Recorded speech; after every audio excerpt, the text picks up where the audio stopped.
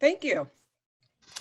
I'd like to welcome everyone to our March 22nd City Council meeting. In the interest of government transparency with regard to the deliberations and decisions made by the City Council and according to open meeting law, since this meeting was posted as a Zoom meeting, this meeting is recorded by video and audio and will be conducted by remote participation. Additionally, all votes taken by the City Council during this and future remote meetings will be by roll call vote. If you're calling in on a phone, you can press *9. Request to speak. If you're watching on a computer or device, there's a raised hand button that you can tap or press to speak. Please use either of these options during oral communications to be recognized to speak. I'd like to begin by announcing the names of the City Councilors that are on the call. First of all, I'm Val Gilman. I'm the Council President and Ward 4 City Councilor. And I will call the rest by the order of roll call. Is Councilor O'Hara on the call? Yes. Okay. Welcome, Councilor. Next, we have Councilor O'Neill. Councilor O'Neill is not here yet. Councilor Worthley. Evening. Councilor Gross. Hello. Councilor Grow. Here, present. Councilor Majota. Hello. Councilor Memhard. Good evening, everybody. Councilor Nolan.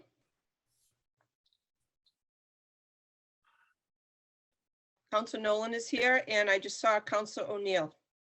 So we have all 9 members of the council that are here tonight. Councilor Nolan, are you here? Because I'd like to call on you to lead a moment of silence for someone that is very special to us in the community.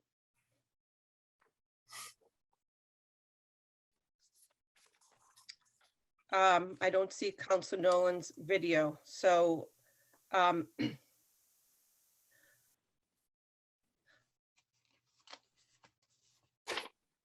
so I will proceed. I would like to take a moment of silence for a wonderful member of our community, Mike Linquata, who recently passed away, as well as his wife.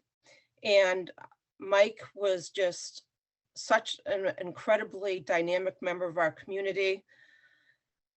He was such a citizen and a person who fought in World War II and did so many wonderful things for our community.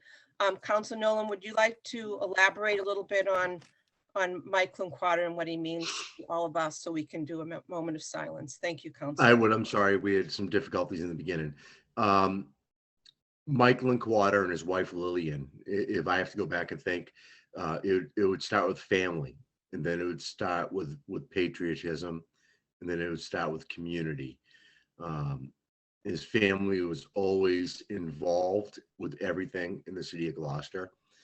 He fought valiantly and survived as a POW in World War II, came to Gloucester, had a wonderful family, worked with businesses, and gave all his efforts to strive and provide for people while earning a living for him and his family.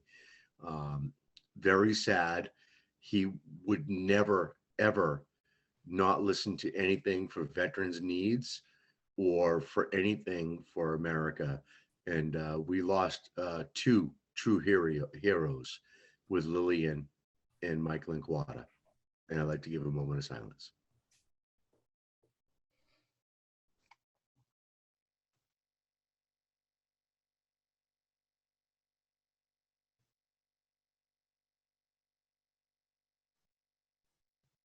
Thank you, Councilor Nolan. First order of business, Madam Clerk. First order of business is oral communications.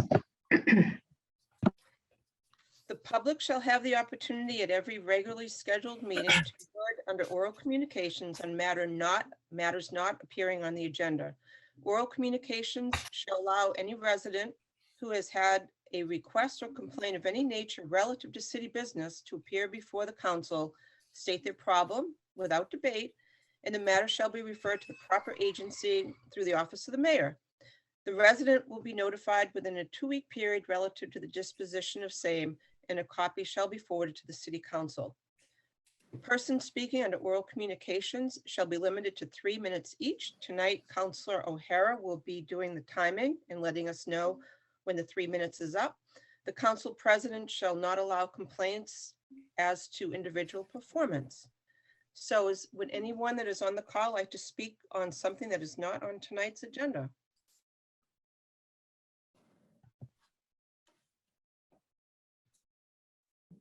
One. Right now, we have 116 attendees, and it looks like there are 2 folks that have their hands up. So, Madam Clerk, would you accept one of them? And I'd like you to make sure that you introduce yourself as well as your address. Speak to us for up to 3 minutes. Thank you. We have Jess Samararo. I'm sorry if I missed. Very good. Yeah. Can you hear me? We can hear you loud and clear. Thank you. Name Great. and address. Okay, please. I'm Jess Samararo. I live at 1 Mansfield Court. Mhm. I have 2 orders of business. The first is up at Gloucester Crossing, across the highway from Halyard to the Blackburn Industrial Park. I want to talk about the idea of having a crosswalk there. People cross there anyway. It's just a matter of time until somebody gets hurt. And part of building housing up is also providing different ways of transportation. So a crosswalk leading from it would be the only way to get, the fastest way to get from the center of Gloucester and Halyard Apartments to the Blackburn Industrial Complex, which is only growing and providing so many jobs for our community. So I think that that's something that should have been addressed a long time ago. So something to start thinking about. And the second thing I wanted to talk about was the Tavern on the Stacey Boulevard is up for sale. And the parcel says that the beach in front of the tavern is private property and will be the property of whoever buys the tavern. And I'm just wondering about that because it seems like that would be a part of the boulevard that was granted to the city of Gloucester by George Stacey, part of the grand park that we have there. So I think a lot of people are wondering about that. Okay, thank you, Jess. And Thanks. you got a response from the mayor's office within 2 weeks. All right, thank you very much. Thank you. Madam Clerk, who else? Elizabeth Enfield. I just wanted Val to go over the directions about how to speak. You just do the hand and then they come to you. I just wanted to go over the, You're loud and clear, Elizabeth. So if you could- okay, so I'll just sign off and do I would like to speak later, but I'll do that later, okay? Okay, great. Thank you. Mike Burnett, Joanne? Yes. Okay. Mike, would you introduce yourself and your address, please? My name's Mike Fournette. I live at 16 Myrtle Square. And I have a concern about crosswalks myself. The one in particular is on Railroad Street and also on Whistle Stop. It seems to be, well, it is a dangerous intersection. And, you know, I've had numerous encounters over the past year and a half. And I just think something should be done. People are more concerned about approaching cars on Washington Street and not being aware of the pedestrians in the crosswalk. They only see us after they've already committed to the turn at a high rate of speed. And when I say a high rate of speed, just recently, a car flew around that corner and took out 2 other cars. So it's not just pedestrians, it's just the whole behavior on approaching, entering, or exiting Railroad Street. Thank you very much, Mike, and you'll hear from administration within 2 weeks. Appreciate you being on the call. Thank you. I see no other folks with their hands raised, so next order of business, Madam Clerk. Next order of business is a presentation from Mike Hale, DPW Director, regarding private road repair and the process of accepting private roads as public ways. Great, thank you so much. And before I introduce Mike Hale, who is our DPW Director, who is going to walk us through private road repair and the process of accepting private roads as public ways, I'd like to ask Jill Cahill, our CAO, to introduce Mike and the topic. Thank you. Sure. Thank you so much, Madam President, and through you to the members. I apologize on the mayor's behalf. He is held up and planned to be here, but I'm sure he'll be joining us shortly.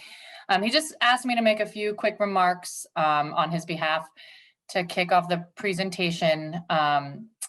And I think the number one thing that he wants to share is that this is the number one topic he heard from residents as he went and walked all the neighborhoods in our great city this past fall. So this is very important to him. Tonight, you're going to hear both from actually Krishna Basu, who's our Assistant City Solicitor, as well as Mike Hale, the DPW Director, on the current status, what we currently have as options for private roads, what makes a private road, all those details related to our current situation. The mayor is committed to exploring options to make improvements in the future. And he, as he's talked about several times, is putting together a working group on private roads. And the intention with that is to explore what are we currently able to do under the ordinance and under Mass General Law, which you'll hear about tonight. He'll ask working group to make recommendations on potential changes to the current ordinance, as well as recommendations that we may choose to advocate for on the state level to Mass General Law. He'd also like them to review the criteria for when repairs can be made to private roads and how they prioritize that work. And that's just some of the suggestions he's thought about so far. And he's here and I'm here tonight to listen to your comments and your questions to see what else we can add to the charge for that working group. So I think the plan is to start with Krishna, actually, to kind of give you the lowdown on the law piece. And then Mike's here to fill you in on how we currently approach it. And just one aside that I do want to comment on, I'm guessing Mike will get into further, is I just want to make sure the committee, if you haven't done so already, please visit the MMA website and read. Jeff Beckwith had a recent article about Chapter 90 and the effects of inflation on Chapter 90 and what that means to the state aid that we get related to roads. I'm guessing you all know where I'm going with that, but they've level funded it for several years, which essentially is a cut for municipalities. So I don't know if Mike's going to touch on it, but if you have questions there, MMA has a lot to provide on that. So please join us in advocating for state funding. Thank And you. I And before we turn Krishna. it over to Krishna, thank you, Jill. That was awesome. But I just wanted to introduce John Dunn, who's our CFO, Kenny Costa, who is our auditor, and also Joanne Sinos is our city clerk. So I think we've introduced all members of city staff. And thanks, Jill. And let's turn the control of the meeting over to Krishna. Thank you. Welcome.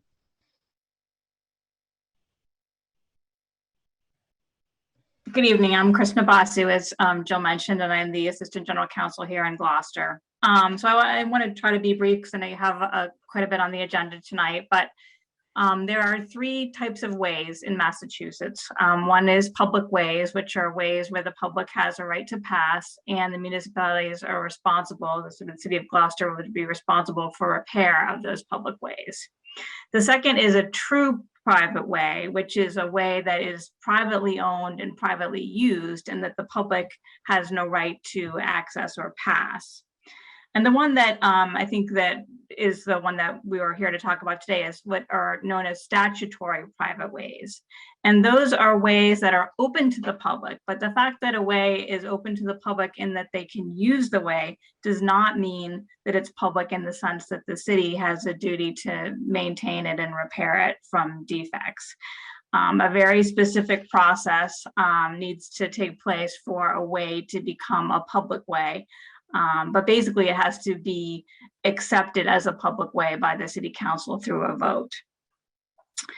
And there's a statute in this, as well as the Gloucester Ordinance says that the city council has to accept a public way. There has to be a statement by the public works director, the mayor, and the city auditor stating that there are sufficient funds on hand to maintain that way in a safe manner.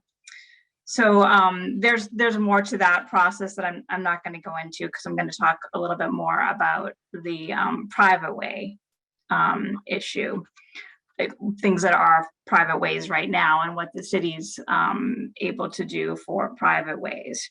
So as I said before, public ways are maintained at the public's expense. The city is responsible for maintaining them. Private ways, I think that's a common misconception that if it's open to the public, then it's maintained by the city, but that's not the case. The city is limited in what types of repairs that it can do on private ways. Now, according to the Massachusetts law, it's up to a specific cities and towns as to make some type of a bylaw or an ordinance, which we have in Gloucester, as to what type of repairs can be done on private ways. And state law allows cities to have an ordinance that shall determine the type and extent of repairs, if drainage shall be included, if the repairs need to be required by public necessity, the number of abutters that could petition for such a repair, if a betterment shall be assessed, the liability limits on the city or town on account of damage caused by repairs, if the ways need to be used for a certain number of years, and if a cash deposit shall be required for repair. So those are the things that the state allows the city, in this case Gloucester, to do. Now, Gloucester has adopted an ordinance under this state law. And what Gloucester has written in its ordinance is that temporary repairs can be performed in certain situations. Number one, upon a determination by the director of DPW that the condition of a way adversely affects the safety of the inhabitants, and that a repair of a permanent nature is unnecessary to cure the condition. The other situation is upon a determination by the director of public works that the condition of the way constitutes an emergency, which requires immediate repair in order to protect the health or safety of the inhabitants of the city. And those are both in the city, the packet for this meeting on Gloucester's ordinance. So the ordinance also goes into a little bit more of specific detail on temporary repairs. The temporary repairs do include filling of potholes in the subsurface of the private ways, repairs to surface materials, but temporary repairs that the city can do does not include significant excavation, regrading, drainage work, or resurfacing. For anything like that, that's considered a permanent construction of a private way, there's also a specific process that needs to be followed. And that's outlined in section 21 to 83 to section 2185 in the packet that you have. And I don't want to go into all of the details of that, but basically it's a specific process subject to the availability of funding, a recommendation by the mayor, a 2/3 vote of the city council. And it starts with a petition from the abutters of the way. 75% of the abutters need to send out a petition. And there's other requirements. A meeting needs to be called. 75% of the abutters must attend the meeting. 66% of the abutters must vote for the repair. It needs to be reviewed by the DPW director. The city council needs to vote on it, and all of those steps are outlined specifically in the ordinance. So I won't go into detail with that. But in that case, the city will make the repairs to the private way, but it will be paid for by the abutters. And so that's why that specific process of the abutters all being involved in the meetings and in the process and in the request and agreeing to do this repair.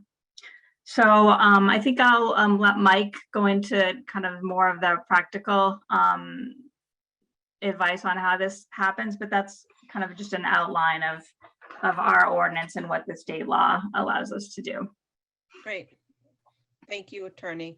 And just to note that our Mayor Greg Berger is now on the call as well. So Mike, take it away. You last did a session like this, I think about 3 years ago, and it was invaluable. And the minutes have been on our Facebook, not our Facebook page, but our city website under Public Works. And that has been very helpful for us to have. And with 5 new members, we're eager to hear from you on this. So thank you. Thank you, Council President Gilman. Just for time's sake, do you want to ask questions or you want to just go through what I know about private road and road repair? I just want to make sure this is the most beneficial to the Right. 9 councilors. So I would like you to do your presentation, and then we'll allow for a certain amount of questions that maybe aren't specific to a road, but just in general, a general question about the ordinance, if there are any. All right, so as Jill had mentioned, the mayor intends to set up a working group to help explore future options for us, evaluate what we have, where we could go with it. I think Public Works sometimes is kind of lashed out to as we're only the messenger here. We are following the state law and the local ordinances. Public ways are maintained at a public expense, as Kristen mentioned, and private ways, all of them are maintained at the expense of the abutters. There's no differentiating between a statutory private way and a dedicated private way as far as maintenance goes, regardless of what the terminus of this private way may be, how many cars use it. It all falls into 2 categories, public or private.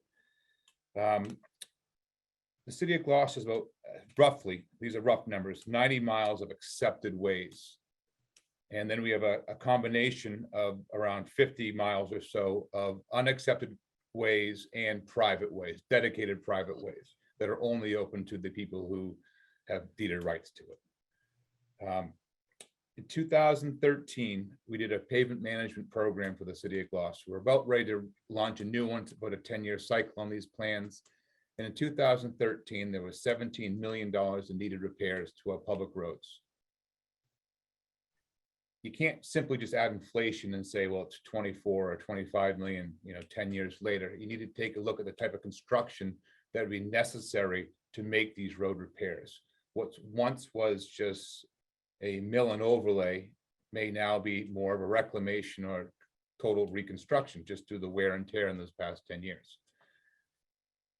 So the construction type is based on the condition of the road. The Chapter 90 formula lends the city about $640,000 to $680,000 annually in road repair money. That formula is derived from 3 factors: 58.33% are the road miles in the community, 20.33 is the population of the community, and another 20.33 is the number of as it's an employment number determined by the Department of Employment. That's how the Chapter 90 formula is developed. Only accepted roads are eligible, and only certain activities on these roads are eligible for the funding, which we need to apply for annually. I'm the past president of Essex County Highway Association, and I currently represent Essex County on the Mass Highway Association, and we advocate tirelessly for additional Chapter 8 money. Mass Municipal sits on our board, and they advocate as well. My group has testified before various committees at the State House for increased aid, and we haven't seen it. We actually almost see us going backwards in this process, not going forward in this process. And we fund our roads primarily off the Chapter 90 money. Other than capital projects, water sewer projects, in my 23 years, I can recall 2 loan authorizations to pave roads. Other than the private road betterment projects, 2 authorizations to pave public roads in the city of Gloucester. As Krishna mentioned, we've adopted the enabling legislation to allow us to have an ordinance to enter into private way road resurfacing projects. I believe that's chapter 46N. And there's also questions about snow removal. We adopted legislation back in, I think, 1948, chapter 40, sections 6C and D, that allow the city, was a referendum vote that allows the city to spend public dollars to remove snow and ice from private ways. Now, there's often a lot of questions in the ordinance that it states that, as Kristen mentioned, what I may or may not do as far as repairs on a private way. It becomes difficult when the obligation is to maintain a public way. We're responsible and liable to maintain that public way. There's a huge shortfall of annual money. We don't get as much done as we'd like to in any given year, not because of lack of effort or an interest. It's really a funding issue. We spend virtually every dollar of Chapter 90 money that we're allocated. We may not spend it that calendar year, but it's spent before the end of that fiscal year for sure. Chapter 90 money becomes live, unfortunately, very late in the construction season. The last few years, it's been late July or beginning of August. We are more than halfway through our construction season at that point. So we might not get everything done before it gets too cold to take on projects, but we do the best we can. There are other programs within Mass DOT that safe roads to schools, complete streets. There's a number of small programs that we have taken advantage of over the years to help kind of bridge that gap between what we need to do and what funding we have. But it's not nearly enough. Every year I fill out a survey through Mass Municipal, as well as many other communities do it, on the need for additional Chapter 90 funding. And I would say we're about $1 million short annually. And that's just for our public roads. So it becomes very challenging for any expectation that we can lend more service to private roads when we cannot do it to our public roads. I'm not quite sure if you want, I could talk about this until tomorrow morning. So maybe it's best if we just kind of get some questions in so this meeting can continue. Terrific, thank you. So councilors, let's go around and allow each councilor to ask one question of Mike, and then if time allows, we'll do a second round. So who would like to ask a question of Mike on this? Councilor Nolan. Not really a question, more of a comment. Mike, thank you for 6+ years of working with you and understanding the facts and working together with a comprehensive plan to work in a process in the betterment procedure that I do believe works best for our tax base and for our city. And kudos for all your work. Other than that, it'd be crickets for me tonight. Thank you, Mike. Thank you, Councilor. Thank you, Councilor Grow. Yeah, I appreciate, Mike, all that you do, and I know that I'm a bit of sand in your eyeball all the time because I'm constantly complaining about potholes. But let's shift it. Is there anything in the ordinances or within the city that the city can compel property owners to repair a road? I mean, I complain about Brightside all the time because that's a road I use constantly, but it's very, very, very damaged. But obviously, it's a private road. City's been resistant to fixing it because the repairs would be temporary, and clearly there's a greater need for repair there. Can the city compel property owners to repair roads, or is it just sort of tough luck for people who go past them? I don't know what case law is out there, but within the ordinance, section 2180 2E references that constructed private ways must be maintained so there are no defects to impede the safe passage of emergency vehicles. Now, I don't know what authority Public Works has on this. My guess is we'd probably have to, take legal action against the abutters, which I'm not sure how we would do that. And it's maybe Krishna could jump in there. Krishna, would you like to respond? That's something that I can definitely take a look into, Counselor, and to see if there are any. Given that the statutory private ways are privately owned and that it's up to the abutters to maintain them. I'm not sure what type of legal action, but I would definitely be happy to look into that. And just kind of a follow-up on this as well, we also have the opportunity to look at as counselors what the roads are that possibly are in the queue for public transfer. And that would be something that we could always look at based on the road and our feelings. And also, it also costs money. Every time we broaden the amount of public roads in the city, it just depletes the little amount that we get from Chapter 90, which, as Mike has already said, is only about half of what we need for our existing public roads. So that's the conundrum there. But it's certainly something that we always have as an option. But it's a tough option because we just don't get enough money in Chapter 90. Any other questions right now from counselors that are on the call on Councilor Memhard?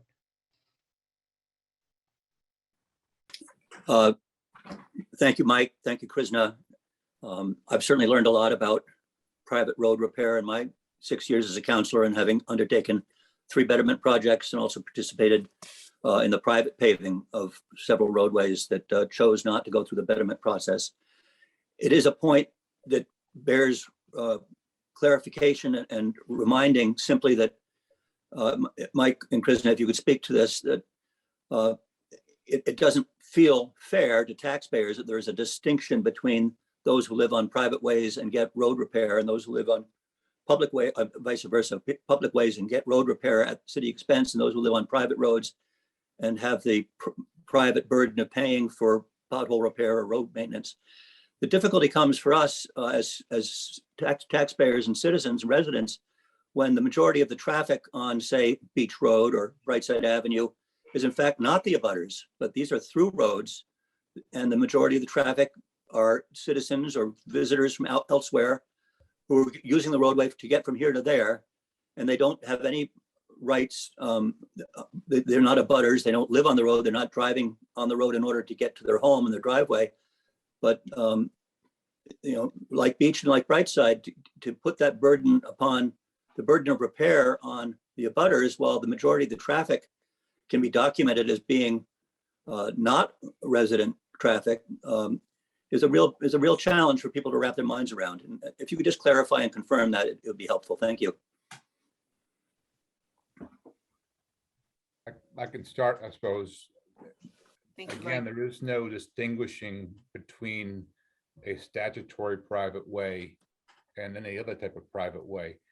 Just because it's open to the public as a statutory private way. And again, that's if these are statutory private ways. I haven't looked at every street in the city to know which one was laid out under statute, which ones were not. So I mean, that's an exercise that probably could happen at some point. But just because, and again, this is said in some various state case laws, just because it's open to the public does not provide any relief to the abutters to maintain. Again, I know it does not sound fair. I am sympathetic towards this.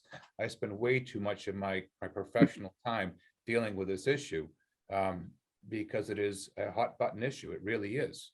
But our hands are relatively tied because the state law only gives us so much flexibility. We can't add more flexibility to our local ordinance without it being supported by state law. So it does become a challenge for sure. Thank you, Mike. Any other Thank you. questions from counselors? Council Worthley. Thank you, Madam President. Thank you, Mike. I've worked with you for over 20 years and I have a lot of respect for you. I think you know that. And I don't know anybody who could do your job. This is a problem that affects every neighborhood in every area of the city. I'd like to make a comment and then a question.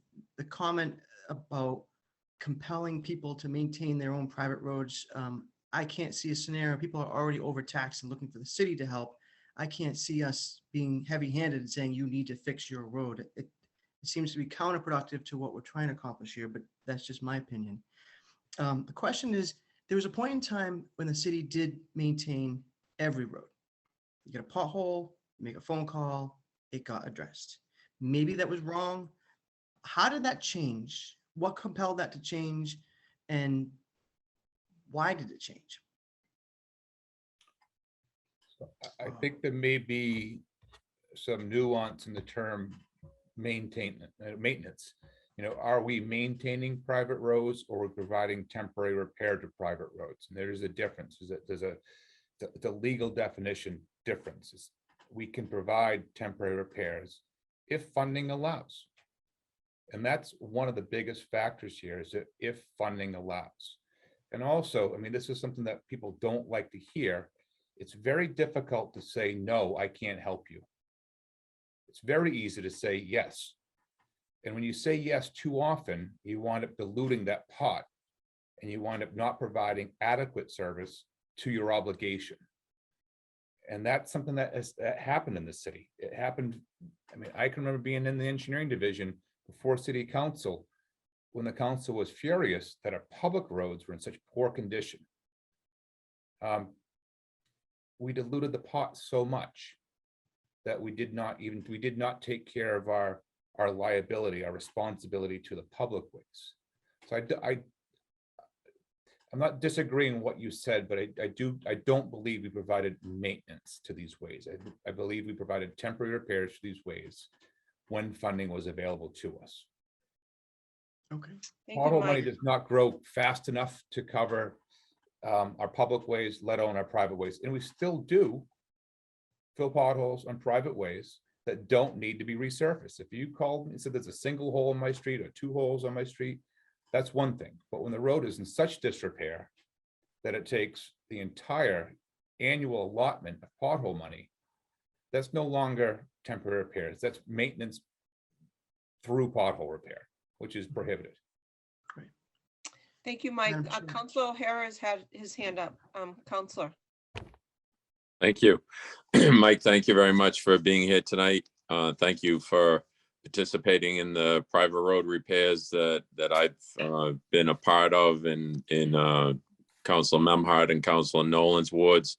I think once the butters get over the sticker shock, if you will, they've been extremely pleased with the finished product. Souther Road, naming one, was a very complex, although short road in the big scheme of things, with all the utilities underground and the ledge. Everyone worked through it, and the abutters ultimately got a finished product, which they're extremely pleased with. So I want to thank you for that, and I thank you again for being here tonight. Thank you, Councilor. Anyone has not spoken yet that has their hand raised? Councilor Gross.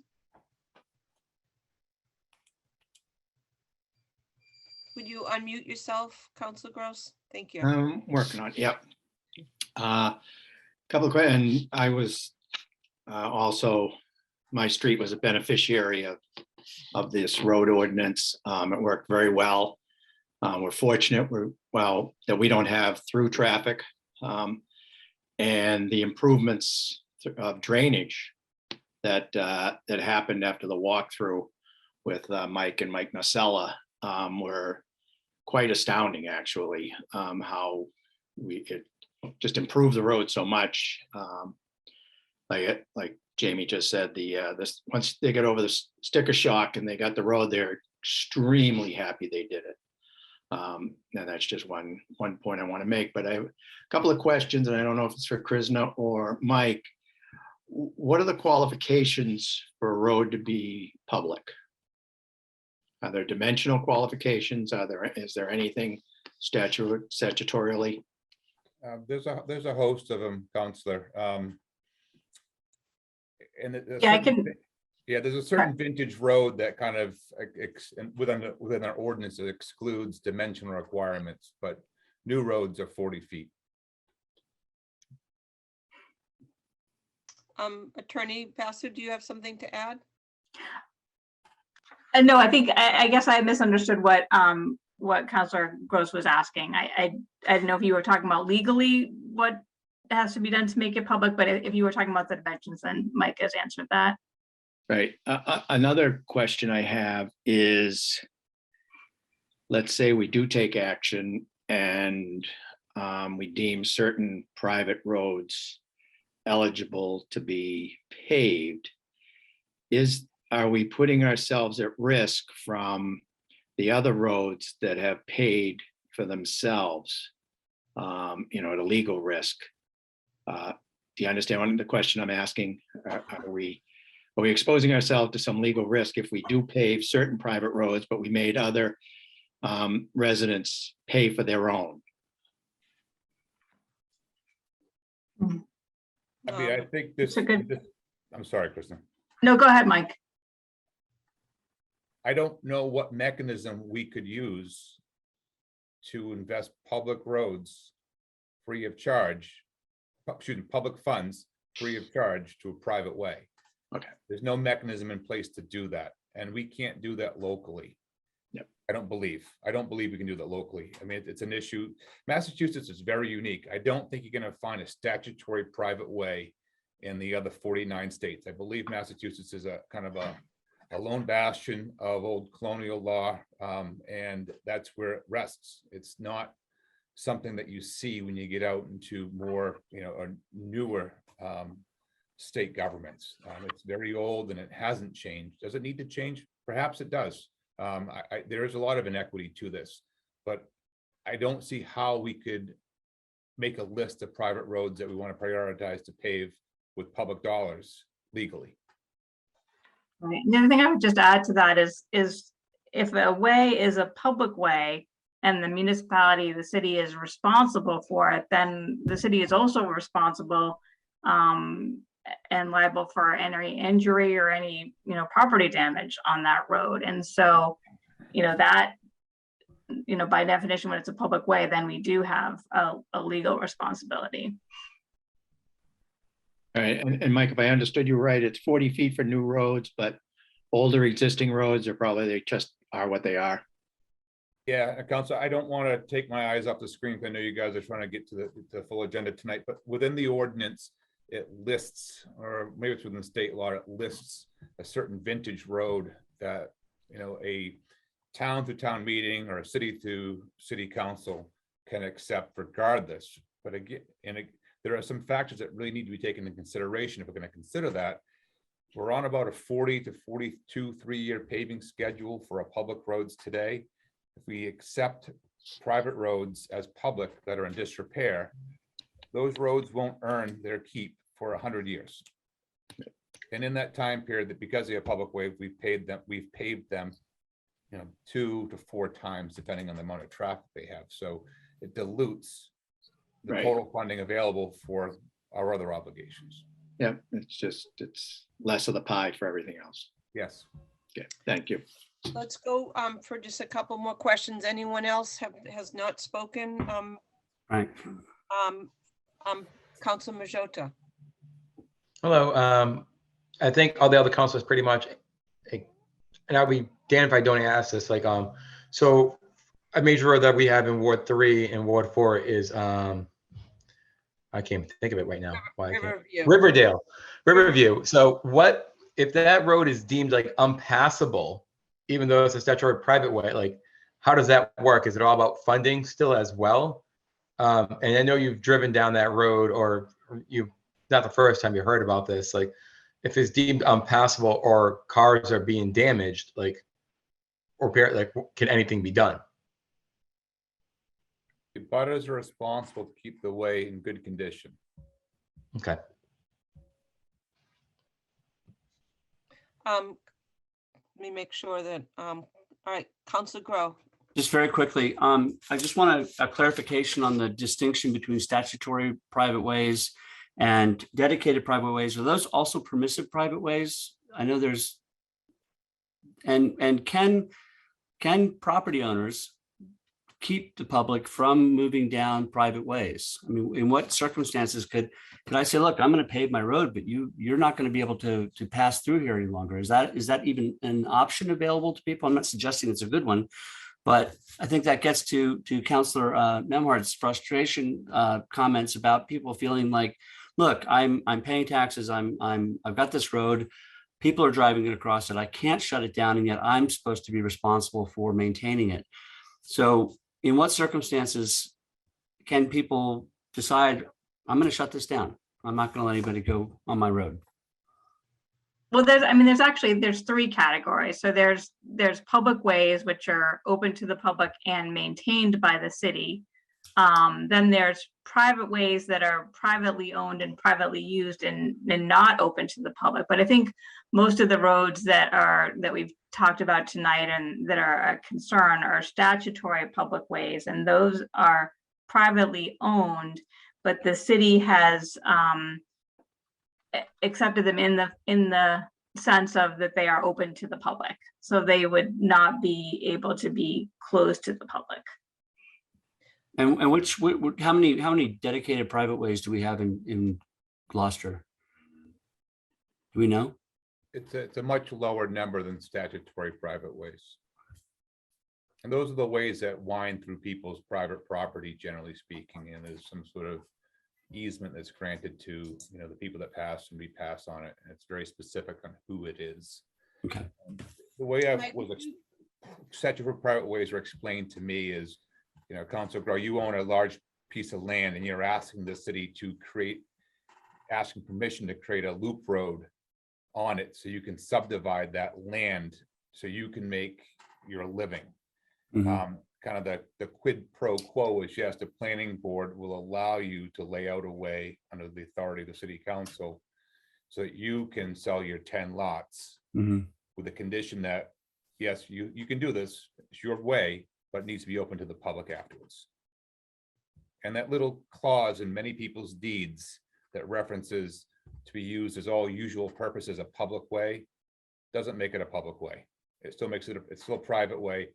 If you read any deed that references a right to the way, you get a private way, because public roads don't have that clause in their deed. That clause you're not going to find in any deed on a public road. So are there any more questions? Council Worthley, go ahead. Thank you. I could probably go all night with these questions, but I'll keep I it brief. understand. I'll keep it brief. Using the example of Riverview Road, the city purchased Poles Hill, and there's a public access, not quite the end of the street. And the city also permits a lot of the developments that are closer to the river, which allow for big trucks to come through to build those buildings. And there's additional damage done to the road. And I feel very compelled to say the people that live on that street shouldn't be responsible for the things that the city allows or does for those things. The same thing happens at Corliss Landing, for example, the end of Apple Street. There's a dedicated public use that's advertised by the city of Gloucester for people to use. And I don't feel like the people who, this is just a personal feeling, people who live there should be responsible for the damage that's done by members of the public. And I wonder if there's a quasi definition that we can do locally that says if there's a public use, a dedicated public use for something on that street, there's lots in East Gloucester, there's lots in Lanesville, everywhere you go. Can we then create an opportunity for us to put public money for a private road that has a public use to it? Can I jump in before we turn this over to Mike Hale or to our CAO or Mayor Verga? So I just want to add that right now in O&A, we have an excavation ordinance in front of us.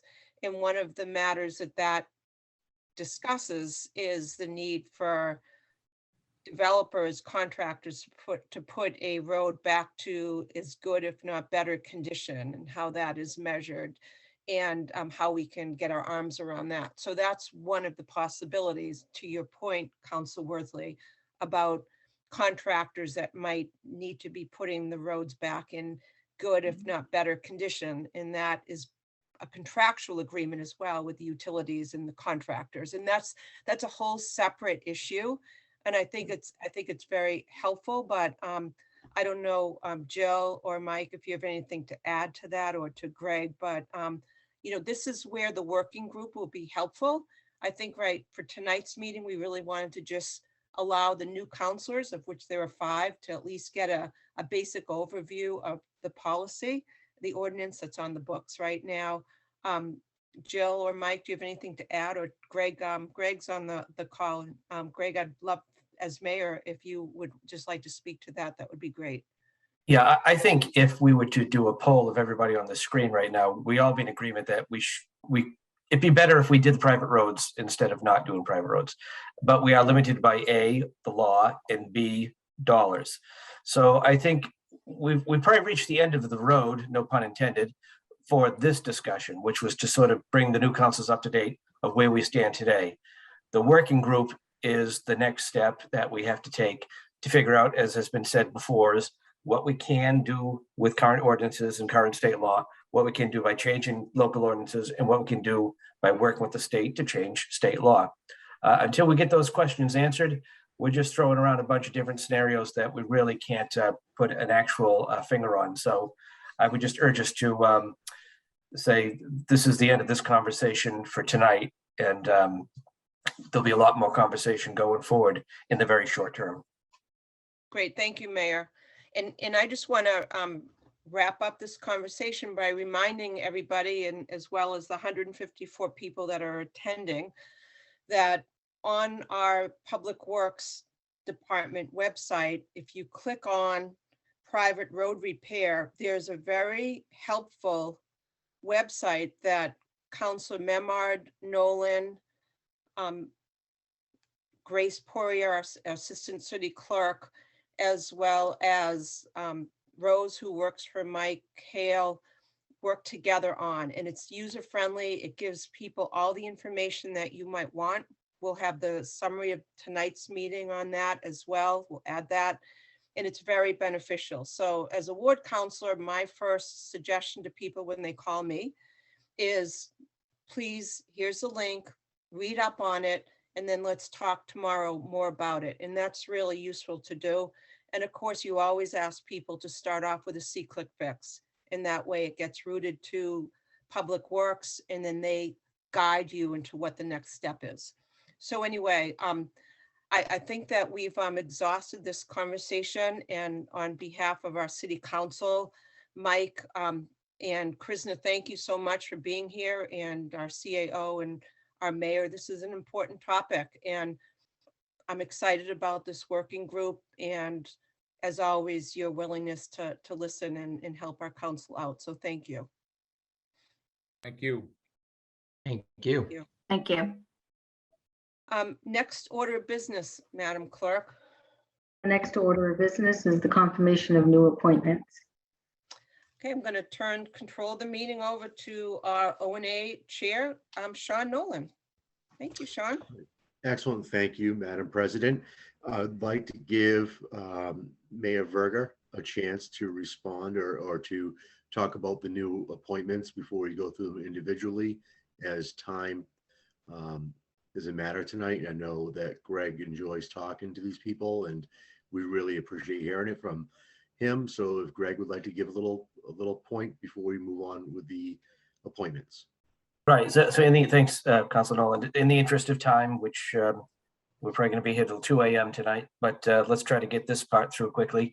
We have 7 women on tonight for appointment. Two of the boards that are on here are typically dominated by males. So I think it's great that in Women's History Month, we're doing all of these appointments, as well as the number of other women we've put forward over the last several weeks. But I just want to thank each of them for stepping forward. I said it a million times, but the volunteers are the backbone to this city and any other municipality. And I really appreciate them, their willingness to step forward and put their time in when there are other things they could be doing with their time. So with that, I'll turn it back to you, Councilor Nolan. Excellent. Thank you, Mayor Verga. So first off, we have the Archives Committee. We have Danny Hodge-Stotzer. Danny, how you doing tonight?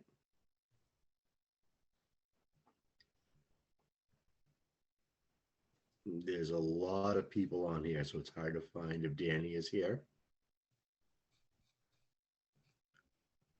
If she could raise her hand, it'd be easier for me to find her. You may need to repeat the rules for people on a phone. The stars. Danny Stotzer is on the call. I mean, she's there as Danny, D-A-N-I Stotzer.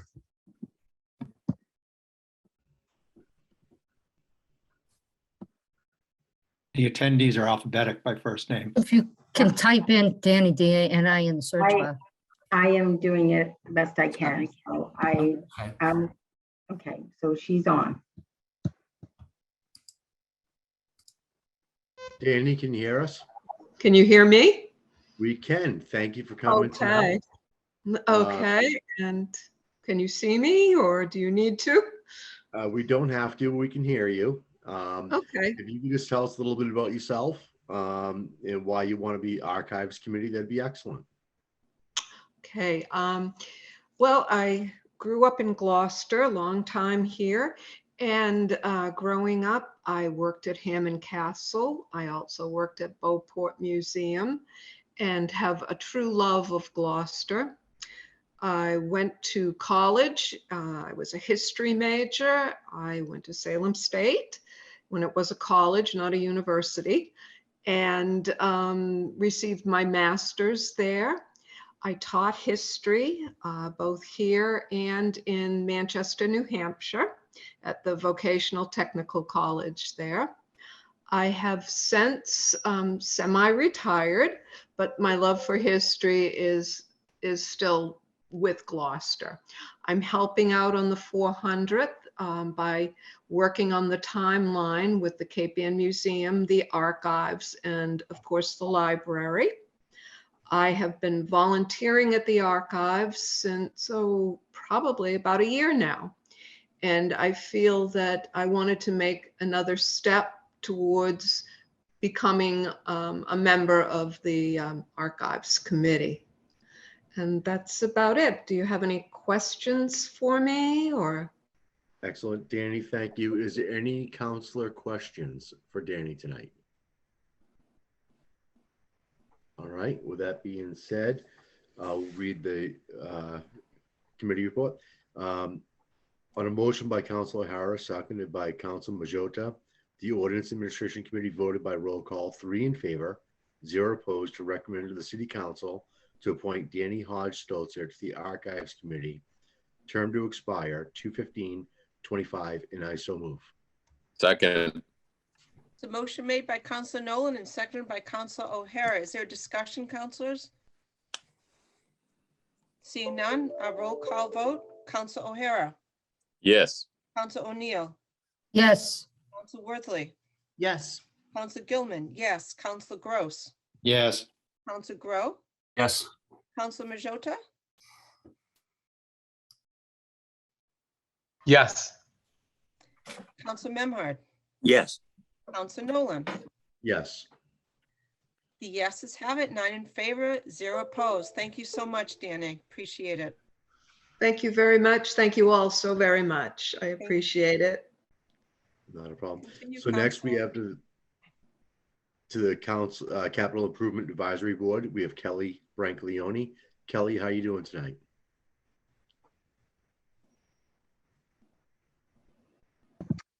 She was on the call just before but I don't see her on the call again. I see your hand up. Let me see.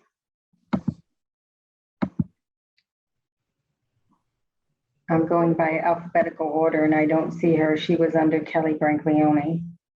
I got her third from the top. Okay. Oh, here we go. Okay. Hello. Hi, Kelly. How you doing tonight? Good. How are you? Wonderful.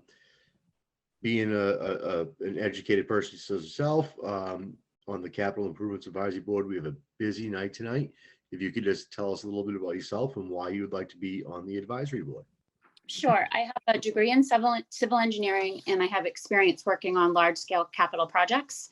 Currently, I'm working for myself here in Gloucester as a structural engineer, so I'm pretty familiar with the local construction industry. And I'm really looking forward to an opportunity to help advise Gloucester on our future capital investments. Excellent. Thank you very much, Kelly. Is there any questions from any counselors tonight? All right, seeing none, I'll read the committee report.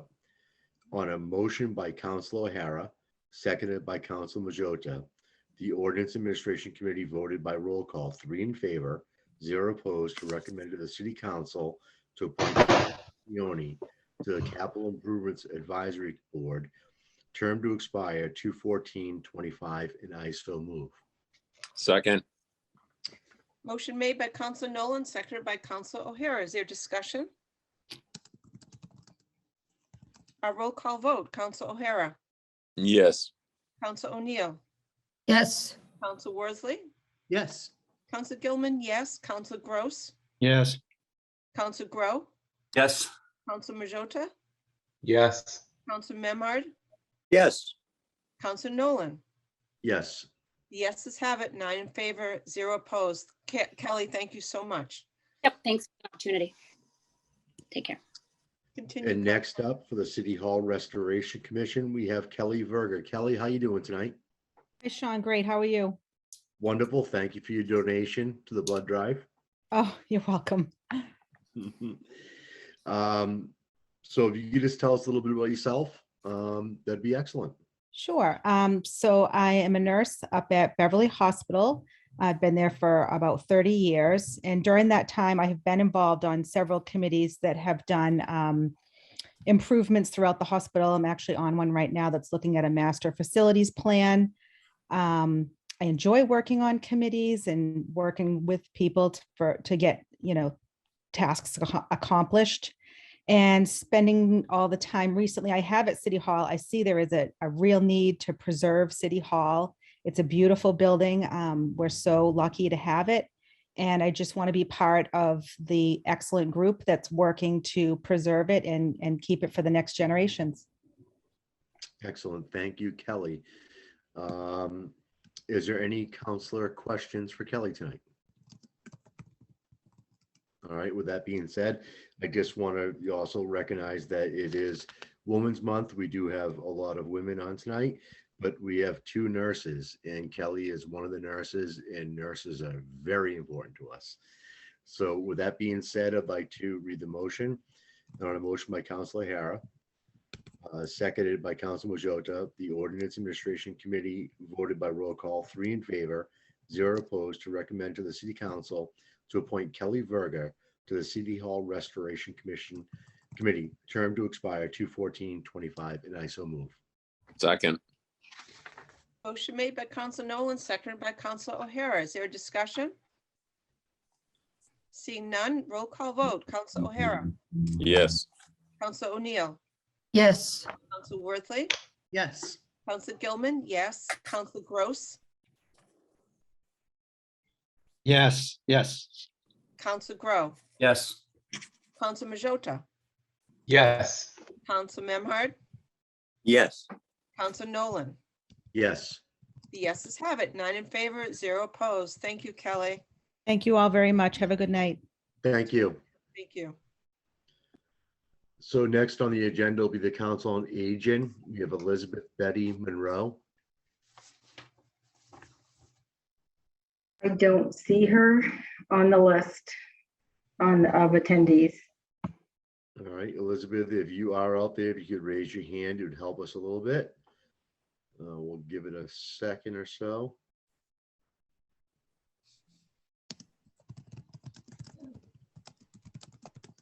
All right, so we'll move on. We'll come back to Elizabeth and we'll move on to Tessa Brown from the Fisheries Commission.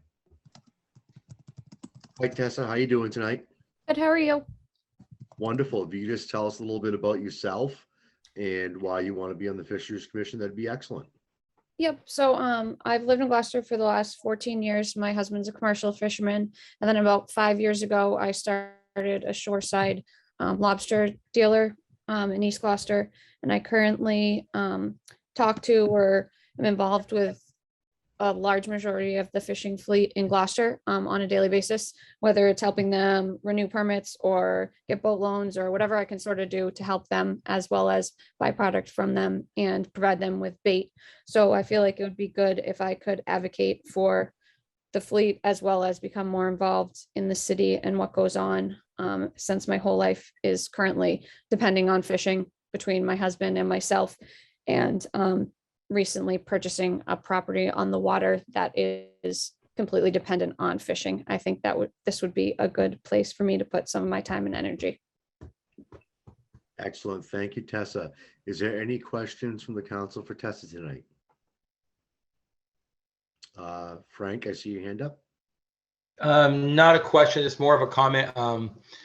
Just knowing Tessa a little bit, I know that she's extremely hardworking, and she's very determined in running a successful business, and she's very passionate about the fishing industry. So I just want to say she's outstanding and she'd be great in this committee.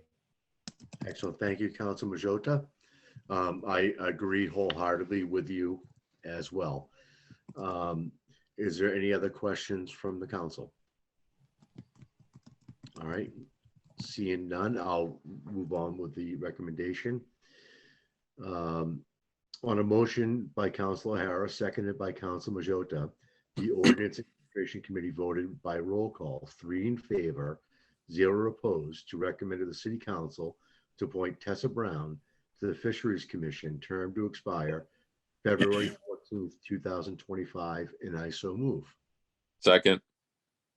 Motion's made by Council Nolan, seconded by Council O'Hara. Is there a discussion? Honey, I'm just about to speak. Oops. Okay. Not sure what that is, but anyway, roll call vote. Council O'Hara, Yes. Council O'Neill, Yes. Council Worthley, Yes. Council Gilman, yes. Council Gross, Yes. Council Grow, Yes. Council Majota, Yes. Council Memhard, Yes, absolutely. Council Nolan. Yes. The yeses have it. 9 in favor, 0 opposed. Welcome, Tessa. Thank you. Thank you very Tessa. much. Have a good night. You too. Thank you. Also, All right. Nolan, I Yes. think Betty Monroe is on if she's the THEMUNS. Do you want to circle back to her or do you want to wait till the end? We can move on to Maria and Tricia because I believe we have them up right now. Yes, okay. So next on the Fisheries Commission would be Maria Carpenter. Maria, how you doing tonight? I'm doing well. How are you? Can't complain. If you could just tell us a little bit about yourself and why you want to be in the Fisheries Commission. Sure. So I am a daughter of a commercial fisherman. Well, now he's retired, but and I work for Fishing Partnership Support Services. I'm a navigator and I help enroll fishermen and families and community members in health insurance. I'm also a community health worker and a recovery coach. I work with fishermen on a daily basis with all sorts of needs. And with so many obstacles, I feel that the fishermen need an advocate. So to address their concerns, and I would like to be part of the commission for that reason. And also to help keep this sustainable food source available to all of our citizens. So I'm happy to join the commission and hopefully I can help them along and keep this all ready and going. So. Excellent. Thank you, Maria. Is there any questions from any counselors tonight? All right, see none. Maria, thank you for your time. And it's been a good month for recovery coaches. Hopefully you reach out to Tito and Thumbs Up and from AGH and Beverly and everything that's going on. It's all moving forward. And thank you. So with that, the motion, we have a motion by Councilor O'Hara, seconded by Council Majota, that the Ordinance and Administration Committee voted by roll call 3 in favor, 0 opposed, to recommend to the City Council to appoint Maria Carpenter to the Fisheries Commission, term to expire February 14th, 2025, and I so move. Second. Motion made by Council Nolan, seconded by Council O'Hara. Is there a discussion? Seeing none, roll call vote. Council O'Hara, Yes.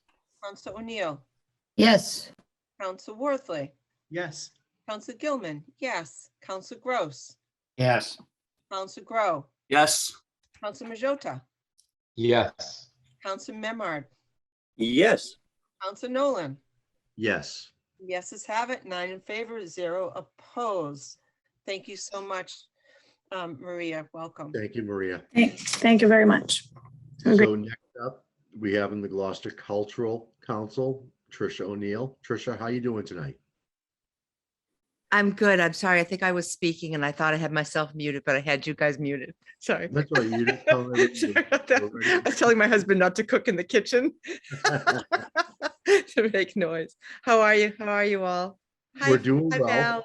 Hi, Hey, Ray. Tricia. Good, good. Hi, Tracy. How you doing? Good. So we're gonna try to move us right along. tonight. Sure, We have of course.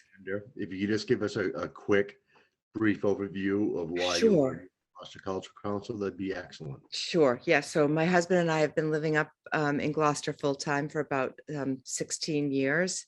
But my husband's family has a long history in Gloucester and since the 40s. And we're both artists. And Steve's actually working on the website for the 400th anniversary. And we like to be involved in art projects and helping various things. And I thought this would be a good way for me to be able to contribute to the city that we love so much.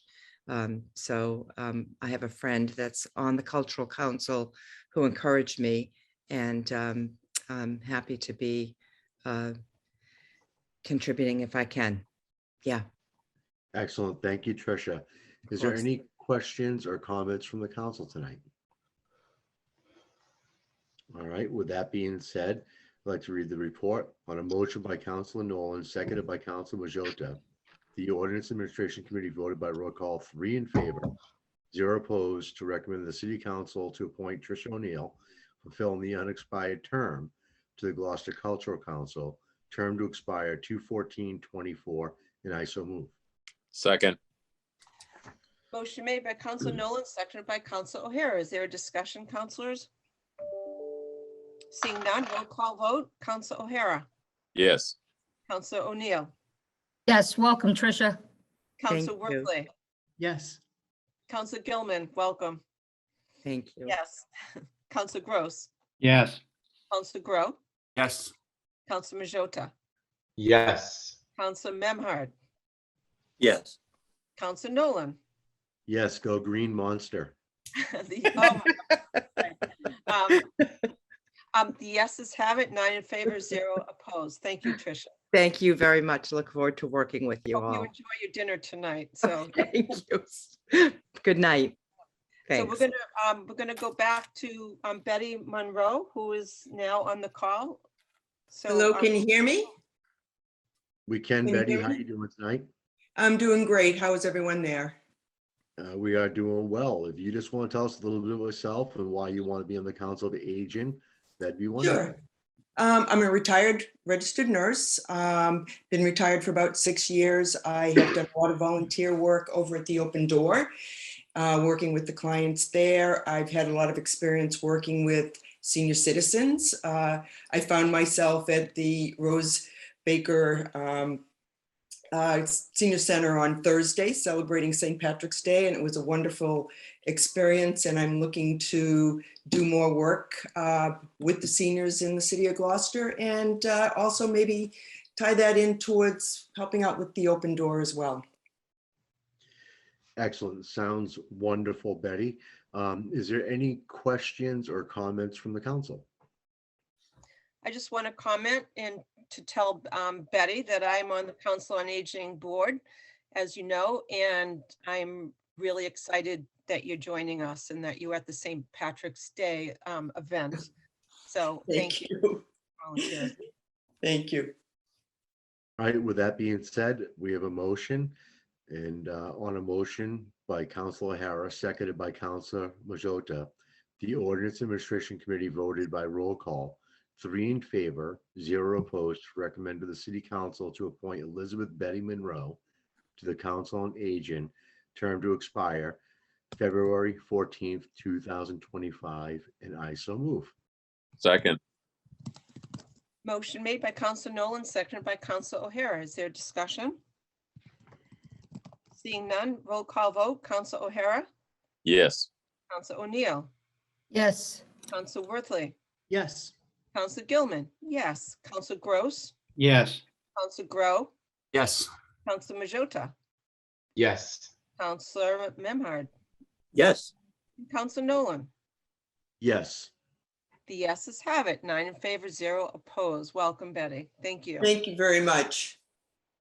Thank you, Council Nolan, for all that work on O&A, and also to the mayor and Jill Cahill, our CAO, for really getting their arms around all these new appointments and doing a lot of work to get all these important boards and commissions staffed. So thank you. Next order of business, Madam Clerk. Next order of business is the consent agenda.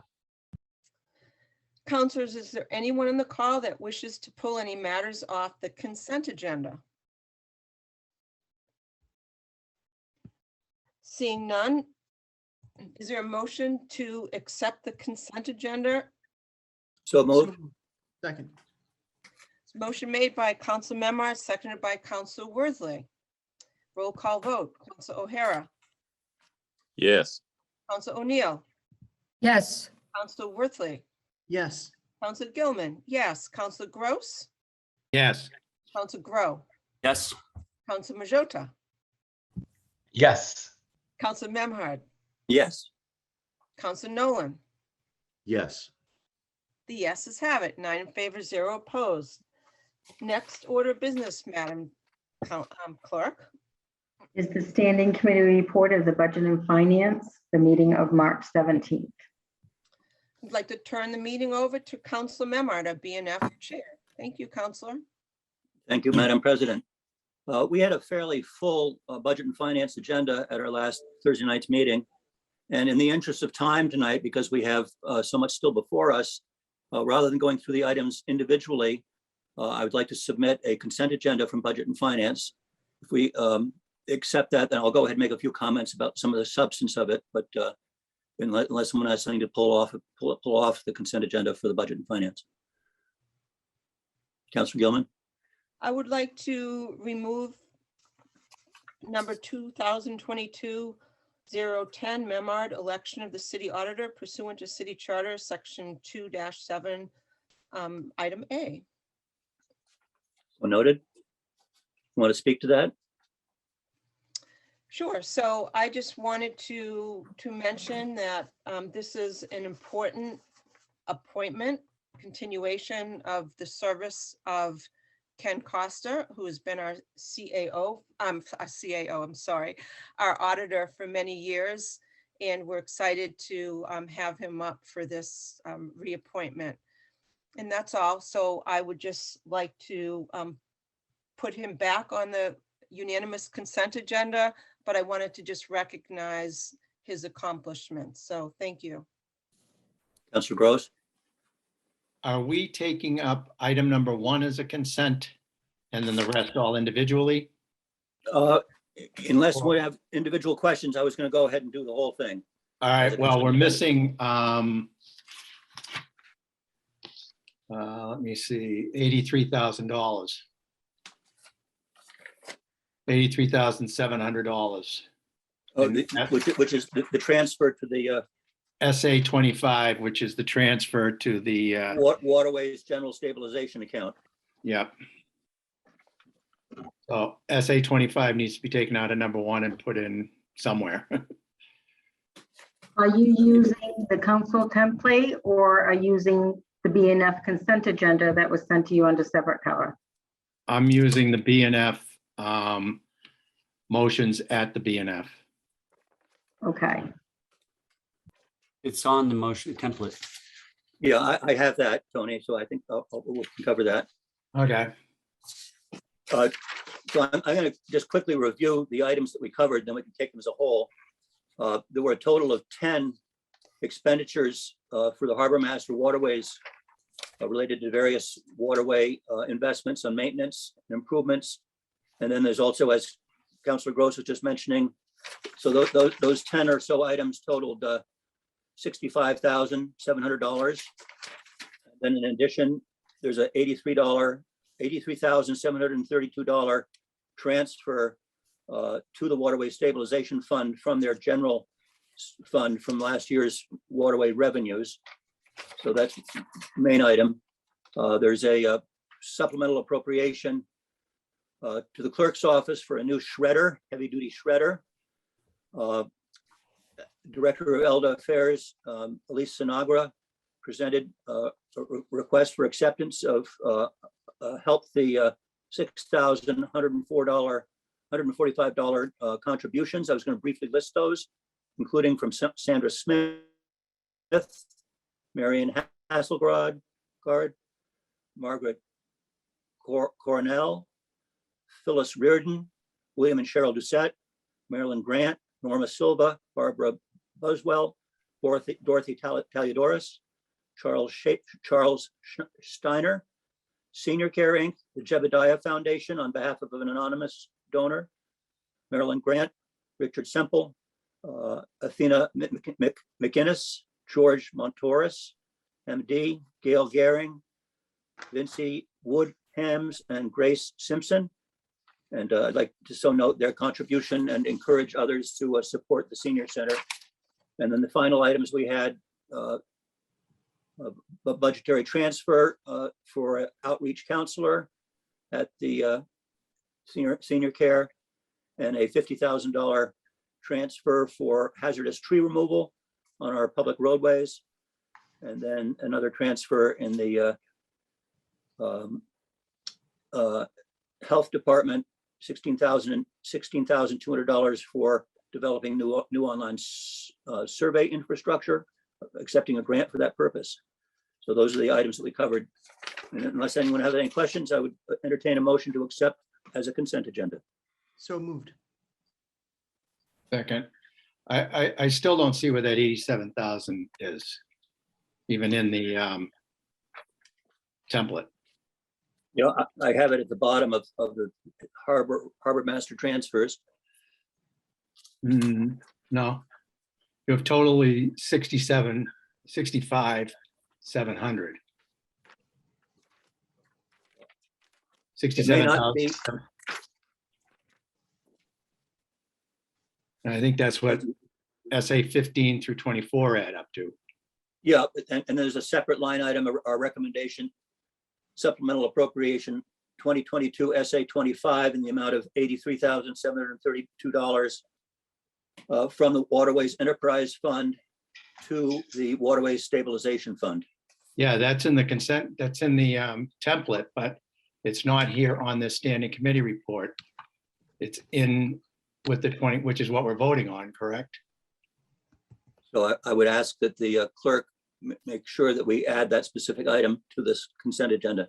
SA 25 needs to be taken out of that, that top line item.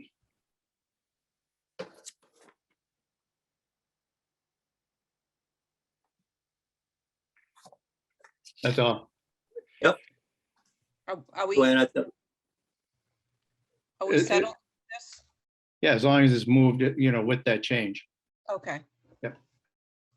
So I believe that we have a motion to approve by Councilor Memard, if I'm not mistaken, and seconded by Worthley and then Gross. Okay, so seconded by Councilor Worthley. Is there a discussion, councilors?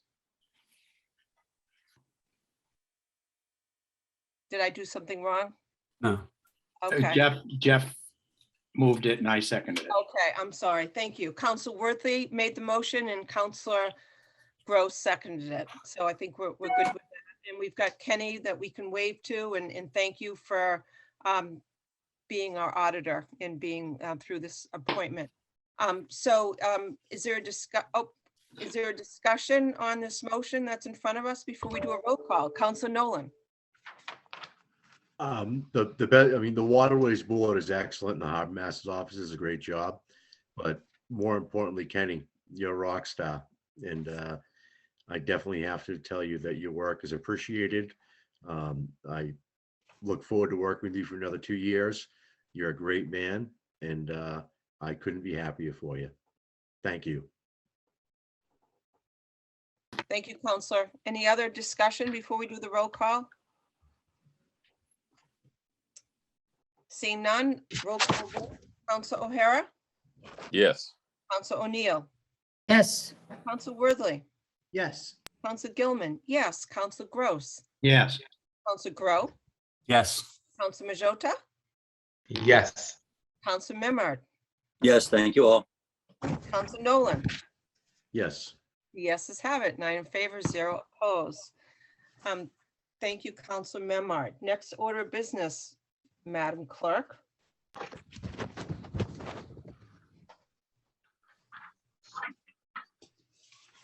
Is the Ordinance and Administration Standing Committee report of March 14th. Back to Council Nolan.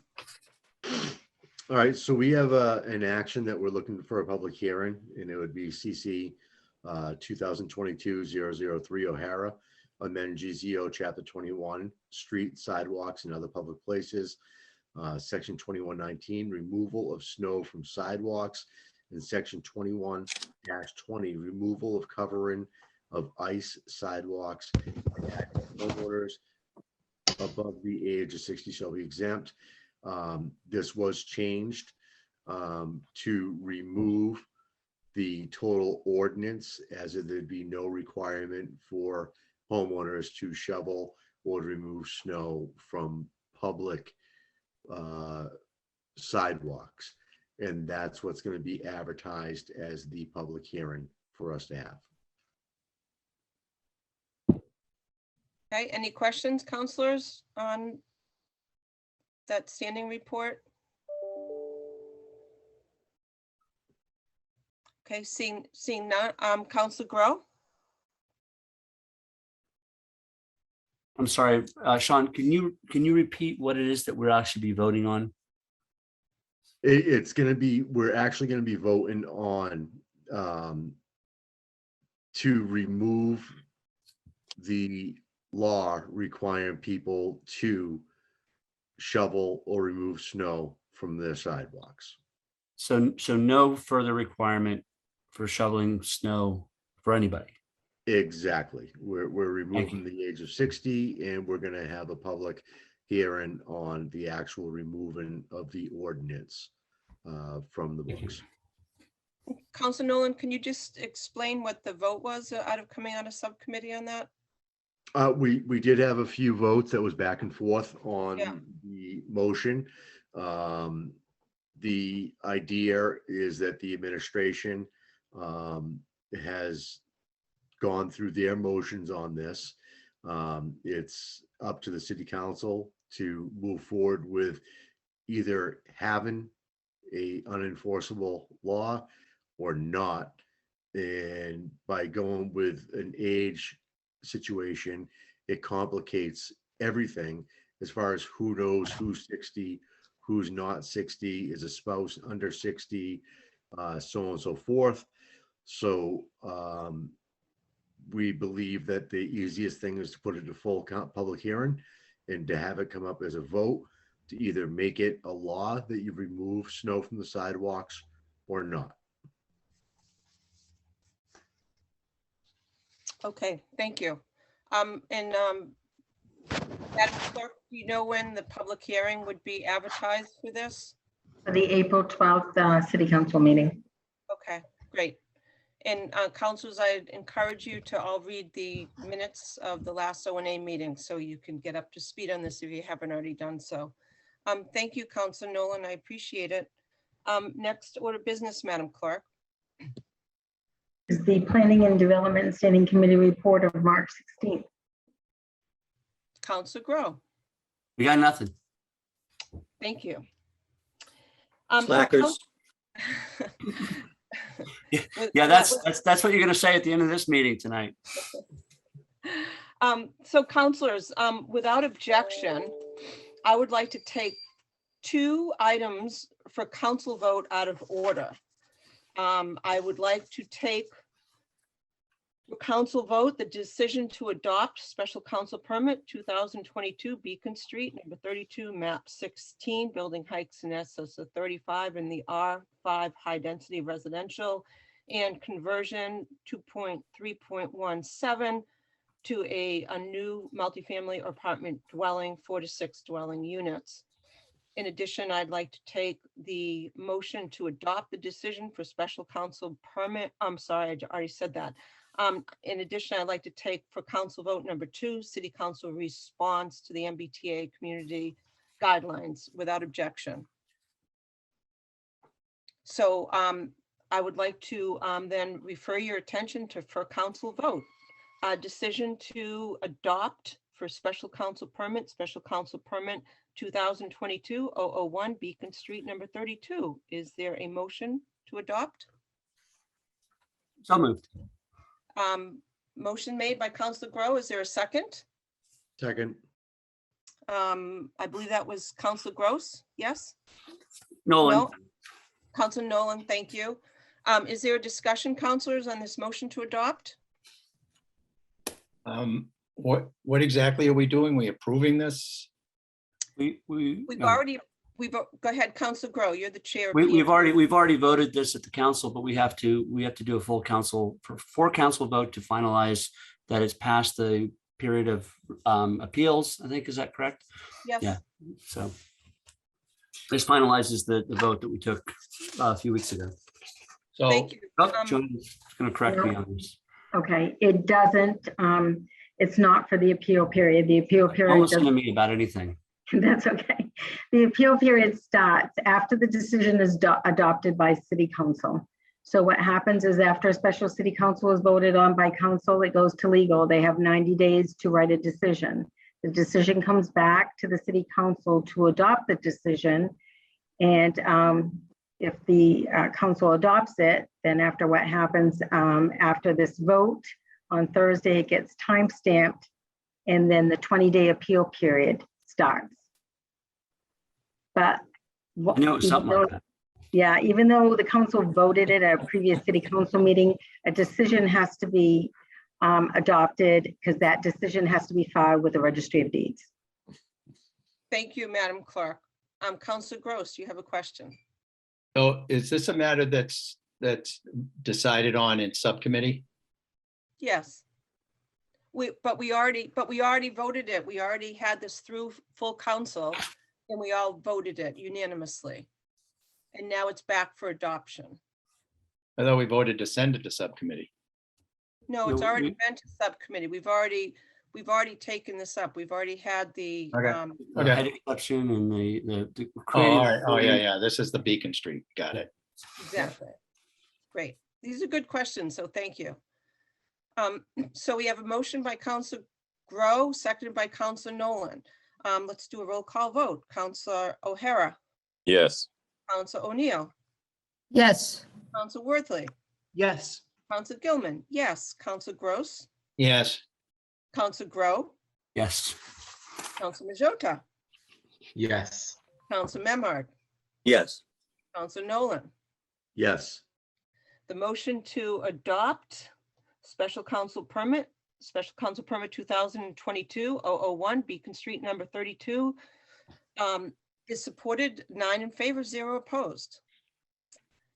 And the next order of business under for council vote is the city council response to the MBTA community guidelines.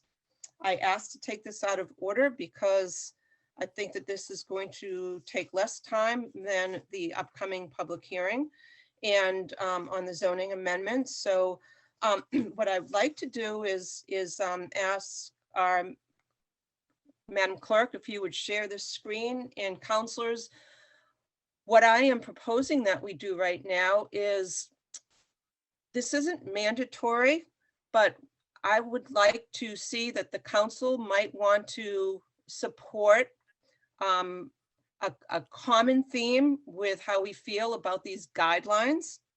And these guidelines are not the amendments that are in front of us, rather the guidelines that are in front of us right now to take a look at and make suggestions to the state. And I think everyone's clear that people had until last night to make suggestions to our mayor. And there was on the fact sheet, which is on the city council website, his email address to send your suggestions to. And then by the end of this month, the Department of Housing and Community Development has also asked for feedback from the city. And we as a council have an opportunity to review this. And we have some suggestions, and what I'd like to do is go through this. And just if a counselor is not comfortable with one of our suggested bullets, then I would just ask that you say you're not comfortable, and we'll just delete that from our list. But we're hoping that we can get consensus on what we feel are important in the guidelines. And I would also like to just mention that everyone had an opportunity to give feedback, and it was due yesterday at noon. And Councilor Gross did the lion's share of this work. And I had also submitted my thoughts on this by noon yesterday. And so together we kind of drafted this, but it's only a draft, and we want to make sure that counselors have an opportunity to weigh in. So if we could just look at this and then scroll up a little bit. This is from the City Council to the Department of Housing and Community Development. And these are our comments on the draft guidelines. And this is not the amendments, this is the draft guidelines. So first of all, if you want to just read through this, nowhere in these draft guidelines for as of right multifamily districts is there a requirement or mechanism to address the current affordable workforce housing crisis as intended, as recognized by Mass DOT and MBTA in 2017, which is referenced below.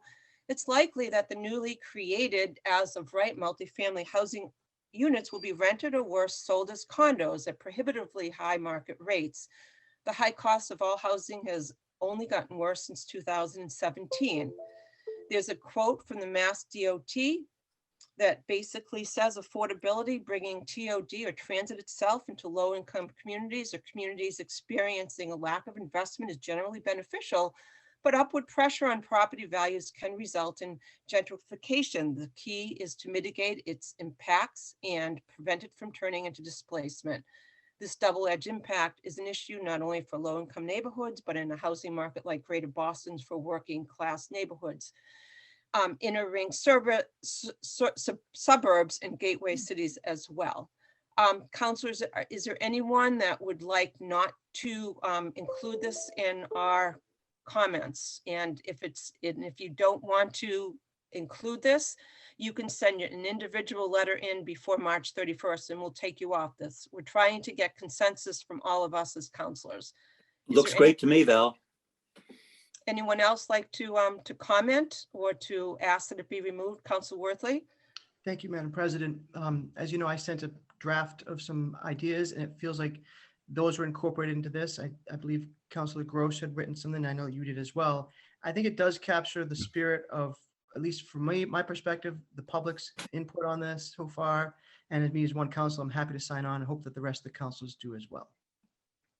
Okay, any other comments, councilors? Okay, seeing none. Val? Yeah, go ahead. I only see the top faces on my screen right now. So I want to be a top face on your screen. I'm okay with the general paragraph here. I'm not comfortable with the parenthetical phrase "or worse sold as condos." I think you can lose worse and as condos and simply said or sold. I don't think there's there's always this vilification of condo. Condo is an ownership, not a kind of property. And I think, or worse, I don't know that selling units is necessarily worse. I just think that strike out those three words, worse as condos, and I'm comfortable with it. Okay. Does anyone have an objection to deleting those two words? Speak up because I can't see you. Okay. Oh, Jason, what I'm seeing is you're saying will be rented - sold. Or sold. Or sold. And just leave it at that. Got it. And I appreciate all the work you put into this, Tony. So not a problem. You're really annoyed with me by the end of this, but no. This is helpful. All right, I'll push back. Thank you. And any other comments of anyone else? Okay, so we can move on to the next bullet. This was an ad that I added, and this was one of my recommendations when I went through the guidelines, the 11-page guidelines. Section 3A, multifamily zoning as of right in MBTA communities effective on January 14th. Section B states an MBTA community that fails to comply with the section shall not be eligible for funds from the Housing Choice Initiative, the Local Capital Projects Fund, and MassWorks Infrastructure Program established in Section 63 of Chapter 23A. My comment there was denying the City of Gloucester the required and in-demand infrastructure state grants to assist with affordable housing projects in the TOD area and throughout our city is unfair. Without a doubt, it penalizes the cities that historically have been producing deed-restricted affordable housing in a legal and a logical, collaborative and planned process.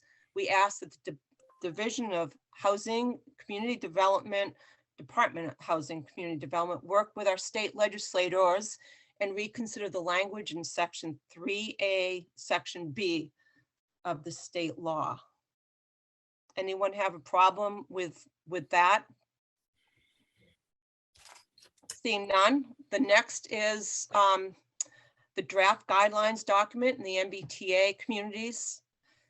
FAQs state that when calculating the number of multifamily as of right housing units, all developed and developable parcels must be in compliance with local bylaws and ordinances.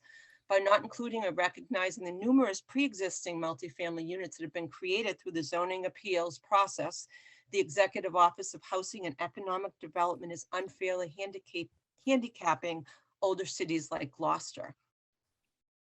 Anyone wish to move that from this?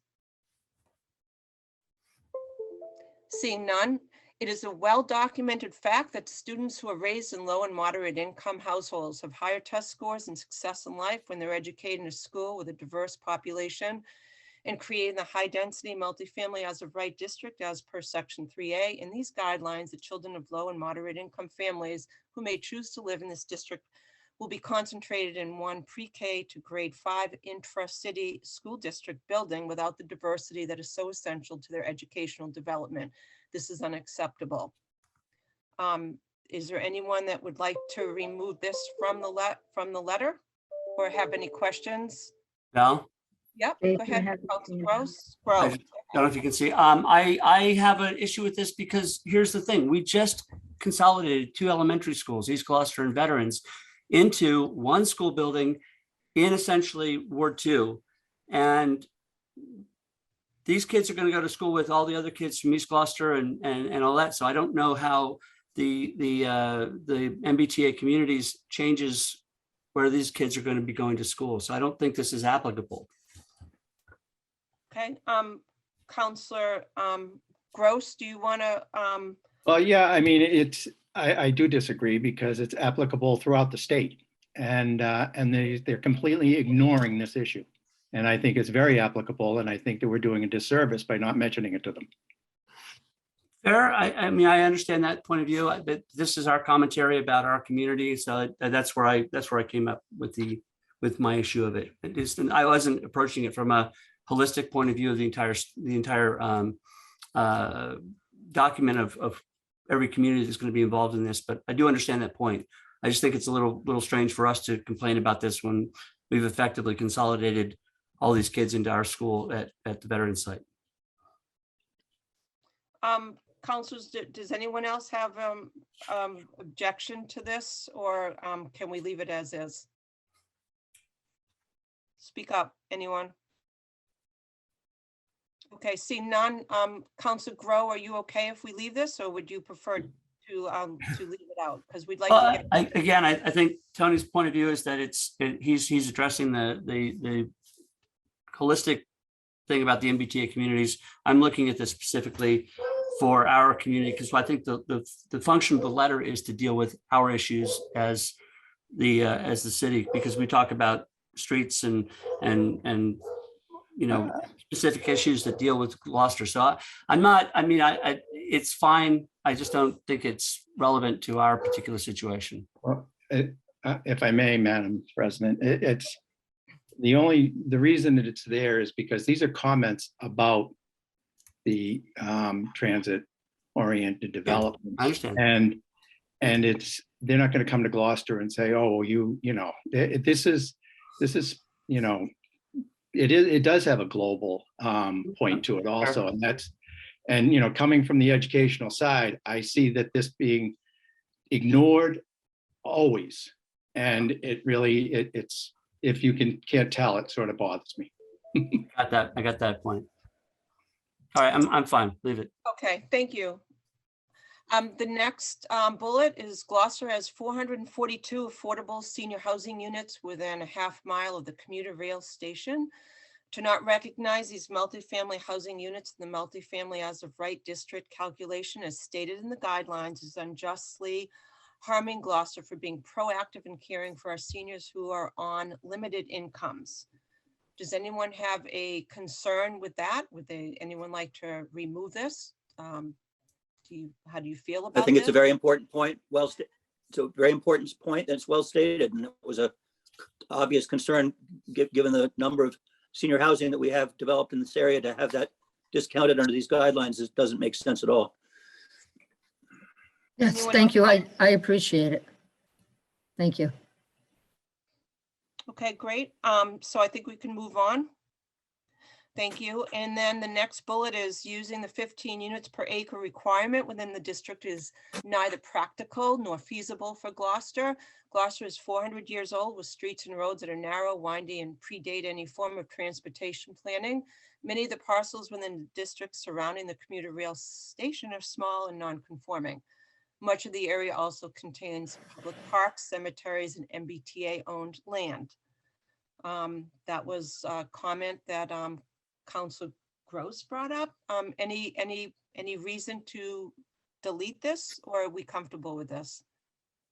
Once again, I did send these notes to you, so I feel a little bad about bringing these things up, Madam President, but my recollection of the presentation that Greg Carpenter gave was that we're already actually in compliance with the 15 units per acre, that there's density within this zone that actually covers this. And I hesitate to say that it's not feasible if we are already actually that dense.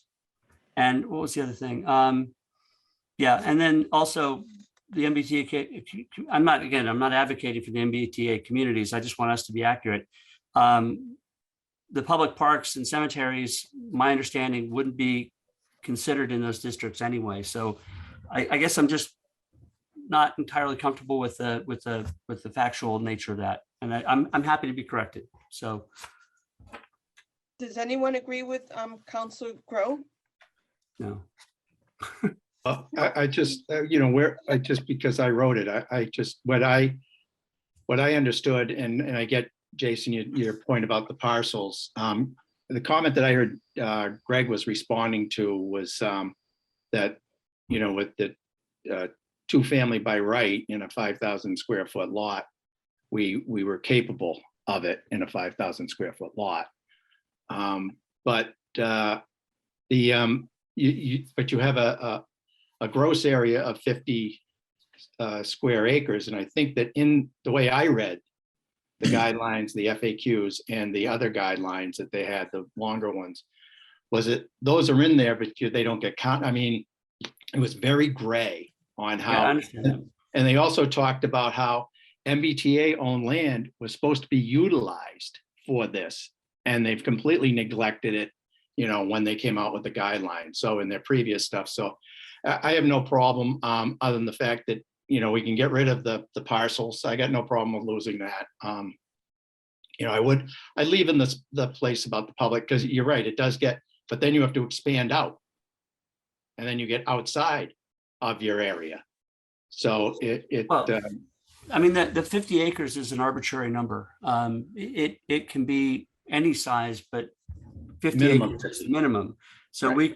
we could expand our, assuming, again, this is projecting that this is going forward, but you can expand that district to accommodate that number and make that number. So it's not, I mean, it's already above 15 units per acre. So it's not that it's not practical nor feasible. It's already in existence. Well, I don't think that that's true.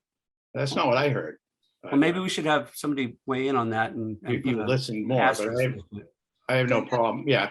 I mean, I have no problem getting rid of that, but I think, they did discuss the And then you get outside of your zoning has to be then redone completely once you expand your area. So Councilor O'Neill, I saw your hand raised. Do you have something to add to that? Yes, I'm with Tony and Val, you both wrote this together. I would like to keep the words in there. It's better to keep them in there and not need it than need it and not have it. And one of my concerns is that Burnham's Field is within a half mile of the train station. And I would hate for that not to be counted, or I would hate for that to be built upon because we didn't word this properly. Well, nobody's going to build on Burnham's Field. And this is comment to them. This holds no great sway, but I have no problem removing the parcels, leaving because when you do make statements that are not necessarily, and Jason said it needs to be fact checked, I have no problem moving it because you don't want to lose credibility either.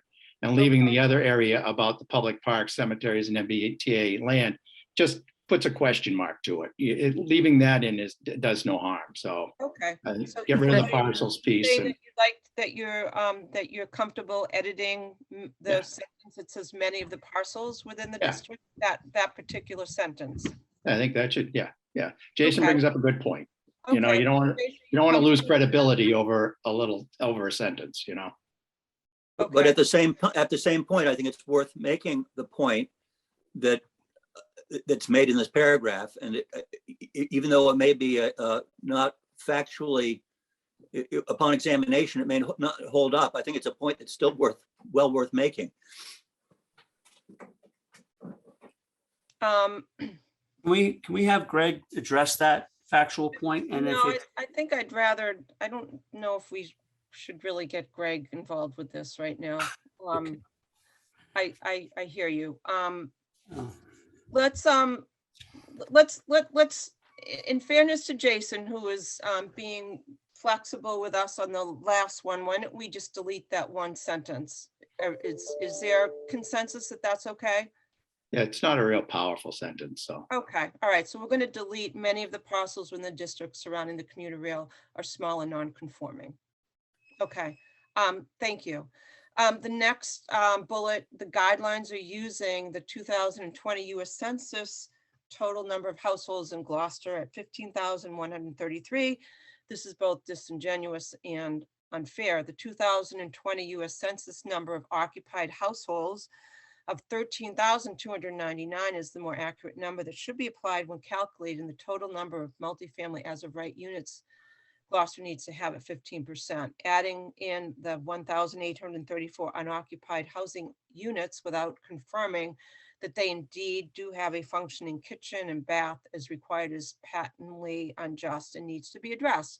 While the guidelines are silent on the issue, would it be acceptable for the commuter rail community to count in the 15% calculation any multifamily units that were added through an amnesty offered to landlords of unpermitted housing units? Any concerns about that? Sorry, Tony. Go ahead. Yes, Madam President. Okay, I'm all good down to Gloucester needs to have it 15%. What I'm puzzled by, first off, is the 1,834 unoccupied housing units. I don't know. I mean, what is that number? Right, I understand. But is that unoccupied housing units meaning that they're summer homes? Are they? I mean, I don't think we have 1,834 unoccupied housing units without kitchen and baths. And then the other thing says, while the guidelines are silent on the issue, would it be acceptable for the commuter rail to count the 15% calculation, blah, blah, blah. We had that brief affair with the amnesty offered. My understanding of that is that there were absolutely zero units that were resultant from the amnesty program, and it was basically killed. If it even again, not local, Jason. I wasn't thinking local. But that it's comments. I understand that, but we're mixing and matching global and local, and this is not accurate to. I know, but it's fine. But if you're specifically talking about 1,834 occupied housing units in Gloucester, and then the amnesty offer, those are very specific to Gloucester, and I don't think that they're accurate to the point that you're trying to make. Any other comments one way or the other? Well, I just want to say, what if I took out all the numbers and said, are you adding in all the unoccupied units? Are you gonna, you're gonna confirm that they actually have a functioning kitchen and bath? I mean, would that make a difference? It's, this is comments to a regulatory agency. I understand that, but again, we're the Gloucester City Council responding to our specific issues, and you're making it very specific to Gloucester. So if we're going to make it specific to Gloucester on this point, then I think the numbers and the reality of the statements have to have some validity. And we don't have an amnesty program that resulted in any housing units. And the 1,834 unoccupied housing units could be, half of them can be on Eastern Point and summer homes. I mean, it's not, I get what you're trying to say, but I would end it at 15% and leave it. Tony, I would feel comfortable eliminating after 15%, just for the purpose of compromise and making sure that we're all feeling comfortable. Then you do not, if you ended at 15%, you lose the entire argument. Well, no, because they've numbers added that in they're the citing 1,800. us for, but they're citing us for a census number that's higher than we are. So I think that point in itself is meaningful. You brought that up the last time we were But discussing the this. census number is that they're using, 15,133, is what the US Census says we have for households. Yeah. Okay. Occupied households. Oh, yes. So then you go to the occupied households, you have to say what isn't occupied. Right. Okay. So, so councilors, should we just eliminate this because it's too controversial right now and it's subject to That's 200 units. It doesn't hurt. Why does it hurt to have it there? Again, you're getting into the territory where things aren't adding up in terms of, I mean, if we had 1,834 unoccupied units that were also without functioning kitchens and bath, I think that'd be an issue. We would know that and we'd be dealing with it. That our number, because we're a coastal community that has a lot of summer residents, I'm thinking that a lot of those residents are summer residents and not they're unoccupied because they're literally just nobody there. I don't know. It just it doesn't read right to me. And I told you you would be annoyed with me, and I apologize for that. But you're doing their job for them. That's all. Well, I'm trying to do the job that I'm supposed to be doing, which is to make sure that what I'm putting my name to reflects what I believe it to be. And I'm not there at this point. So that's where I'm at. I mean, if that's the will of the council, then get rid of it. But Councilor, I think Woodley, it's why don't you weigh in? 200 units that we Thank you, need. Madam President. I think it's really challenging to edit with 9 voices at the same time, even in a private setting, never mind a public setting. And it's a challenge, and we have to do this. And Councilor Groh makes some good points, full respect, but he could also opt not to sign it if he didn't want to. Not to say he disagrees with everything, but to go through this process in a deliberative way, it would have been better if we could have gathered input and put it all together at once. So we're not doing this at this point.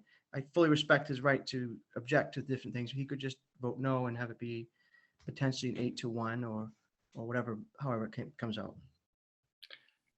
That's not, I mean, Jason has every right to put forward his, and I'm just pushing back on why I put that in there. So fair. Totally fair. That's it. And nothing here is, if someone feels strongly that it should go, then it can go. I'm just telling you why I put it in there and what the consequence is. That's all. It's not going to make this is going to do, they're going with the 15,133. I mean, let's get real here. This is just more of a poke in the eye than it is anything else. That's all. So in the spirit of fair compromise, I'd suggest that we strike this paragraph. And every individual member on this council has the opportunity to write a letter on behalf of themselves, as long as they say that they're not representing the full council. We're trying to, in a short amount of time, get consensus with the city council. So without objection, I'd like to just strike that paragraph and allow counselors who want to bring that forward to do so as an individual member, and just make sure you state that you're not representing. I'm certainly willing to strike that paragraph, but I do think that Councillor Gross is making a very good point, and we're held accountable for the extra 1,800 units, which translates from their point of view into 200 more units in this district. But these are seasonally occupied. You know, the distinction about the total number of occupied homes in the city is relevant based for a number of funding schedules and, you know, demographics. And the fact that we have a summer community here, we should not be penalized for. May I speak, Madam Chair? I think it's important to have the 1834 in there, just so that they know why we're saying 13,299 versus their 15,133. I'm not quite sure how to say that. You know, just telling the state should know why there's a difference, and we should spell it out for them clearly, as opposed to, I'm okay with adding the 1834 unoccupied housing units, et cetera. If we just took out the last sentence, while the guidelines are silent on the issue, et cetera, et cetera, et cetera, just take out the last one and switch up the sentence with the 1834 unoccupied housing units, period, maybe. We're seasonally occupied. I mean, or to Jason's point, just stop it at the 15%. Back to that point, Jason, back to where you Yeah, started. I don't think we should get rid of the whole paragraph. No, just knock it at the 15% because they can do the math. Yeah. Right. Seconded. So I think that's a good Full compromise. circle. Because everyone's paying taxes too. So I think that's a good compromise. Thank you. All right. Okay, we're getting through this. In the guidelines, Gloucester is by definition a commuter rail community. Gloucester may currently be underserved by 12 trains per weekday and 9 trains per weekend and holidays. This MBTA schedule is not guaranteed for the future. Over time, Gloucester has seen its rail service decrease with the current funding trends. There is every reason to believe it will be decreased further in the future without an absolute commitment to increased high quality MBTA rail service to Gloucester. This rail community will never be sustainable. One major flaw in the logic that concentrating housing around commuter rail stations will provide public transportation for blue collar and service workers who will live there, in that, in reality, these jobs are not located within reach of the stations currently on the rail lines. This is evidenced by the fact that the vast majority of the MBTA riders from Gloucester come from the outlying neighborhoods that are commuting to high-paying jobs around North Station, and not the residents from the densely populated area surrounding the train station. Are there any objections to that?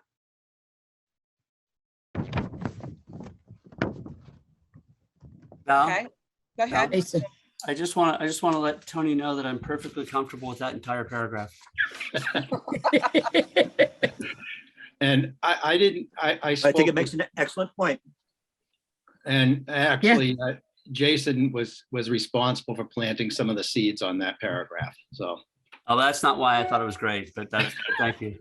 But We have spent 7 years on this bridge, so we have to give it some credibility. I did get much of, I got guidance from the Mass Municipal Association's attorney before I did write these. So, you know, he did suggest certain areas to plug in here. Yeah, great. I think that's a great paragraph. Okay, thank you. So we're Now, almost number 9. through, everybody. So let's scroll up if you wouldn't mind, Madam Clerk.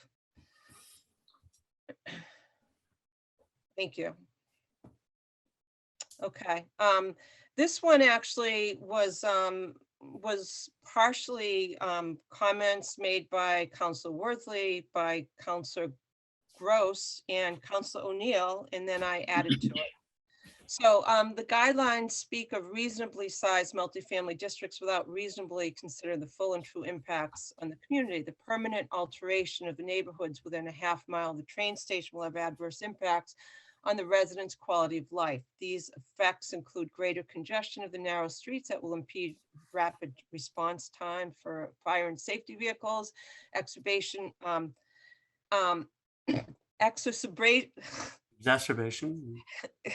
exacerbation, thank you, Jason, of the already limited parking for residents and elimination of current open space. Without open space, outdoor activities for children are limited by stating as long as the zoning does not require multifamily uses to include units with age restriction, does not place any limits or restrictions on the number of occupants. Your guidelines promote unhealthy high occupancy rates. That was Councilor Gross's comments, and I added to that some comments about occupancy, and that was further allowing unrestricted numbers of occupants in a unit as stated in section 7 of your draft guidelines is in direct conflict with 150 CMR Department of Public Health, section 410, 400, minimum square footage subsections A, B, and C. For example, subsection C states that in a rooming unit, every room occupied for sleeping purposes by one occupant shall contain at least 80 square feet of floor space. Every room occupied for sleeping purposes by more than one occupant shall contain at least 60 square feet of floor space for each occupant. In addition, our city has septic codes that restrict the number of bedrooms. So the dark highlight was my addition to this comment. Any comments about this? Yep. Go ahead, Councilor. Getting at only a couple of things that I had a little trouble with, and that these effects include greater congestion of the narrow streets that will impede rapid response times for fire and safety vehicles, and elimination of current open space. Without open space, outdoor activities for children are limited. Both of those I understand. Well, actually, I'm not sure why I understand. There's no indication that open space is going to be in fact impacted by anything that has to do with this. I mean, we're not losing any parks. We're not losing any existing open space that I've been made aware of. And also I'm I think it's a little alarmist to say things that the fire and safety vehicles aren't going to be able to get down our streets. They get down our streets right now. And I don't think that they're going to, you're literally going to have any, I would want to have somebody actually say, yeah, we're not going to be able to get down the street. But I just don't think that it's one of those arguments that I just feel has a bit of a knee-jerk feeling to it, and I just don't feel comfortable with it because I don't think it's true. Any others want to comment? Go ahead, Councilor O'Neill. Yep. On my street, I think everybody knows I live on Friend Street, and I'm the 4th house up on the left from Sunbank. So I'm on the hill on the corner, and they park on the opposite side of the street. They park on the odd numbered side of the street, I guess. When a car is coming down the hill towards Sunbank and a car is coming up the hill, one has to pull over. If it's a fire engine, if you're coming in the opposite direction, you got to back out and go all the way down the end of the street to get out of their way. So there is a problem that we have, and we're dealing with it, we're living with it, but I don't want to exacerbate it. So is there anyone else that wants to speak other than me? I can't see none. Amy. Councilor O'Hara has his hand up. Okay, Councilor O'Hara, go ahead. Sure, thank you. I like the paragraph as it is. Green space is being attacked in Massachusetts, and we've lost green space in our city. So I'd like to leave that. As far as public safety, without question, I feel that more vehicles on the road, more congestion will slow down. It can't help but to slow down response times. I've seen it in Gloucester. You go to other cities. I've been in New York where literally an engine, the firefighters are hanging out the window. They've got their sirens blaring and cars aren't moving. So it does, congestion definitely does have an impact on response times and public safety. So I think the paragraph is fine the way it is. Thank you. Okay, any other comments? Go ahead, Council Memard. I was just saying that I agree with what Councilor O'Hara just said, and I think it reflects the reality that we cope with, and it's important that it be included in our considerations. And I think it's a good point, well made. Okay. Go ahead. Written it, can you scroll back up so it's back on the screen, Joanne?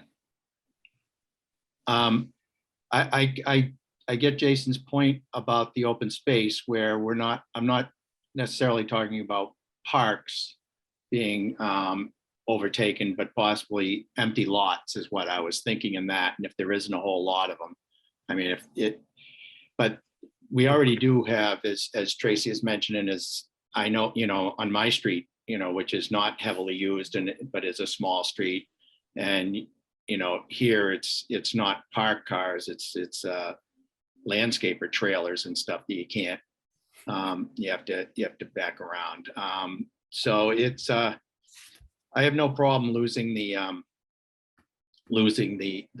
open space part of that at all. I see Jason's point where we are absolutely not talking about, this eliminating parks, but I think the traffic issue it's current. Okay. And I know that this is not a, it's all hypothetical basically is what their proposal is, but they're in the process of getting an awful lot of feedback that I think is going to change these things their guidelines dramatically. So, but if we want to get rid of the open space, I'd be all in favor of that. So it sounds like the generator of this is willing to, in the spirit of collaboration and consensus here, we can strike an elimination of current open space. Without open space, outdoor activities for children are limited. Yeah. From a consensus standpoint, and any of you who wish to add that to your private letter, please feel free.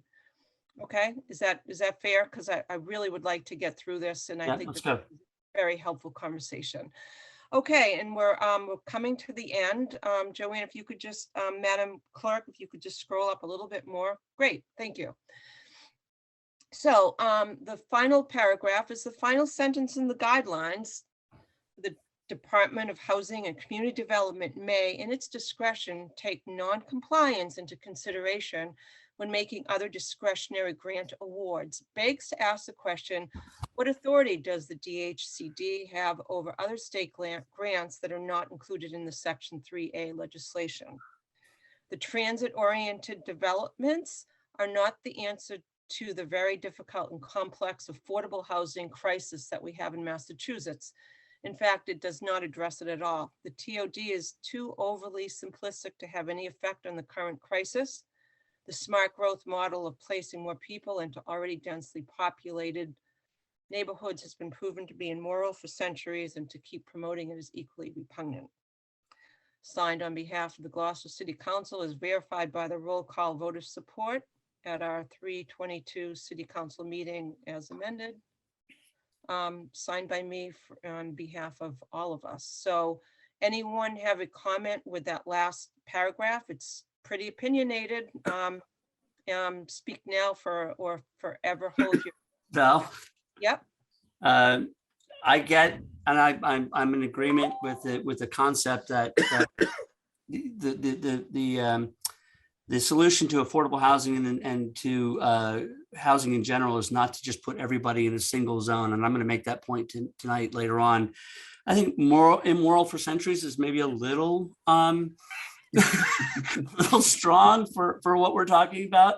But I mean, I appreciate what Tony's going here with this, and the idea being that it's okay to put people in one neighborhood and not another, because gosh, that's what we've been doing for a long time. Immoral for centuries, not sure that smart growth has necessarily been an issue for centuries, but and equally repugnant, again, pretty strong, but I'm not gonna let my vision of perfect be the enemy of pretty good. So I'll back off. I've made my issues known and my points made. So I'm gonna step back from that now. Thank you, Tony, for your hard work. Any other comments? You missed the real good stuff, Jason. So, But Abby was busy. any other comments on this last paragraph before we move forward?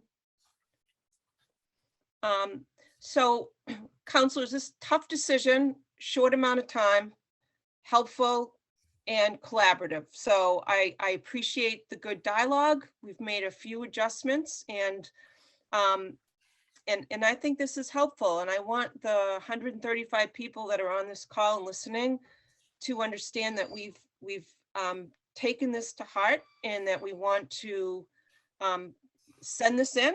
And we didn't have to as a city council right now in terms of this step one.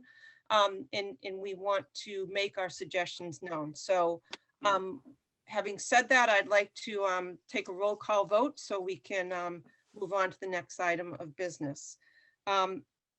So I move to that we support this letter to the Department of Housing and Community Development as amended, and I so move. Second. Second. So I believe I've made the motion, and I think it was Councilor Gross who seconded it. Now, am I wrong? Nolan.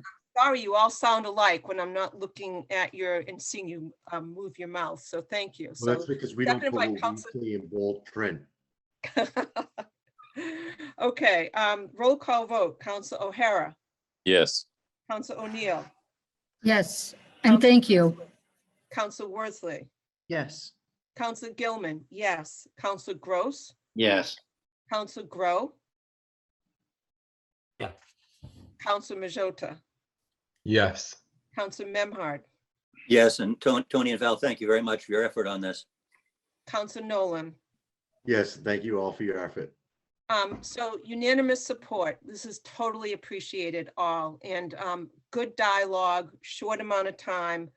And we have a timeline right now, and we will make sure that we get this off by tomorrow. So thank you so much. I'd like to make a recommendation right now that we take a 5-minute recess. Is there a second on my motion? Second. I'm going to say, tell me who just said the second because I wasn't looking at your mouth. Scott. Scott. So we need a quick roll call vote on this, believe it or not. O'Hara, Yes. O'Neill, Yes. Worthley, Yes. Gilman, yes. Gross, Yes. Rowe, Yes. yeah. Majota, Yes. Memhard, Yes. Nolan. Yes. Okay, 9 in favor, 0 opposed. We will get back in exactly 5 minutes, which will be 8:33. No, 8:23. I'm sorry. Okay. Be right back. Great, thank you. Okay, so next we are back at our March 22nd meeting. We've just taken a 5-minute recess. It is now 8:25, and I will ask Madam Clerk if you would state the next order of business. Order of business is the first public hearing. Public hearing 2022-007 to amend Gloucester Code of Ordinances, Chapter 25, Vehicles for Hire, Division 4, Taxi Cab Fares, Sections 25-75, parentheses A, parentheses 1, in parentheses 1, parentheses 4, prescribed regarding taxi fares. Okay, I'd like to open the public hearing and ask that the applicant introduce themselves and speak to us about what's on the table. If the representatives of the taxi company are in the attendees, could they please raise their hand because I don't see their names here.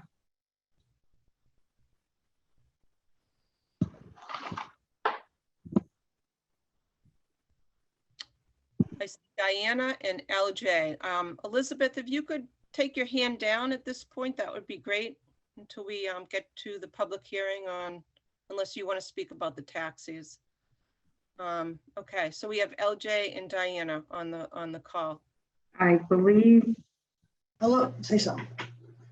Say something. Can you hear me? yes, we can. Yeah. Oh, okay. All right. Excuse me, Diana, are you the only one or is Jeff with you? Jeff is here too. I'm here too. Yep. Okay, all right. They're on one call. I don't know who LJ is, to be honest with you. I'm JY. Okay. So would you introduce yourself and your address and then tell us why you're supporting this this taxi cab fare recommendation? Okay, my name's Diana Tumaverta. I'm the Vice President of Gloucester Taxi and Livery Service. And the reason for the rate hike is because of the gas and all the repairs. Everything has gone up right down to a quart of oil. I mean, it's really, everything's rising right now. One other Okay, thing I thank like you. to add, they haven't been raised in like the last 10 years. It's been quite a while since we've had. Could you introduce yourself too so we can hear you? My name is Jeffrey Young. I'm the president of Gloucester Taxi Livery. I live in Gloucester. Yeah, the rates have been going up and they have not gone up for 10 years. We're just trying to get to where we should be to be able to stay in business. Okay, thank you. Is there anyone else that would like to speak in support of this? I see an LJ. Hi, actually, this is Lisa Rigsby. I had raised my hand because I strongly suggested rephrasing the final paragraph of your comments in the previous discussion. So it's not relevant to this, but I strongly suggest it. It's racist. Okay, thank you, Lisa.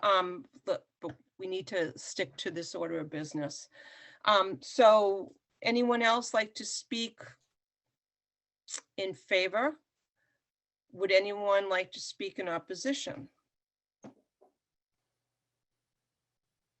Seeing none, Madam Clerk, are there any correspondence? There are no communications. Okay, thank you. Councilors, do you have any questions?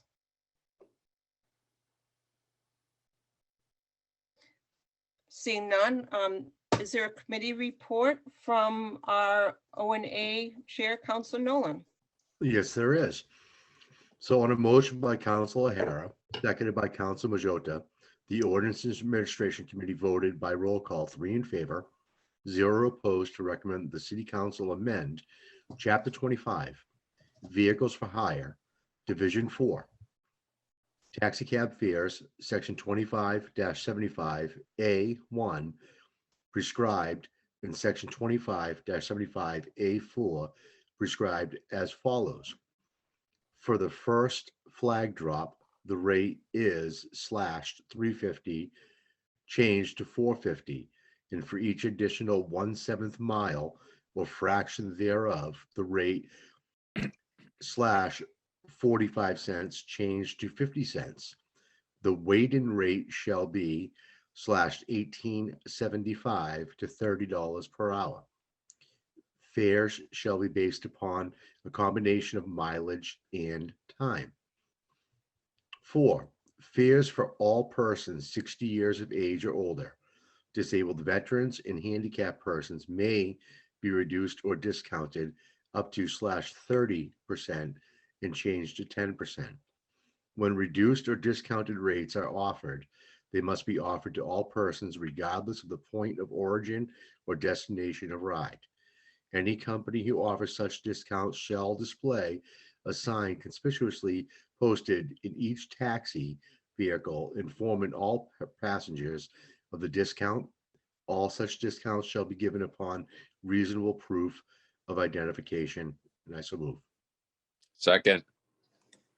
Okay, we have a motion made by Councilor Nolan and seconded by Councilor O'Hara. Is there a discussion, councilors?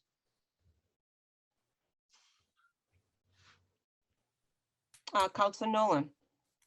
The taxi business has been very challenging in the past few years with other things such as Uber and as such. The cost of materials, maintenance on a vehicle, insurances, gas being more recent, but it's probably going to come down hopefully. But there's a cost of running business, and it's one of these businesses in the city of Gloucester that we actually regulate. And it's been some time since we've allowed them to make a little bit more money on it. I understand it's important to our citizens, but people need to keep food on the table as well for working for a living, and at this just time supplying a service that is well needed to our constituents in our city. Thank you. Any other councilors like to discuss this? Seeing none, roll call vote. Councilor O'Neill, Yes. Councilor O'Neill, Yes. Councilor Worthley, Yes. Councilor Gilman, yes, Councilor Gross, Yes. Councilor Grow, Yes. Councilor Majota, Yes. Councilor Memhard, Yes. Councilor Nolan. Yes. The yeses have it, 9 in favor, 0 opposed. Thank you. Thank you. Thank you very much. Go ahead, Joanne has, Madam Clerk. Okay, I just want to mention to Diana and Jeffrey that if you call the office tomorrow, I will tell you when this ordinance will go into effect. We have to wait 30 days, and on the 31st day, it will go into effect. So I'll give you the exact date. Okay, thank you. Thank you, Joanne. You're welcome. Thank you both for being here. Appreciate it. Thank you. Thanks for your time. Bye. Okay, next order of business, Madam Clerk. Next order of business is public hearing 2021-032, rezoning 2021-003 in accordance with Gloucester zoning ordinance section 111.2 parentheses A, amend Gloucester zoning sections 2.3.1 residential uses, 3.2 dimensional table, 3.2.2 dimensional requirements for multifamily dwellings and their accessory uses, parentheses other than signs, and 3.1.6 parentheses B, building heights in excess of 35 feet. Madam President, I'd like to make a motion that we continue the public hearing and these amendments indefinitely.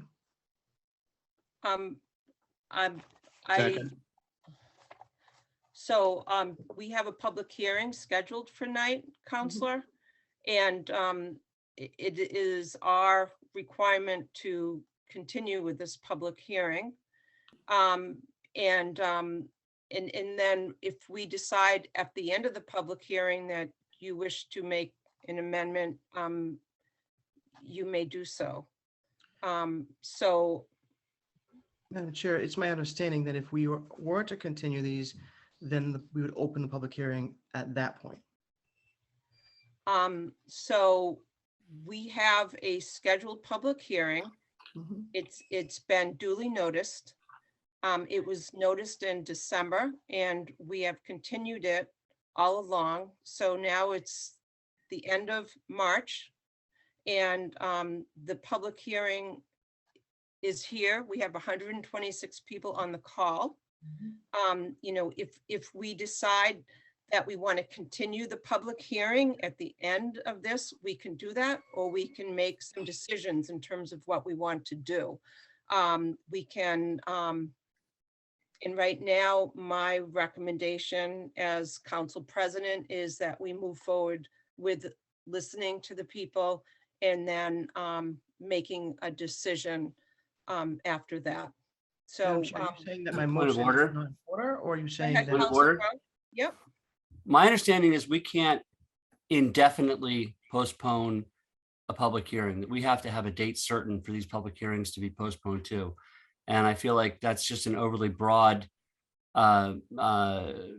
request by Councilor Worthley, that we have we have noticed, we have alerted the public.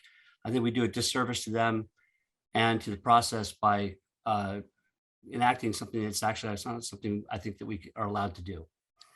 So Madam Chair, are we discussing the motion on the table, or are you saying that there is no motion on the table? I made a point of order that we can't accept that motion because it's not a valid motion. So I'll let, Madam Clerk, would you weigh in? Because you and I reviewed this today and I was comfortable with the Roberts rule. So why don't you explain that to the committee?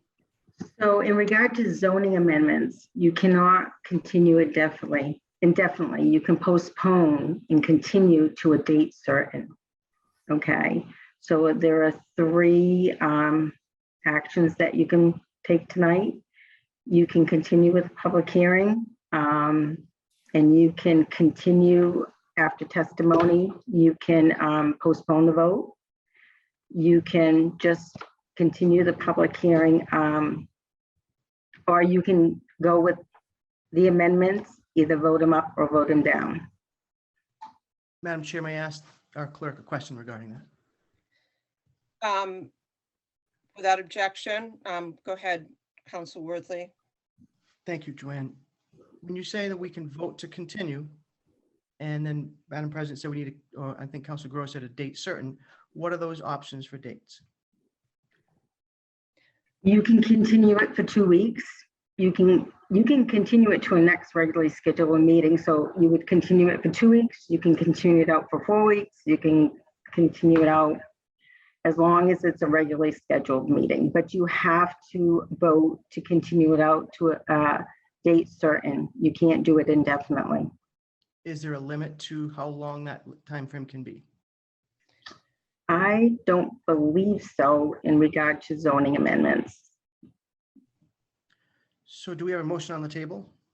Not a valid one. You put indefinitely, and you can't do indefinitely for zoning amendments. So I have a point of order here. From what I have discussed with with our city clerk and with our legal department, is that we need to move forward with the public hearing. This is a zoning matter. And if at the end of the public hearing, we have choices we can make. We can close the public hearing and someone could declare a 211C, and that would change, postpone the vote for 2 weeks. And if a counselor then at the end of that 2 weeks wanted to again postpone it again, they could do that per the 211C within 5 days. So that's one option.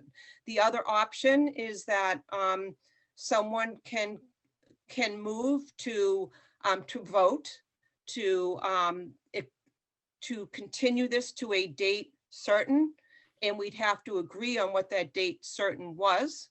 And that would have to be voted up or down in terms of a majority vote. And then the other 2 options are that we vote each motion in favor or opposed, depending on we voted up or voted down. Madam Clerk, did I leave anything out of that explanation? No, I don't think so. No. Okay. So Council Gross on this this amendment. Well, we're just strictly talking about the public hearing can't get postponed indefinitely, correct? On zoning amendments, you can postpone indefinitely, is that correct? That's not my understanding. The public hearing on zoning amendments, Right, public hearing. yeah, cannot be postponed indefinitely. Exactly, but the amendments themselves. My understanding, Council Gross, is that we have to make a decision. We can either do one of 3 things. We can vote them up, we can vote them down, or we can vote on continuing or continuing to a date certain. Madam President? Madam President? Go ahead, Council Grow. My understanding right now is that we do not have a valid motion on the table. So unless someone wants to make a valid motion, let them put that forward. Otherwise, I think we need to get on with the public hearing. Go forward, right. What if we were to make a motion that says continue until a date certain? Can we do that? No point. I've already No reason. made a commitment that we have an obligation to have the public hearing because people have been waiting for this, some for about 3.5 months. And that was the advice that we got from both the city clerk and from our attorney. So having said that, I'd like to open the public hearing, and before we do so, I would just like to state a couple of things. As we said back on March 22nd, we are going to be covering the amendments that are in front of us right now, and we are going to hear from both the proponents, the applicant, which is our planning director and interim community development director, Greg Catamatori, who will speak in favor. And then there have been 3 people that have asked to represent the opposition. And that will include, if I'm not mistaken, Patty Amaral and Lisa Rigsby and Sylvie, is it Lakarova? Is that correct? Yes? Sylvie Corey. Oh, Sylvie Corey. Thank you. I'm sorry, Counselor. So Sylvie Corey, and then we will hear from whomever raises their hands in no particular order, and support or opposition for up to 3 minutes each. But before that, we'll have an opportunity for both sides to rebut for 3 minutes each, both sides, the applicant as well as the opposition, the presenters. So let's open up the public hearing, and I ask, go ahead. Was someone, It was Council Nolan. Who's keeping time? Oh, I think it is Joanne is going to keep time. So thank you, Councilor Nolan. She has offered to do that. So it's 15 minutes per presentation, and then 3 minutes for each rebuttal, and then we get into whomever raises their hand. So to open up the public hearing, and we'll ask our planning director and interim community development director, Greg Catamatori, to talk to us about the amendments that are in front of us. Hi, Greg. Thank you for being here. Good evening, councilors. I believe Mayor Verga wanted to say a few words before I began the presentation, if that's okay. Yes, I was calling you Mayor Verga. Thank you. Go ahead. You're muted. Mayor Verga, you are muted. Oh, I'm new with technology. I'm trying to get used to this. Sorry. I just want to thank everybody for the amount of time that's gone into the zoning amendments, especially Greg. He's put a lot of time in, and the planning board, of course. It's been a long process that's involved a lot of city council members. Some of you are still here. The housing crisis was identified in Plan 2000. In the 2017 Housing Production Plan, it was identified, re-identified, and some strategies were put forward. And some of those strategies are before you tonight. And every one of us on the campaign trail talked about the housing crisis we have in the city. I think rightly so, the council made the decision to separate the 9 amendments out because of the unfortunate timing of the MBTA plan, which you, the council, just basically spoke on. And I too have concerns about it. You separated out the 6 that sort of fit into what the MBTA is looking for. And so what you have before you now are 3 amendments that you've broken down, P&D has broken down into 6 motions. And I ask you to give these consideration and to consider that if these had been trickling through over the course of the last several months as standalone amendments, we'd look at them as issues of equity and housing opportunity, as opposed to the controversy that came out of it because of, again, the unfortunate timing. So really look at these as standalone and keep in mind that it is about equity and providing housing opportunity. So with that, I'll hand it over to Greg Catamatore to lead us through his presentation. Thank you, Mayor, and welcome, Greg Catamatore. Thank you for Sure. being so patient, and we appreciate Thank you, it. City Councilors. Greg Catamatore, Planning Director, Interim Community Development Director. If I could share my screen, I will be very brief. You've seen permutations of this presentation probably at a minimum of maybe 8 times between presentations to the P&D committee as well as your ward meetings. So I will dispense from the technical language that you've included in your motions and really just try to speak to them in terms of exactly what they're trying to affect. So if I can share my screen, I have a brief presentation and I will try to keep it to 15 minutes. And everybody can see that okay? Thank you. Yes? Yes. Okay. Thank you, Greg. So I'm going to again, probably just a couple more words to how the mayor introduced this as well, just in terms of timeline. I just want to be very clear and reiterate that you spent a good amount of time on your agenda speaking about something that's very new. A lot of this activity, the genesis is actually, from several years back. And then I will walk through the 6 amendments as you've broken them out from the P&D recommendation and just try to demonstrate a little bit more clearly what those actually will impact in terms of how we permit housing and how development can occur on lots. So from an outline again, a lot of this work really began in 2017 with the work on the housing production plan.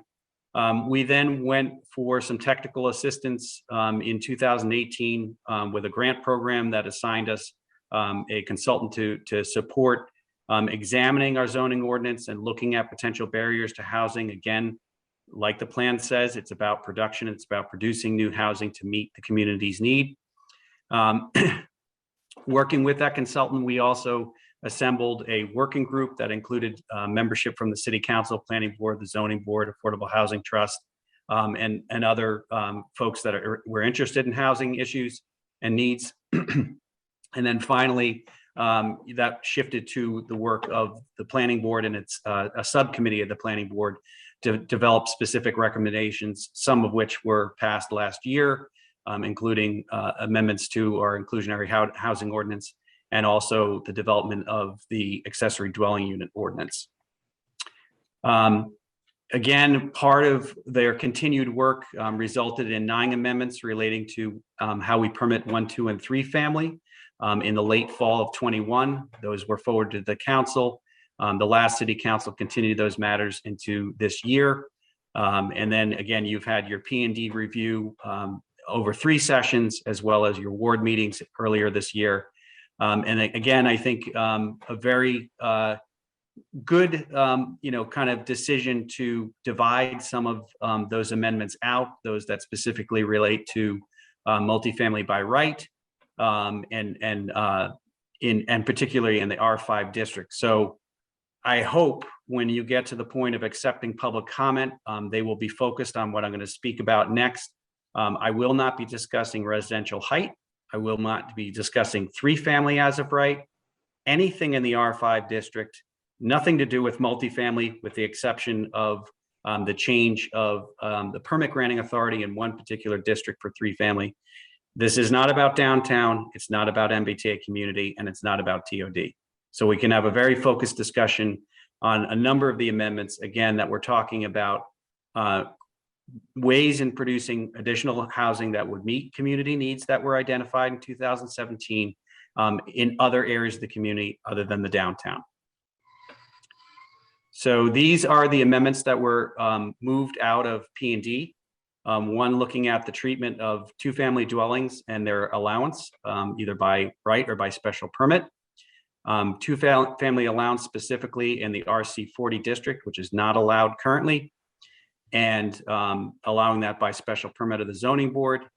3 family allowance in the R30 district by special permit. It's currently permitted by the city council, and that would be shifting the special permit granting authority down to the zoning board of appeals. And then reduction in lot area per dwelling unit for two families, and that has an impact of enabling the consideration of two family on more lots, particularly in the R80, R40, RC40, and R30 districts. Creating kind of a congruency or an equality of lot frontage and lot width, and I'll show an example of exactly what a difference between those two lot dimensions has on the creation of lots and also the siting of homes. And then finally, really, again, if you support everything that precedes it, there's a footnote change to one of the dimensional tables for consistency and to clarify what dimensions apply to three-family developments.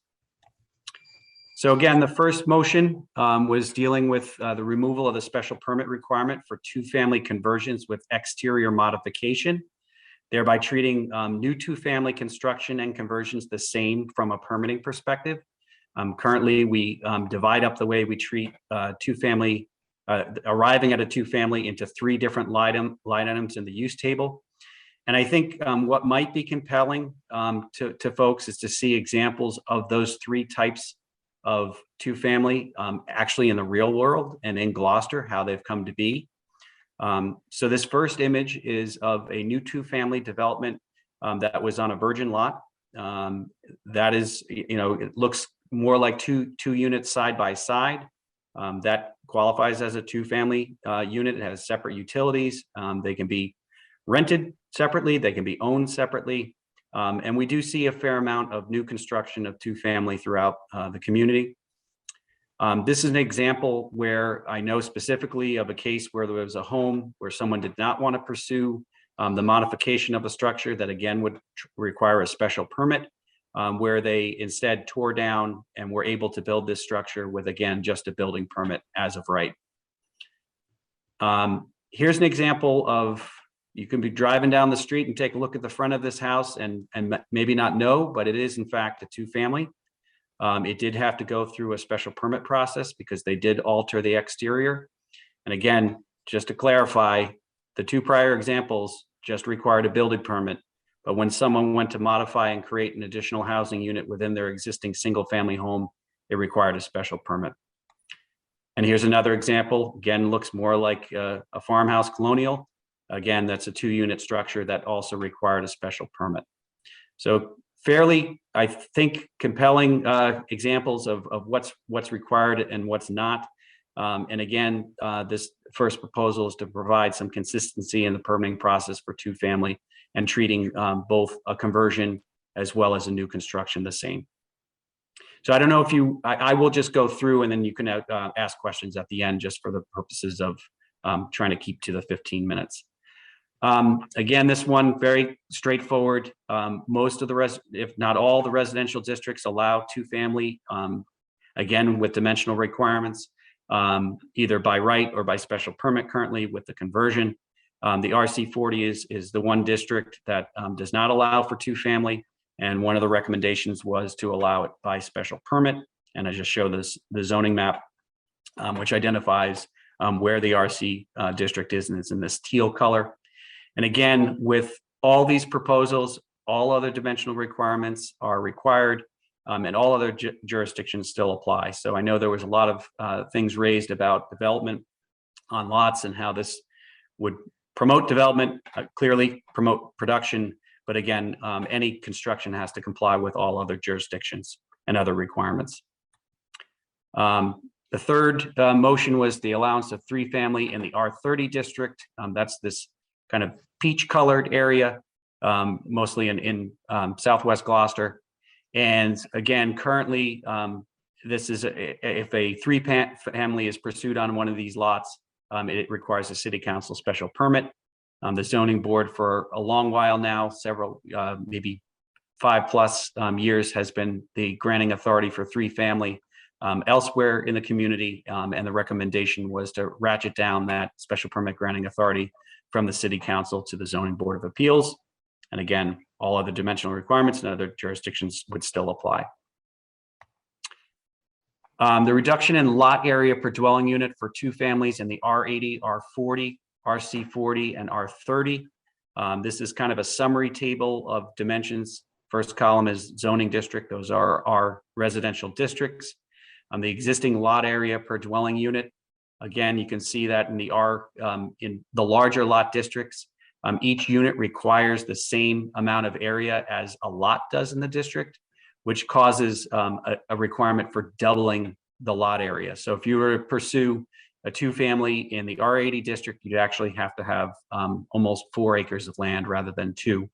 And that kind of follows through the districts. The proposal here is to treat these larger lot districts similar to the R5 and R10 and R20, where each dwelling unit only requires half the amount of area that a lot that complies for the district otherwise requires. So the result would be that, like in the R5, R10, and R20 districts, if a lot complies for the district overall, you could pursue either a single family or a two-family on that lot. I don't have a lot of good examples of two-family in those larger lot districts, again, because if you have a lot that complies with the district, you don't have enough area to pursue a two-family. So either we're going to allow it in a district or we have to adjust the dimensional requirements. And again, so that's just highlighting that last column that, again, if a lot meets the minimum requirements for the creation of a lot in a district, it could one could pursue both a single and a two-family with all other dimensional requirements still applying and all other jurisdictions still applying. The equality of lot frontage and lot width in residential districts, you can see that other than the R5 district, the lot width requirement is greater than the frontage, which causes the creation of new lots to have kind of a vase shape, or very often folks potentially having to go to the Zoning Board of Appeals for a variance if they have an existing lot that doesn't comply with that dimensional requirement. Again, to bring those two lengths, kind of make them equal, you could basically have straight lines extending from a roadway to the back of a lot without having to have a jog or a widening in it. Again, there is an important requirement for still having to meet setback, but again, lots still may vary in width, but they would not have to increase to almost 50% greater. One of the things that I raised in one of the prior meetings that this accomplishes from a sensitivity perspective for ledge removal as well as to wetlands. Many of our roads slope down or slope up, and this lot width requirement always requires you to go further, deeper into the lot to meet that width requirement. So it may actually allow for the siting of homes at greater setback from either having to impinge on ledge removal or potentially further from resource areas. And again, a specific example, this is a 3-lot, or it actually was a 4-lot division. You can see there's kind of a difference between the distance of the homes from the street frontage because they had to comply with lot width requirements. So this blue line is approximately 100 feet. This is in a district that requires 100 and 150 feet at lot width. And you can see this structure back here labeled as dwelling 19 and this one over here are pushed much closer to this wetland area in the back. If they were able to only utilize that 100-foot dimension, those structures could have been sited closer to the roadway, still having to meet those minimum setback requirements for front yard, side yard, and rear yard. And finally, I think I'm doing pretty good on time, is a footnote to to the dimensional table for 1, 2, and 3 family. I think I had mentioned that the shifting of the allowance of 3 family to follow the dimensional requirements for 1 and 2 family was initiated by Councilor Stewart several years back. And so that moved the permitting of 3 family to the Zoning Board of Appeals, as well as placed their consideration of dimensions into the 1 and 2 family. But the footnote to the table was never quite rectified. So this is really more of a cleanup to make it clear that 3 families do follow the dimensional requirements in section 3.2.2, and that for anything of 4 or more looks to a separate, I'm sorry, 3.2.1, and anything of 4 or more units in a multifamily, there's a separate table of dimensional requirements that it must comply with. So really just to make sure that there's an understanding that the table that you're viewing, which is tabled 1, 2, and 3 family, that's for anything multifamily of 4 or more, you're sent to a different table. So it's more of a cleanup item. So that was really fast. I don't know if I hit 15 minutes or less, but that's what I had for a presentation. Okay, thank you so much, Greg. Appreciate it. So before we open this up for questions, I'd like to hear from the opposition, and we've been giving them 15 minutes to present. There are 3 folks, Patty Amaral, Sylvie Corey, and Lisa Rigsby.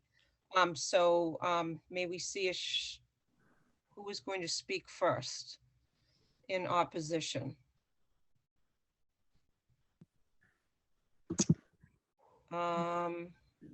Okay, I think Lisa. Hi, can you hear me?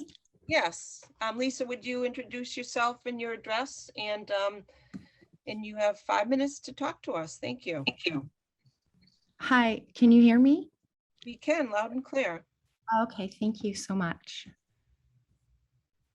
Do you want me to state my name? I'm Lisa Rigsby. Yep. I'm a Ward 2 resident, homeowner. I've lived here for 20 years, a couple of years in Rockport, and I'm a homeowner and now a new Ward 1. I align a border Ward 1, and I'm part of the R5 district. Here we are, rather you are, less than 90 days since presented with these proposed zoning changes that have taken planning and development years to formulate. As I understand it, the approved planning board motions were introduced to the City Council late last fall, and a decision was made to hold off until the new City Council was seated in January. I have been involved in the public process for as long as you, councilors, have been assembled. It's a tremendous amount of work to get to this point, and I respect your time and dedication. I'm here tonight to ask you to continue or vote down these motions. In the special theory of relativity, Einstein determined that time is relative. The rate at which time passes depends on your frame of reference. Example, Planning and Development Board and Committee have been working on these zoning motions for years. Their frame of reference for the rate of time passing could be the equivalent of building a brand new house. I can't use a general metaphor for our city council, but strong statements and reassurance that we will take our time with this, we will not rush this, could be the equivalent to a speed read of War and Peace or Finnegan's Wake. For me, a regular citizen, I perceive the rate of time passing in this public process as a strike of a match and its brief, fiery light. For many citizens busy with work, families, COVID, and issues more immediately relevant to them, these proposed motions are very new. They're just looking at a match. I and other citizens have heard, spoken or read, that I have heard or spoken or read, largely articulate an understanding of the planning and development timeframe and understand that there has been a public process along it.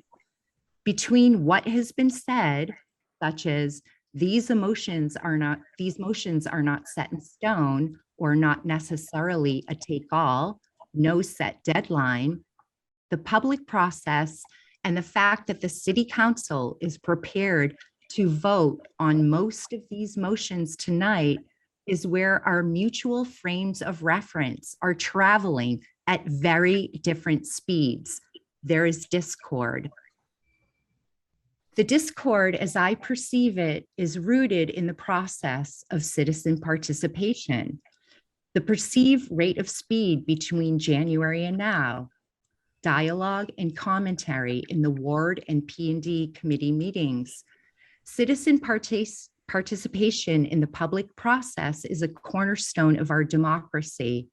Public participation implies that the public's contribution will influence the decision, but the process has been disappointing, disrespectful, and discouraging. By the repeated use of discrediting language, i.e. conspiracy, which groups and labels a diverse representation of our citizens, it disrespects the public at large who have participated in these meetings, written letters, asked important questions, offered supportive information to councilors. I've heard repeated criticism of public participants for jumping on the train at the last minute. Whether we began this journey at North Station or hopped on at Pride's Crossing, we are present now. The public has been discredited by the refusal of P&D representatives at these meetings along the public journey to acknowledge any affiliation between the development of the proposed zoning amendments and the TOD. They are not mutually exclusive. This is evidenced by the MPC. Lisa, Joanne has just raised her hand to let you know that your 5 minutes is up. Wow, I'm a slow reader. Can you wrap up, please? Thank you.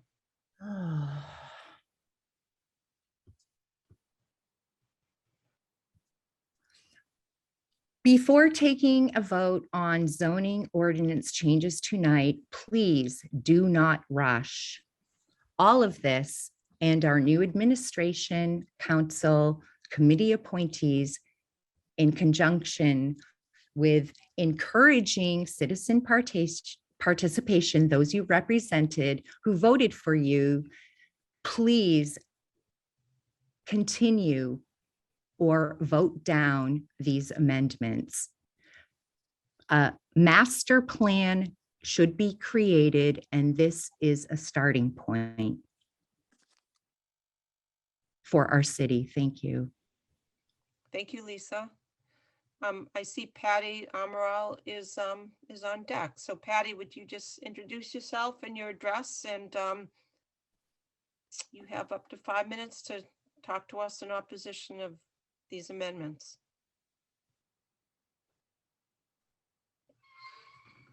Would you unmute yourself, Patty?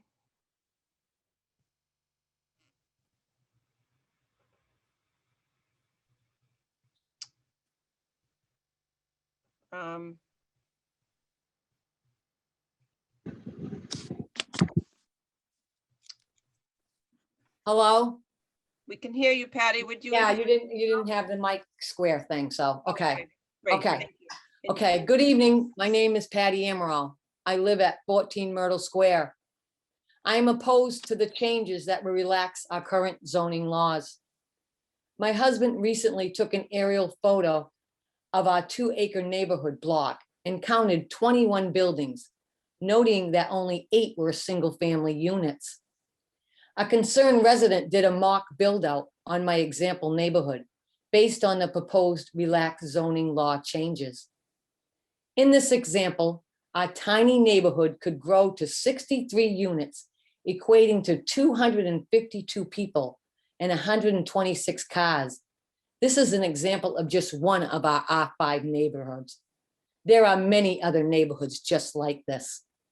When I think about the impact of these proposed changes, the by right clause especially concerns me. My next door neighbor could add 2 additional units, 35 feet high, and we would be unaware of these plans. My neighbor would not have to inform us about their intentions. It would be their right, and without any notice, it would be a done deal. This could potentially overshadow our property completely, limiting the amount of sunshine we receive. This would be detrimental to our quality of life that we have enjoyed here for 23 years. We would be left without any opportunity to have input or for stopping this from moving forward. When we moved in, we had one family homes on either side of us and several more than today on our street. Today, we have a townhouse condo conversion on one side and a single family with detached cottage that has been modified to 3 separate condo units. Our street is a narrow one, and many times emergency vehicles cannot make it through. Many properties have more than one apartment and more than 2 cars per unit. Landlords can state in their lease agreements 1 car per unit, but the reality is it is never enforced, and this compounds the parking situation in the neighborhood. Snow emergency can be another challenge, as many residents from other neighborhoods try to find parking here wherever they can. In our neighborhood, we have limited open space. On Myrtle Square, we are fortunate to have our Emerald Forest, an inner city wetland that I personally have been a voice and advocate for. I have also been cleaning this area for over 20 years. Burnham's Field is the other inner city open space. This park and recreation area has its own challenges as well. Lack of funding and maintenance has left it always needing repair, and someone has to be its voice and to advocate for it. It seems that these 9 proposed zoning changes, the most impactful is to our R5 neighborhoods and in our downtown area. Patty, I need to just let you know that there is a point of order because you're not discussing the 6 amendments that are in front of us, and we're not, none of the amendments we're talking about right now is R5. Okay, I'll take the R5 densely, small, dense, single densely downtown area. These changes impact the quality of life for some, but not for all in our city. As we look ahead with the transit-oriented development coming down the train tracks, along with the tourism destination market and overlay district on top of that, will we be able to stop this train wreck before it's too late? Please do not vote for any changes to our current zoning laws. Thank you. Thank you, Patty. And then we have Sylvie Corey. Sylvie. I don't see a Sylvie Corey. I saw a Sylvie, whoops. Lockerova.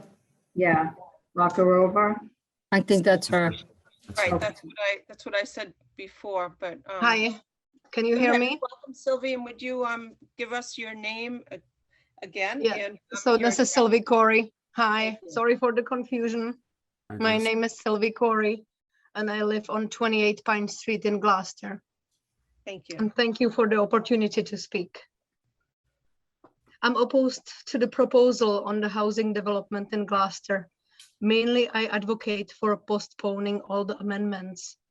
The Gloucester citizens were not adequately informed on the whole agenda. They don't know what is going on. There is a lot of confusion and fear of what is the city planning behind our backs. If you are proposing this major issue, make sure that the public is effectively informed. The public needs to be involved since this development will permanently change the face of the town. This process needs to be transparent so it is not creating a controversy in the town. With the proposed amendments, I am very concerned about the growing density in downtown Gloucester, where I live. The main reason is safety, but also the permanent change of the character of the place. Speaking about safety, with the increasing population and density in this location, how is the city going to handle water, sewage, electricity, fire trucks, accessibility, roads, parking, and traffic? Seasonal issues need to be taken to the consideration as well. Snowstorms in the winter and expanding population through the summer months. How long is it going to take to drive through downtown, and how do we resolve parking? These proposed amendments will put at risk the infrastructure of the downtown area. I am not against making certain improvements to the quality of the city, but this plan is being rushed.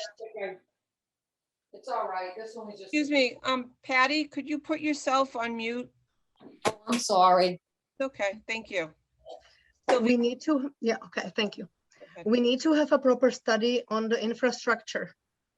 With the current global warming crisis, we should rather be moving out of the coastal areas and not adding more people. This is not only irresponsible, but highly concerning of our leadership. What are you going to do if we need to evacuate? This emergency housing cannot be placed in Gloucester. Gloucester should do the opposite, focus on how we can survive on a small island, which may not last long. I suggest that you provide the public with clear planning. I personally want to see the exact plan from you, the maximum number of units and citizens the city is aiming for. I want to see the math, the numbers, and the plan how this increased population will fit into the current infrastructure. In my opinion, the infrastructure with the grid of resources will have to grow. I also want to see the proposed cost of how it will affect our taxes. If the city hasn't given the resources to plan on the infrastructure, this is highly irresponsible and unprofessional. If the studies were done, we must be fully informed. How will these changes affect the property values? If neighbors will start changing their building character around us, block the light view, and make the area denser, the quality of life will be affected for many of us in this district. I can't really imagine that our already dense downtown will become denser. Gloucester is the wrong place for such a development. This is just a beginning of the change of the character of the city. The plan is way larger, and you know it. And the overall agenda is not being served to people.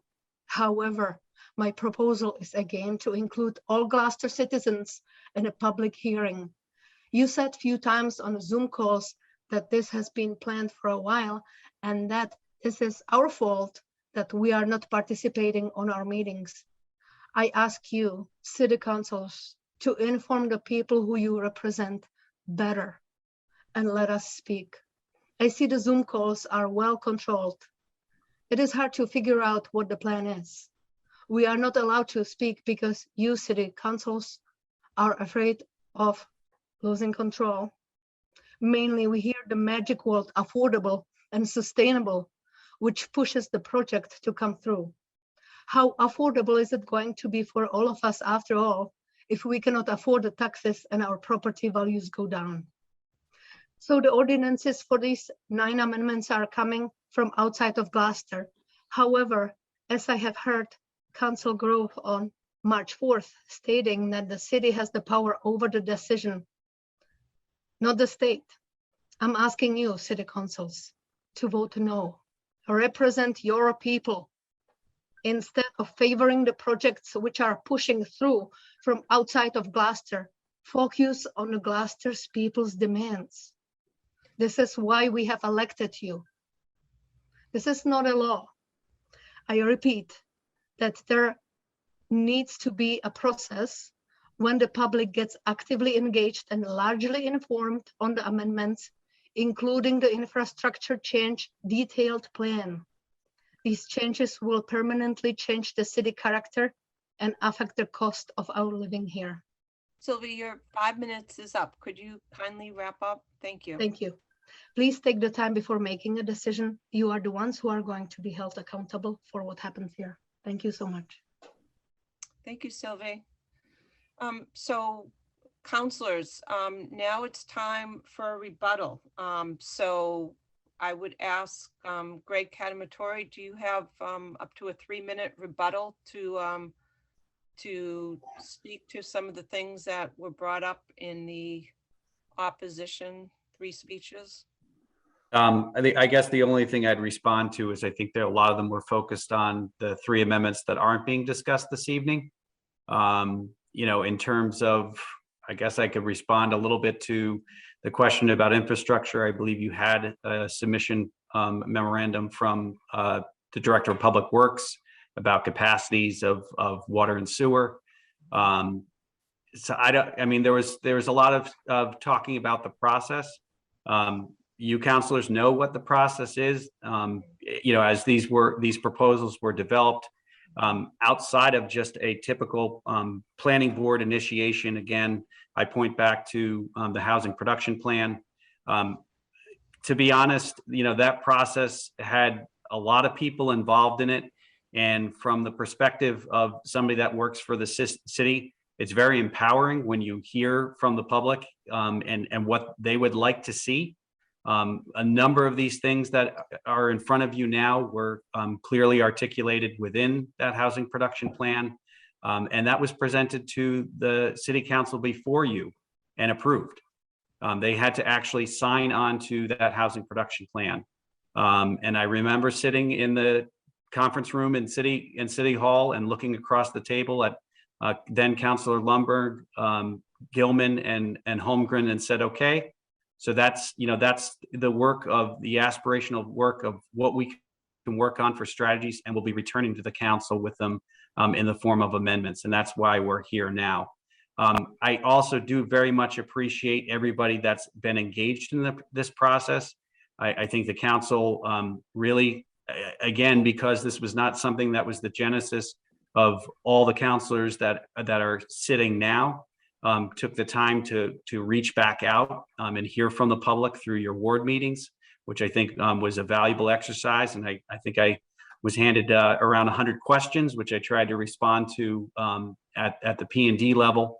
And again, these are not easy decisions. And they're not going to, these changes, if they're enacted or not enacted, are not going to be the ultimate solution for all these issues that we face in terms of the housing need in the community. What I do take very much exception with is the idea that these particular amendments came from somewhere else, because these were your planning board that lives in this community, your prior city councilor, members from a number of committees, and the public coming to meetings and expressing their needs around housing. You may not like the options that are being provided, and I can completely respect that, but I don't think that anybody can suggest that they weren't coming from within the community and trying to address the community's needs. So not really germane to the specifics of the amendments themselves, but I also have to speak to the integrity of the process. Thank you so much, Greg.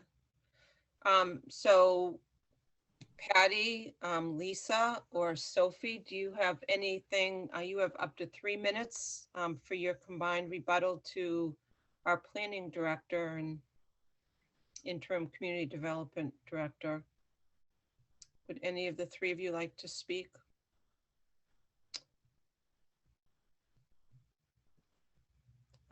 Sylvie, you're not muted, so I don't know if you want to speak, or Patty. I'm sorry, I'm not muted. I think I pretty much said everything, but I appreciate it, and I know that all of you are going through some challenges. It's really hard to be meeting constantly for such a long time and planning, and I appreciate your work.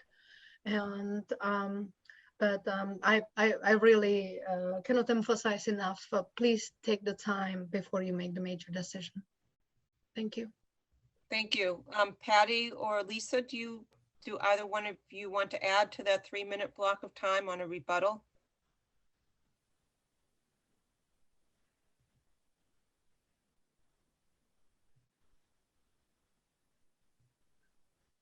Okay, I see that as a no. So at this point, we are going. Yeah, they do have their hands up, but they're not unmuting themselves. So I'm not. Okay. All right, Patty, you need to unmute yourself. Oh, at least you're now unmuted. So why don't you go next? And Patty, you can unmute yourself so you can also speak. So go ahead. Can you hear me?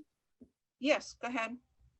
I just wanted to say that of these motions, especially lot size, width changes, height changes, multifamily conversions, present an opportunity to take a deeper dive into our current ordinance and by right considerations. I think Mr. Joel Favaza in one of our public meetings asked if these proposed zoning amendments were the best approach to thicker, I can't remember what exactly he said. He made references to the volumes of amendments that the city has made over the years in our zoning ordinances. Could this, he asked, be a starting point for a complete overhaul of our current local zoning ordinance and bylaws? Our community development plan was last updated in 2000. We are working in silos with these motions. We have important planning developments happening in our city: open spaces, harbor plan, downtown rapid recovery plan, which was done in partnership with the DHDC. I mean, it's just an opportunity to actually look at creating a master plan for the vision of our city moving forward. I respect the work that's gone into these proposed motions, but it begs a bigger, more comprehensive picture of the city and how we move forward. Thank you. Okay, Patty, you have maybe 1 minute for the 3-minute rebuttal time. Do you have anything that you'd like to add? Yes, can you hear me? Yes, we can. Thank you. Okay. I missed a whole page of my speech. But anyway, you know, I didn't touch on, you know, flooding, drainage, surface water, combined sewer output, the home and basement damage. I didn't touch on can the existing infrastructure provide a little 2-acre neighborhood with the amount of water gallons per day that we're gonna need? Can our treatment plant handle all this volume? And real quickly, the elephant in the room is the traffic and the number of cars that would traverse our former cow pass, using the example of the model I mentioned. But anyway, so traffic will be a problem. In our city hall, there is an inspirational mural that our founding fathers commissioned. It reads, "Build not for today alone, but for tomorrow as well." Is this what we want our tomorrow to look like? Let's think about this. And I really think this is a very serious matter. And I never laugh about anything that happens in my neighborhood, because everything is so detrimental in my neighborhood, everything. And I wish you guys, everyone would come down and spend an hour, have a little picnic with me in my neighborhood, because you will see what I see. And we need help here. And it's not all these zoning changes. So please think before you act. I appreciate your time. Thank you very much. Thank you. So now we are going to open up the public hearing, and because of the amount of people that are going to want to speak, I'd just like to open it up. Joanne, if you can just bring in the next person and the next person, and if you can all state your name and your address, and then if you're speaking in favor or opposition. And I want you to keep in mind a few things. First of all, we're focused on the amendments that are in front of us, the ones that Greg Catamatori spoke to. And we don't want to talk about character. We don't want to talk about things that would be offensive. And I'll ask my fellow councilors to help me with any points of order that you feel are appropriate based on what people talk about, because there's a lot of passion, and I want this to be a productive listening session. So, without further ado, let's take the first person that is in line. And Joanne, if you bring them in and introduce yourself and your address, and you have up to 3 minutes to speak. And Joanne will be taking care of the time, and we'll give you a 3-minute beep. I think Elizabeth Enfield brought in. Elizabeth, if you would introduce yourself and speak your address, and then tell us if you're in favor or opposition, and speak to the amendments. Thank you. Elizabeth, you worked on taking off the mute at the beginning of the meeting, and you were successful when you tried it out. Could you unmute yourself again?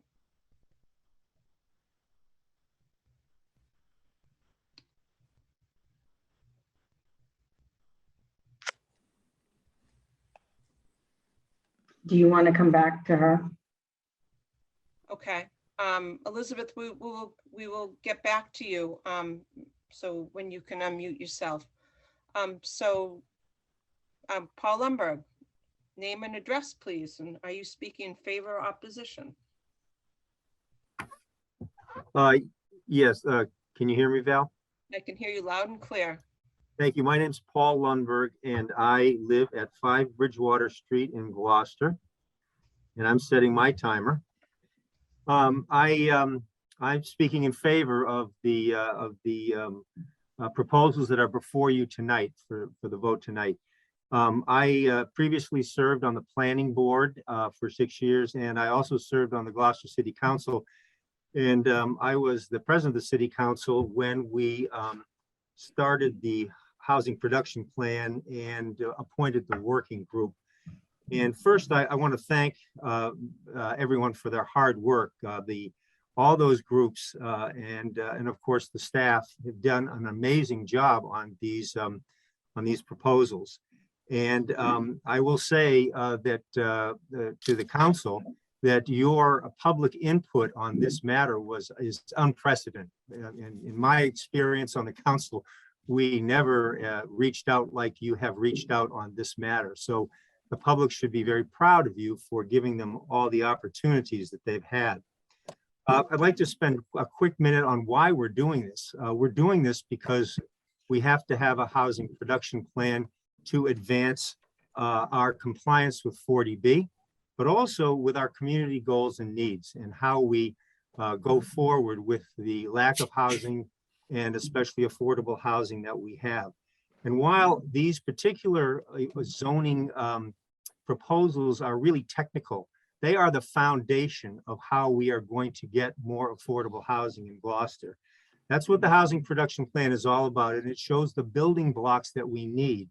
So we do need to go step by step through these very intricate details that are going toward that goal.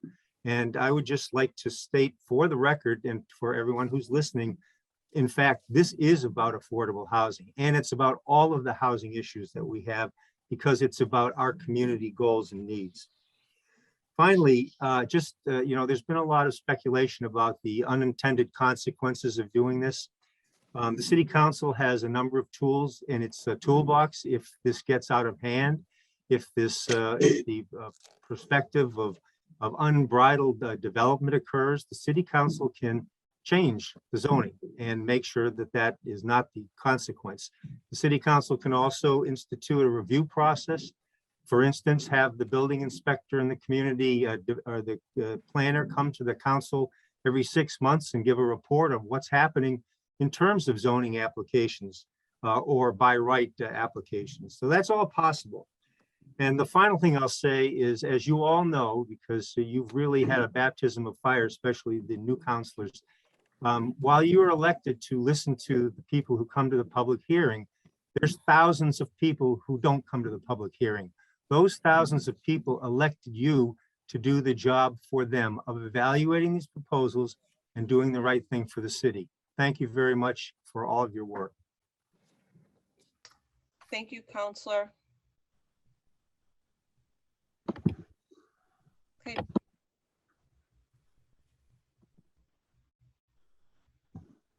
Robert Culbert, would you introduce yourself and your address and tell us if you're in favor or opposition and speak on the amendments? Thank you. Hi, my name is Robert Culbert. I built a home 11 years ago at 90 Eastern Point Boulevard and have lived there since. I am in great opposition to Amendment 1A and Amendment 3, which affects RC 40 zoning. I am a member of the board of the Association of Eastern Point Residents.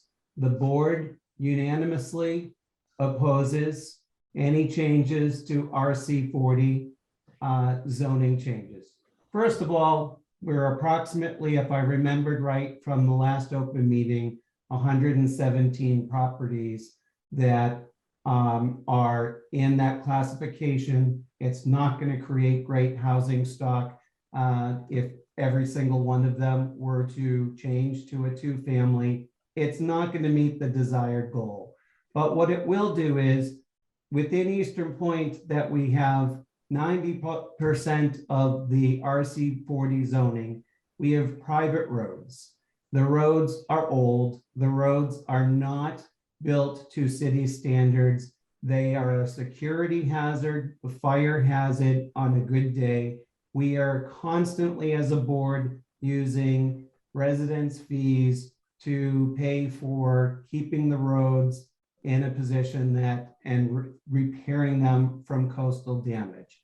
We have 50+ acres of Mass Audubon property that is for the purpose of not having density in those sensitive areas so that wildlife can come and go as they need to for migratory purposes. So for us, we're very small. So we're not thousands. We're not going to increase the housing stock, but it is going to be a real challenge to be able to deal with more density in an area that is tapped out from a resource perspective. So really, truly, I apologize to the other members on this call that are in different wards and are affected by the other amendments, because the ones that really greatly impact us, and unanimously the association reached out to members. We got only one person that didn't want to support the letter that we sent to all of you asking for you to vote down the RC40 related amendments. So thank you. I don't have any big song and dance. You guys are great. Thank you. Thank you, Please Bob. vote them down. Appreciate it.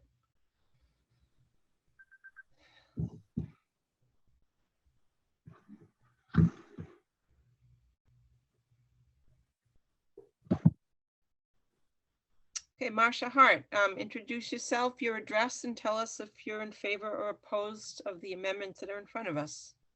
Marcia Hart, can you hear me? Yes, loud and clear. 2 Fremont Street. And hello to the officials and the other residents here. I'll answer the opposed or for in the first paragraph.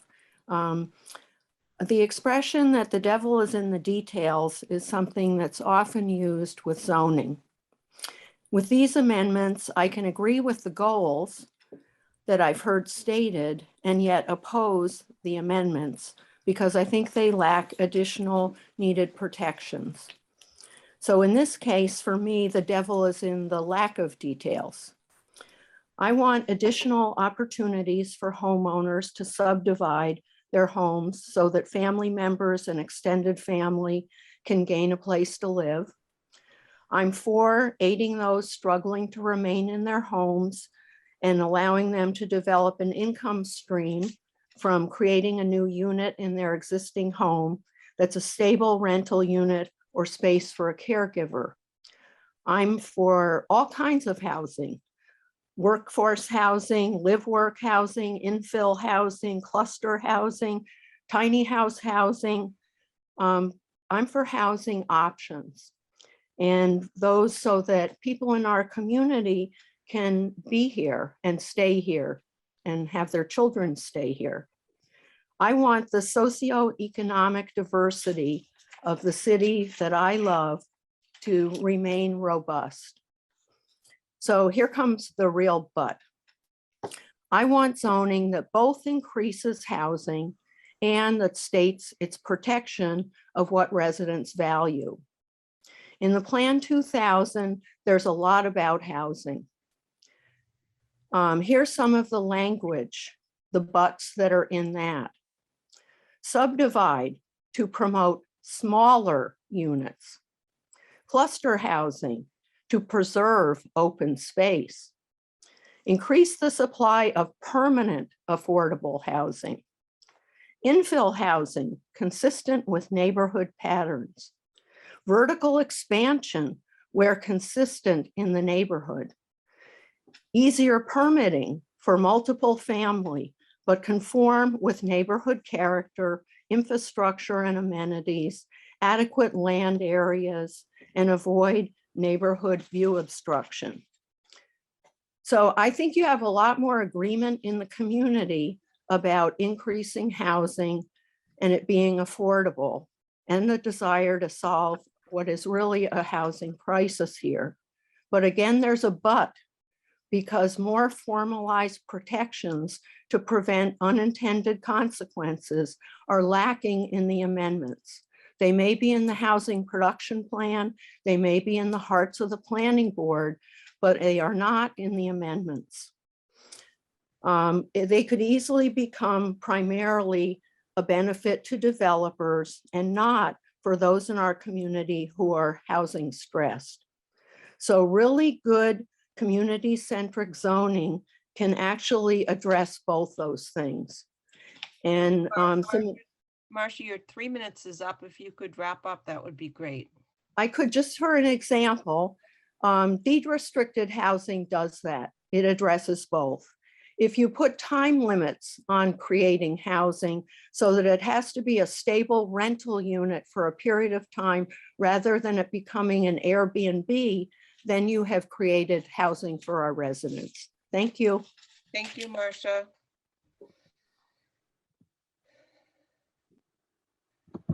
Next is Gully Hand. Would you introduce yourself, Gully, and your address? Thank you. Welcome.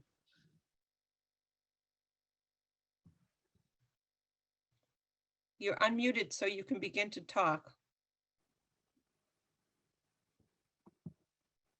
Gully?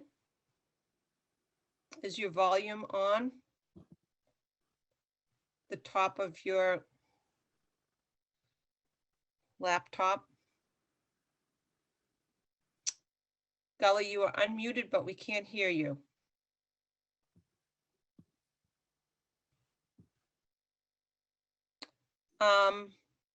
Joanne, would you bring someone else in?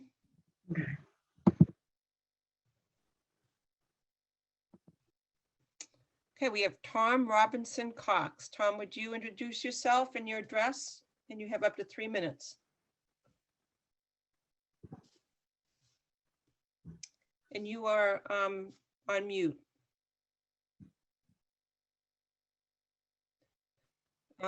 You can, if you're calling in on a phone. Okay, great. Okay. Thank you. Yes, we can hear you loud and clear. All right. I had my phone on because my pad wasn't working. I'm speaking in opposition to this because of what I believe are unintended consequences. Okay, Tom, can you tell us your address kindly? 5 Haskell Court in Gloucester. Thank you. I'm a Ward 1. And my concern is that opening Pandora's box to a lot of development. I know that that the board has put a lot of thought and time into this. Unfortunately, the plan that they're working on is many years old, and the current councilors, majority of them, were not party to that plan or to the implementation of the recommendations from the studies from years ago. And my biggest concern is that by making it right to have 2 families with modifications in whatever zones you are contemplating, just opens the door to rampant development, the likes of which I've seen in my own neighborhood. Specifically, the one Diane Rule, who's a real estate developer, recently bought a single family house around the corner from me with 80,000 square feet on it and not enough frontage to put up 2 units. She applied for a variance to put in 2 ADUs, a pork chop lot, which fortunately was denied. So instead she put up 2 $1.8 million condos, where before there was a single family house. She's unable to sell one of them, so she resides in it. Around the corner from me on Way Street, a almost exclusively single family area. One developer, Paul. I would just call a point of order that I'd really rather not you talk about specific people, because that's okay. Well, another took a single concerns, but just don't mention the people. Thank you. They 2 luxury condominium units out of it. And while I appreciate that you're trying to, put some, address the pressure on housing prices and affordability. Now that has gone by the wayside. Many sessions ago, when everyone on the planning board agreed, this is not about affordable housing. And I think the initial intent of these proposals was to make housing more affordable by creating more supply. But I think there are unintended consequences here. And I have to remind the city council that the purpose of the zoning ordinance, and I'm reading from the purpose of it in the opening preamble, is to promote, enhance the health, safety, convenience, quality of life, and welfare of the inhabitants of the city of Gloucester. In order to achieve that, they are supposed to lessen congestion in the streets, to conserve health, security, let me just finish, to provide and to prevent overcrowding of land and to avoid undue concentration of population. These proposed regulations lessen those attempts. They provide for overcrowding and undue concentration of population. And they do not encourage housing for persons of all income levels. They are in direct contradiction to the purpose of the zoning ordinance of the city of Gloucester. Rest my case. Okay, thank you, Tom. Joanne, can you make the buzzer a little bit louder so people can hear? That would be helpful, because I don't want to be a nag, but I think people with over 20 people that have their hands up right now, it would be helpful if we could all keep to the 3 minutes. So Sunny Robinson, would you introduce yourself and your address? Thank you. Yes, my name is Sonny Robinson. I live at 20 Harvard Street in Ward 3. I've lived in Gloucester in the same house for about 25 years now. And I would also add, as many people know, that I had the opportunity and was the city's public health nurse from 2000 to 2008. For at least 20 of the years that I have lived in Gloucester, we have been talking with increased intensity about the increasing shortage of housing for the multiple levels of people who want to remain here.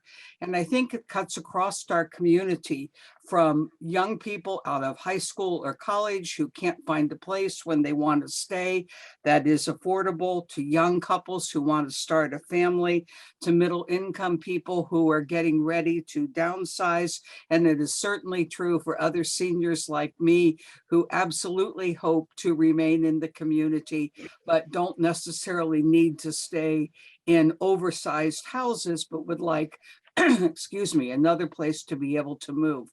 I think these zoning ordinances, which I support and which I urge the city council to vote for, open some doors and increase the opportunities to start to meet some of those needs.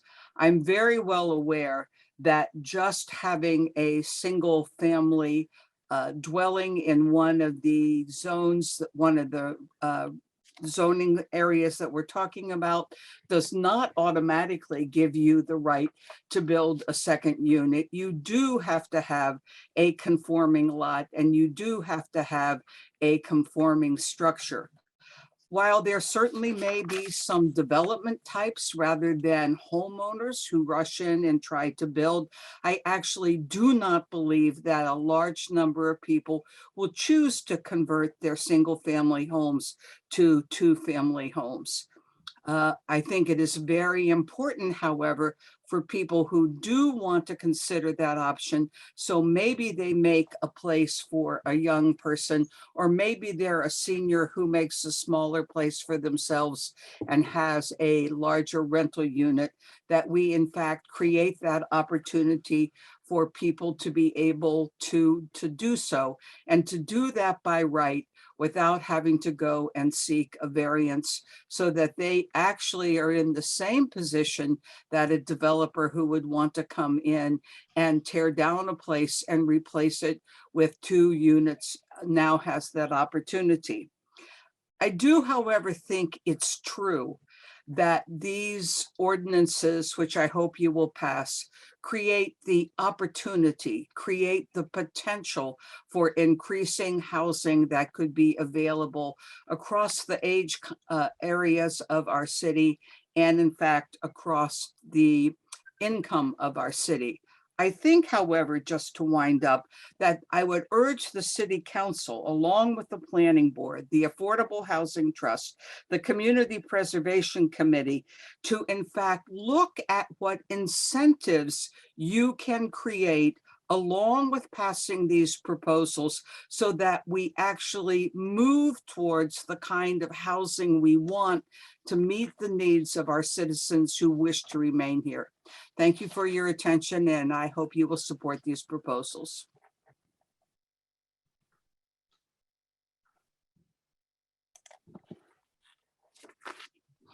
Yeah, I already did him.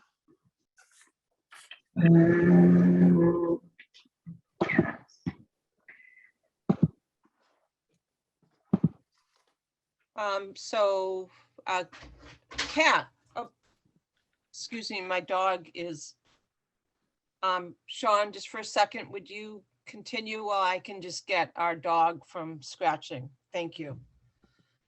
Not a problem. Kat, how you doing tonight? If you could just give us your name and address and unmute yourself.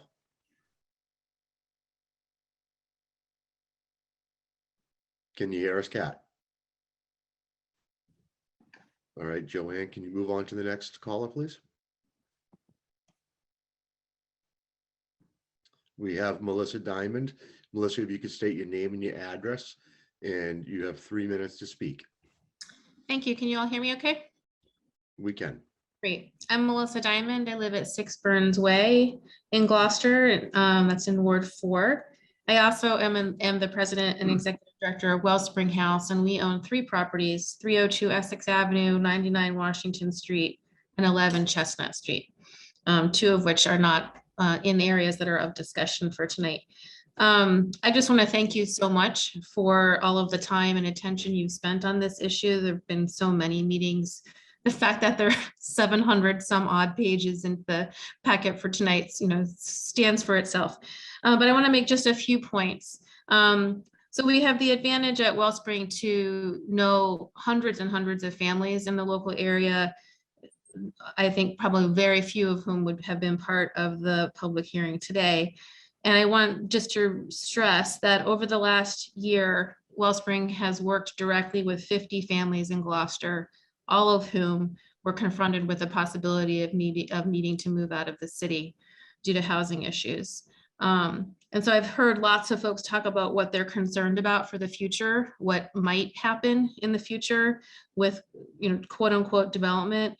But I really want you to know that we are working with folks who are already experiencing difficulty. It's not about what might happen. It's what about what's happening already. And these are folks who are teachers, they're EMTs, these are people with jobs, and are looking for anything in the city possible to create more flexibility. And what I like so much about the amendments, in fact, I don't think of them as siloed at all. I think of them as incremental, and I think of them as being very precise. And that's what we have available to us right now. Until we would have the option for something that would be more sweeping, if at all, this is what we've got. We have the option for incremental changes that collectively work together to make some real change. And so a unit here or a unit there do build up over time and really matter for people. I also, hearing Greg Carpenter talk about whether these ideas are from inside or outside. I think you certainly know this, but for other folks who might be on the call, MAPC is a governmental body. They are the entity that's been helping to advise the city for quite some time. They're the folks who did the original research to show that we were missing 600 units in the city back in 2017. MAPC itself is made up of the communities that it represents. The representatives of Gloucester on MAPC are Mayor Verga and Greg Carpenter. So just for folks who may be confused about that, they are us. And what they have that maybe some of us don't have are the professional hours that go into becoming really knowledgeable about these issues. So I'm in full support of the amendments that are before us tonight, and I'll participate in the next hearing for the other amendments later. Thank you, Thank Melissa. you.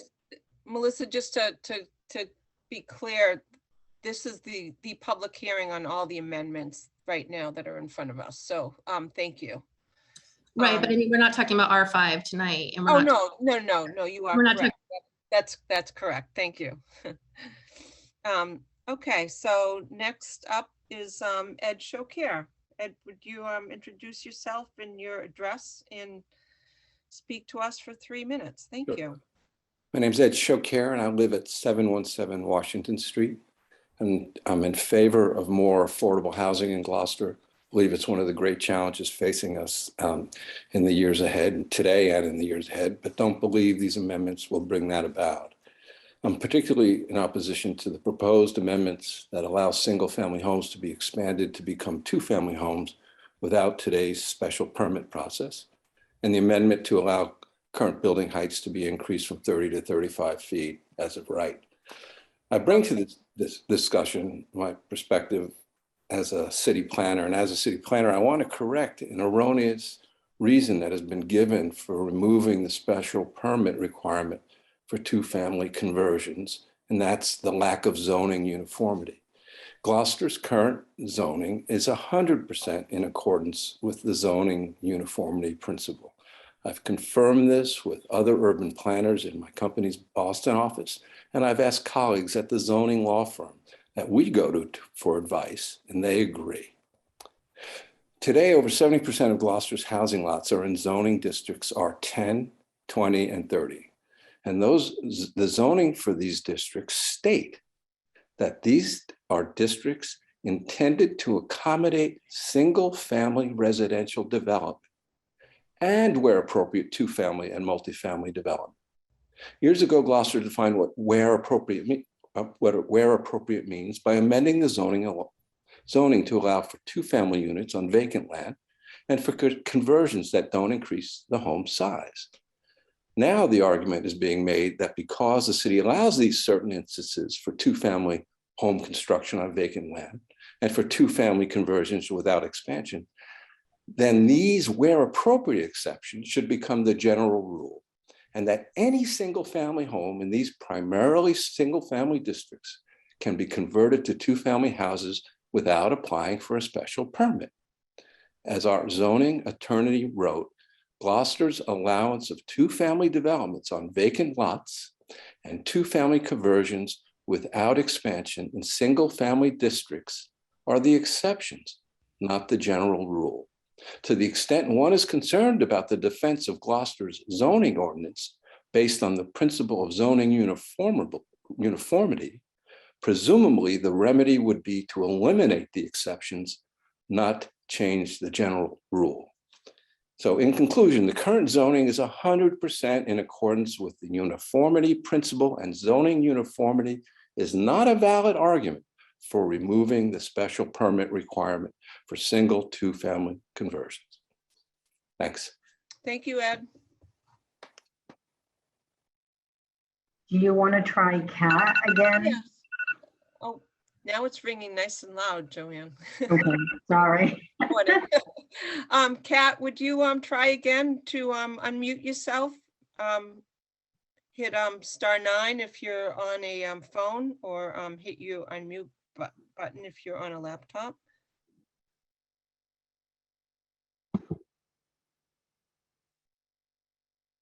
No, I don't see it becoming unmuted. Okay. So I see former Councilor Jen Holgram. Jen, would you state your name and your address? And you have up to 3 minutes. Welcome. Hi, everybody. Can you hear me? We can hear you loud and clear. Okay, great. It's good to see all your faces.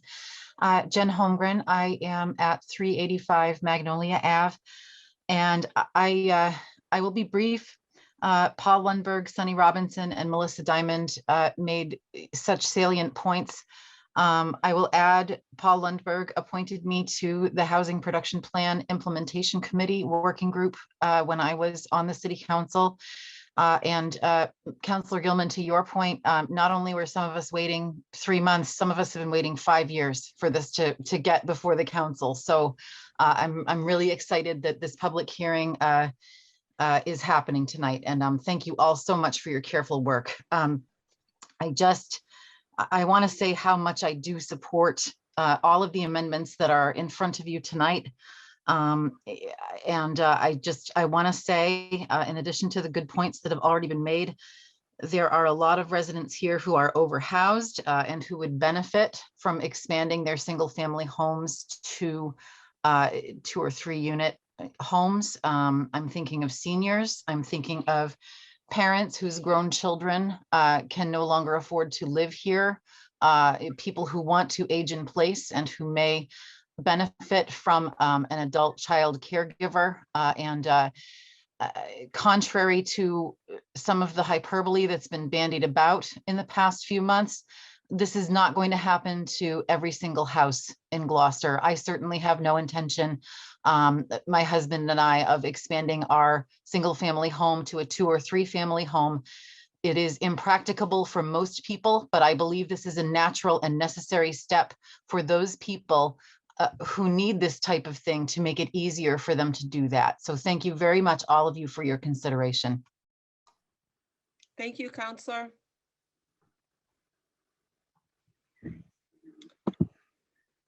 Next is Amanda Chincola. Hi, my name is Amanda Chincola. I live at 249 Magnolia Avenue. And I'm speaking tonight to express my full support for all 9 zoning amendments. And I'm just really supportive because it's going to enable housing options, which we all know we desperately need.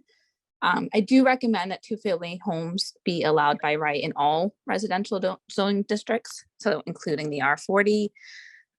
So the package of amendments, I really see it as a practical approach to meeting our housing needs. And I do feel compelled to go on the record, so there are residents, or at least this resident, that feels that growth is a good thing. Every year, our city's fixed costs are going to continue to increase, and that's just to keep up with the status quo. All the things it takes to run the city. So if we want to be able to keep up with those costs, new growth will help us. The new growth, it enhances our short and long-term economic growth. It obviously will contribute to our housing needs and adds to our tax base. And I think that's an important note, because by adding to our tax base, these new homes reduce the tax burden on existing residents. And I also just want to live in a community that is accepting of all kinds of people, whether you're born and raised here or new to Gloucester. And I guess for full transparency, I should know I am a city planner by trade, and my background's in housing policy. So I have a strong belief that housing is a basic human right. I know from experience that affordable housing is just a really tough nut to crack. It takes a lot of strategies. And if we want to move the needle and meet our housing needs, we need to be willing to take bold actions. But again, I don't see this package as bold. I see it as incremental. It's a really great first step, but I'm worried if we can't pass these minor amendments, how are we going to move forward with the bold actions that are going to be required next? Because we need homes to be a healthy and vibrant community. So I really hope you pass these. Lastly, I just want to applaud the outreach and engagement that the city commenced for these amendments. I'm just super impressed with the number of meetings and all the opportunities for public input. So thank you all for the opportunity to speak. Thank you, Amanda.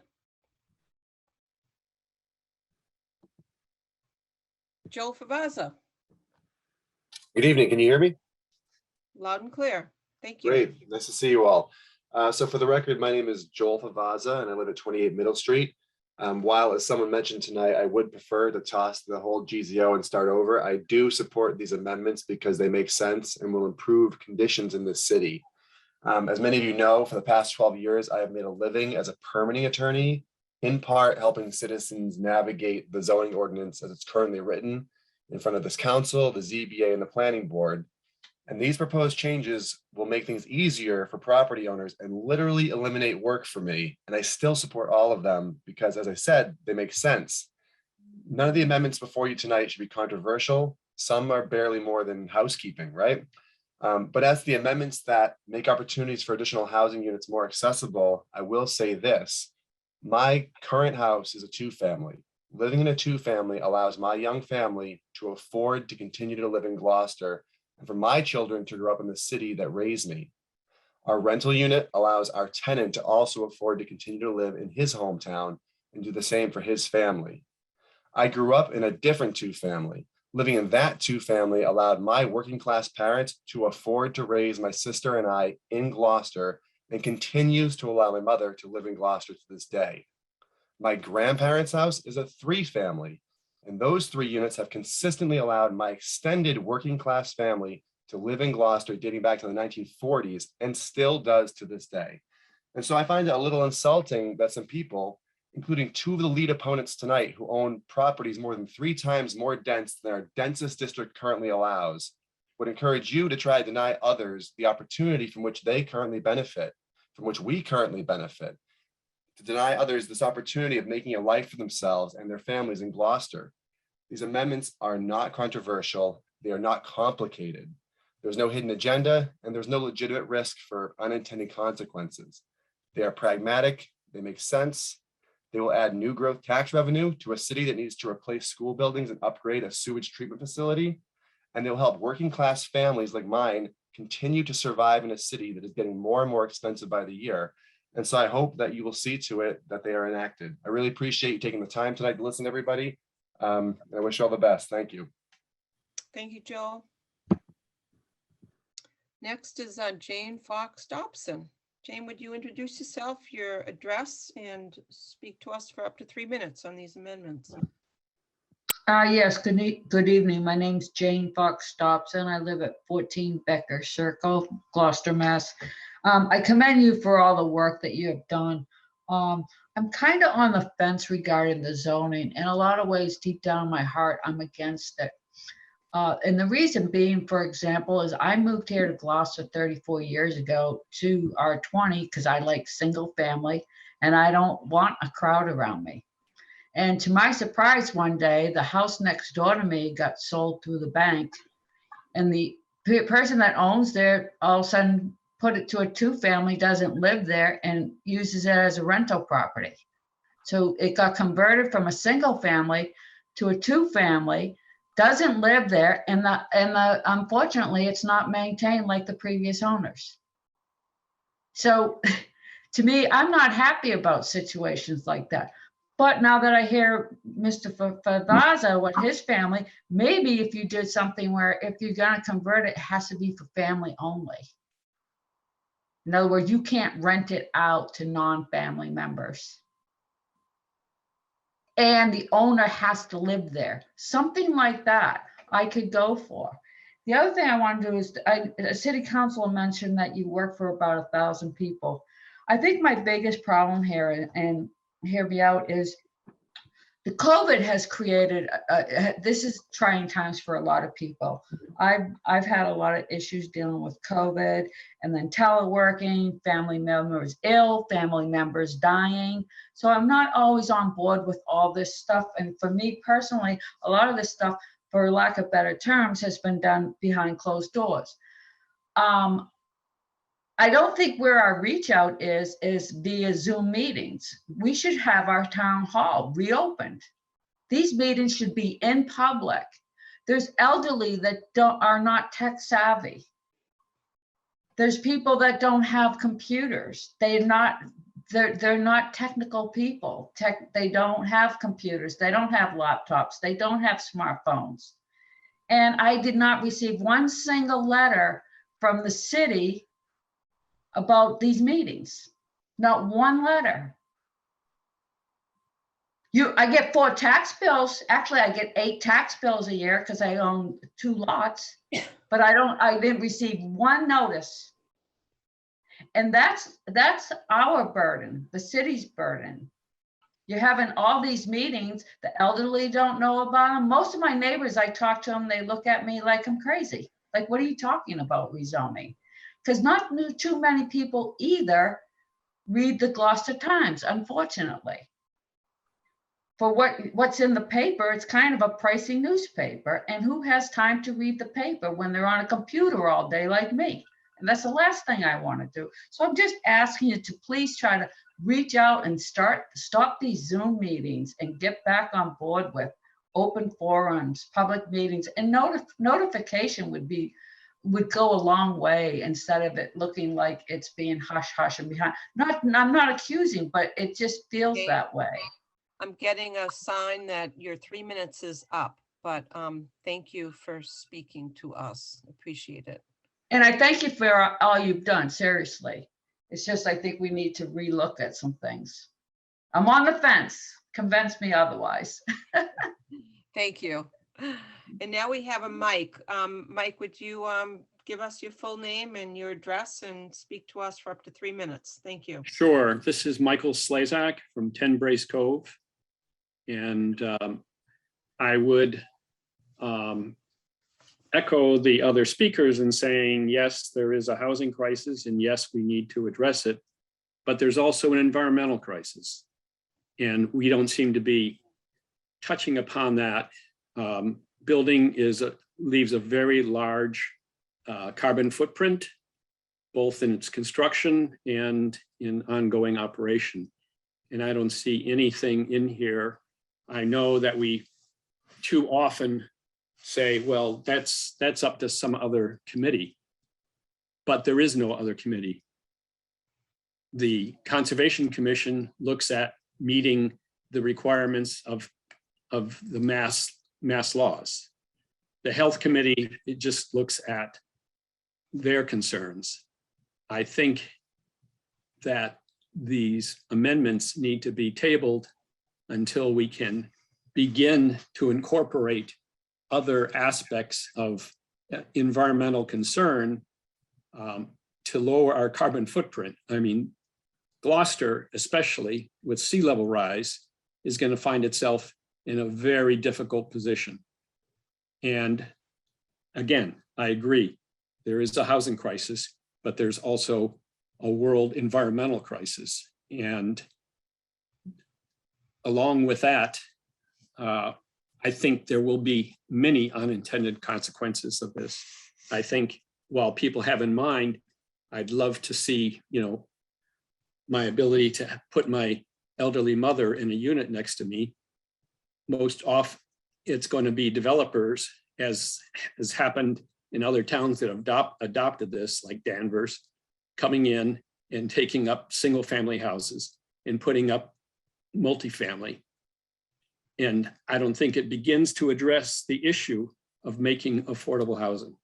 So again, I support your efforts in trying to address the housing crisis. I think it needs to be expanded to address our environmental issues and our infrastructure issues that were raised earlier in the presentations. Thank you. Thank you, Mike. Sean Henry, name and address, please. Do you really want to hear from me, Val? Sean Henry, 14 Pleasant Street, Gloucester, Massachusetts, member of the planning board. I'm sure that you, like many other folks in town, are probably tired of hearing me moan on about these amendments, but yet here I am again. I've gone through your packet, looked at many of the letters in opposition to these amendments, and the unfortunate thing I see in a lot of them is that they're not really specific to the amendments. There are numerous letters in opposition that the entire extent of the letter says, I'm against all zoning changes, against zoning amendments, period. And I think it's important to actually look at these zoning amendments specifically, as Joel said, they're not complicated, they're not far-reaching, they're very minor. I won't go into details on each one of them because I believe I sent you an email describing those, but the one I would like to touch on, because it's the key, is the change in allowing two-family conversion by right through an exterior conversion. Now, an earlier speaker said that that's not in conflict with the mass law, but the mass law that deals with it is very specific. Mass General Law 40A, Section 4 says that you will treat all uses the same in the same zoning district. We're not doing that now with that. We allow two-family construction by right. We allow two-family conversion by right. That's just with interior modification. And we single out only conversion with exterior modifications. And not in all of our wards, only in 10, 20, 30, and 40. In R5 and R80, it's a use allowed by right. We should make that uniform across the board. Now, there's been a lot of concern about our capacity for water and sewer. You have, I believe you received on March 2nd from Mike Hale, Director of the DPW. We're well within our capacity of both water and sewer. Once a secondary treatment plant goes online, we're going to be producing less than half of the sewer that we'll have capacity for. When we're well within our water limits. In terms of the overall impact of this, in terms of numbers, as Jen Holmgren stated, if every single person who owns a single family home in these districts who could convert from a single family home to a two-family home, that's 2,000 new units of housing. That will never happen. Hopefully, some of it happens for those people like the caller right before me, who would like to see his mother living with him. But Sean, I hate to interrupt, but you are passing your 3 minutes. I've heard that before, Val. Thank you very much. And thank you again for allowing me to speak at your ward meetings. I hope you pass these amendments. Thank you. Thank you, Sean. Now we have Olivia Perez Odess. Name and address. Thank you. Yes, hi, can you all hear me? Loud and clear. Yes. So my name is Olivia Perez Odess. I live in Ward 3. I'm the Director of Community Relations at the Greater Cape Ann Chamber of Commerce, and I am here tonight speaking on behalf of the Chamber's Board of Directors and their Government Affairs Council. We support the proposed amendments before you tonight and recommend your approval. By making the city's zoning more amenable to reasonable and responsible housing production, you will be helping people who wish to work and live here. You will also be helping to create a positive and sustainable future for Cape Ann. Additionally, it is important for you to know that in a survey given to our membership on current staffing shortage issues in many sectors of business here in Gloucester, it was identified that the lack of housing availability is one of the leading factors of staff shortages. A portion of our Gloucester business members expressed that having more housing options in Gloucester would help recruit and retain employees, making our community a more accessible and attractive place to work.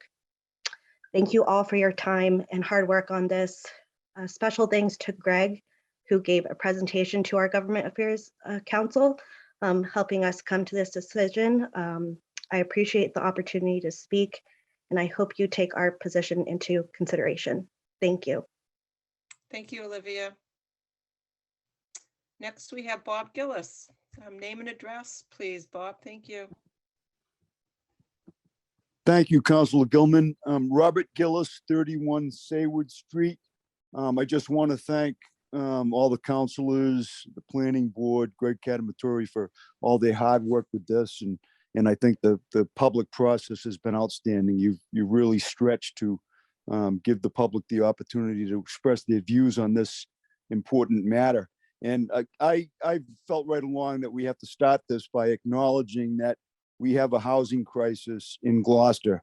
And this, well, let me also just say, I was on the Housing Production Plan Implementation Committee, and I also serve on the Board of Directors of Harbor Light Community Partners, which is an affordable housing developer. And I support these amendments. There is no perfect solution for this housing crisis that we're all facing, but this is an incremental way, which I've heard previous speakers say it's an incremental way for us to help with this housing crisis for both affordable housing and housing across the board in the city of Gloucester. Right now, well, I'm not going to say right now, as of the 2010 census, 2 out of 5 people were housing cost burden in the city of Gloucester. 2 out of 5, that's 40% of people were housing cost burden. That's right in the housing production plan. It's a statistic. I'm going to venture to say that 12 years later, that problem is worse. I can't back that up, but it hasn't gotten better. So I think this is one way that we can address that problem. It's not going to solve the problem, but I support these amendments, and I truly believe that they're not going to change the character of Gloucester at all, but they'll only help with the problem that we're dealing with. Thank you all very much. Thank you, Bob. Appreciate it. Next is a phone number ending in 1502. Would you introduce yourself and your address? Unmute yourself. You're calling in on the phone, so hit *9.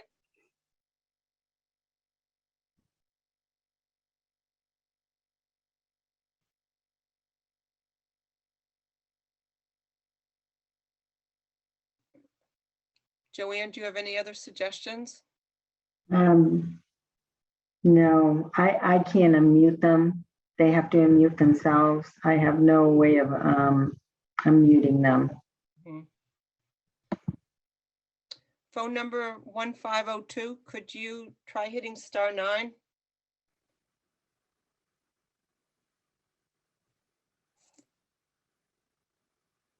And try *6. Hello?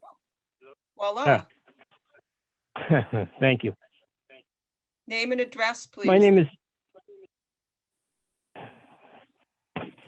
name is Richard Fisher. I live at 1212 Washington Street in Lanesville. My neighbors and I in Ward 4 have petitioned the Gloucester City Council to vote no on all of the motions to amend current City of Gloucester zoning ordinances. Motions recommended by the Gloucester Planning Board. And I'd like to acknowledge all of the hard work that has been done on these motions to date. 2 years of citizen-driven discussion produced the Community Development Plan for the City of Gloucester 2001. On plan page 121, Section 7B Implementation Actions states the city should encourage members of the community to participate at all stages of the planning process, including them as partners on certain projects and programs. This provision of the plan is to ensure that the City Council and administration are acting in accordance with the will of the people and in their best interests. Unfortunately, this cannot be the case in the matter of the recommended amendments to the zoning ordinances which have been protecting and preserving the character of the city and its neighborhoods for the past 20 years. In this zoning matter, the will and best interests of the citizens are generally unknown. According to the 2020 census data, the population of Gloucester was 29,729. Most of these citizens do not seem to know about this matter. This matter has not been fully explained to them. Most citizens have not even been contacted directly to voice their support. Remote hearings, meetings, and obscure public notices, Zoom meetings, I mean, may now satisfy the letter of state law, but that doesn't make them right. Decisions made in effect behind closed doors that could profoundly change the look and feel of many neighborhoods and the whole community are just not right. No compelling consensus of public opinion in favor of these amendments has been sought. Citizens of Gloucester question the capacity of city infrastructure to handle population growth. For example, in Ward 4, we question the capacity of the step sewer main. We question whether the condition of the Beaman School is even fit to serve the current population. No comprehensive study and analysis of the impact that these amendments would have has been made.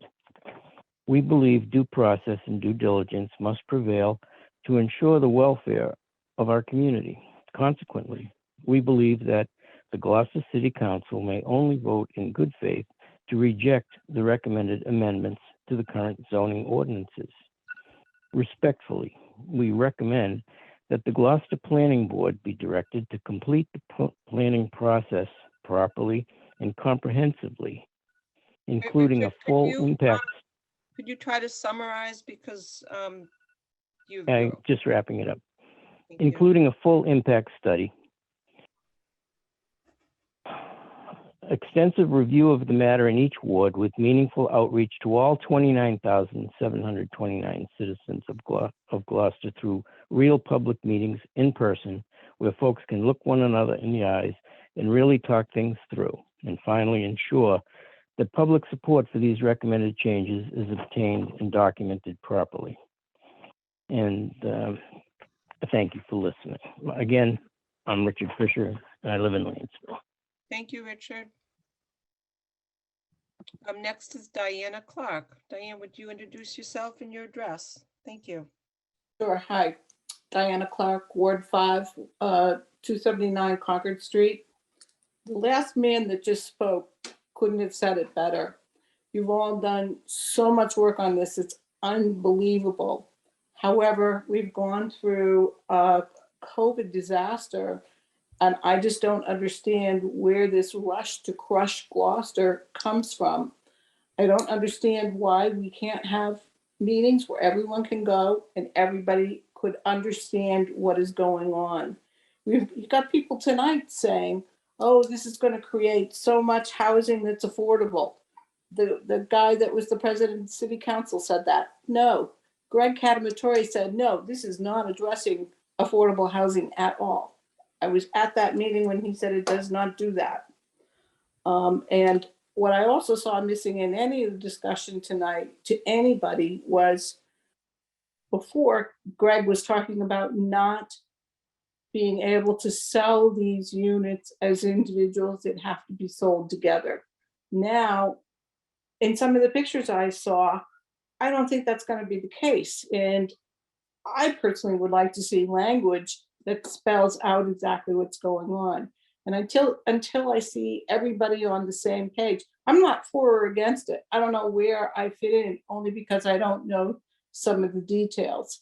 And I feel a lot of people would really like to know more of what's going on. So I agree with Jeff in holding off a vote until everybody really understands exactly what's going on. And the last person who just spoke before me could not have said it better. Thank you. Thank you, Diana. We have 12 hands up right now. Robert Gordon, introduce yourself and your address. Thank you. Hi, thanks, Councilor. Rob Gordon, 91 Eastern Point Boulevard in Gloucester. I just want to echo Mr. Slezak's comments. I'm just, as I listen to each of the speakers, I'm incredulous at how little thought and commentary and comments from different speakers there has been about climate change and the environment and sea level rise, remembering what Gloucester is. So if we really want to have a serious conversation about the future of Cape Ann, this the conversation about sea level rise needs to not be the footnote, but be the headline for everything we talk about. I listened to the Harbor Development Plan meeting about 2 weeks ago, and at least from the brief Zoom overview at that meeting, it appeared really to be a well-done presentation. So kudos to those involved, and I recognize some of those are the same folks on the planning committee. And it looks like a really well-qualified and thoughtful consultant was engaged. And central to future harbor development plans, as introduced by the consultant, is sea level rise, which was well researched and documented in the plan. And for those of you who've seen it, you'd have to agree it showed alarming levels of sea level rise in the coming years, not generational, but in the coming years, in the near term. And while that presentation was just for the harbor, the same impact is going to be felt along the entire Gloucester shoreline. Remember, we're an island. The important point is that's the harbor plan's foundational starting point. And that's in stark contrast with the zoning proposals in front of us tonight that don't seem to take any of that into account. So I don't understand how that thoughtful plan that addresses sea level rise and planning from that perspective is disconnected completely from these zoning proposals. And I'll use RC40 as an example. The RC40 infrastructure, existing roads, sea barriers, septic systems are getting crushed with each nor'easter. And these near-term sea level forecasts are not, it makes RC40 unsustainable. Yet we're promoting development of additional single and two-family homes in these areas. And these are areas now where the roads in and out of RC40 are in FEMA designated flood zones, not in the future, but now. And this will only get worse because the FEMA data that we use and that the various groups, Conservation Commission, Health Department, Fire Department, et cetera, are using FEMA maps from 2014. That's the most recent FEMA data. So seven years old. So the problem will, not may, as we talk about the future of Cape Ann, it's going to get worse as it relates to climate change and sea level rise specifically. So obviously, we need housing where we can, but where we can't, because of climate change and sea level rise, let's be intelligent about it. Let's look at the facts. Let's look at the information. Great work is being done with the harbor development plan. Let's not lose that information and let's apply it to the zoning proposals that we're seeing tonight. And again, my specific examples are around RC40. So I'm opposed to these proposals. Thank you. Thank you, Robert. Peggy Hegarty Stack, welcome. Name and address. Hi, can you hear me?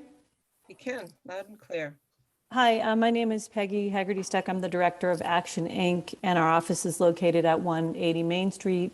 And we own several other properties, commercial, mixed use, and residential.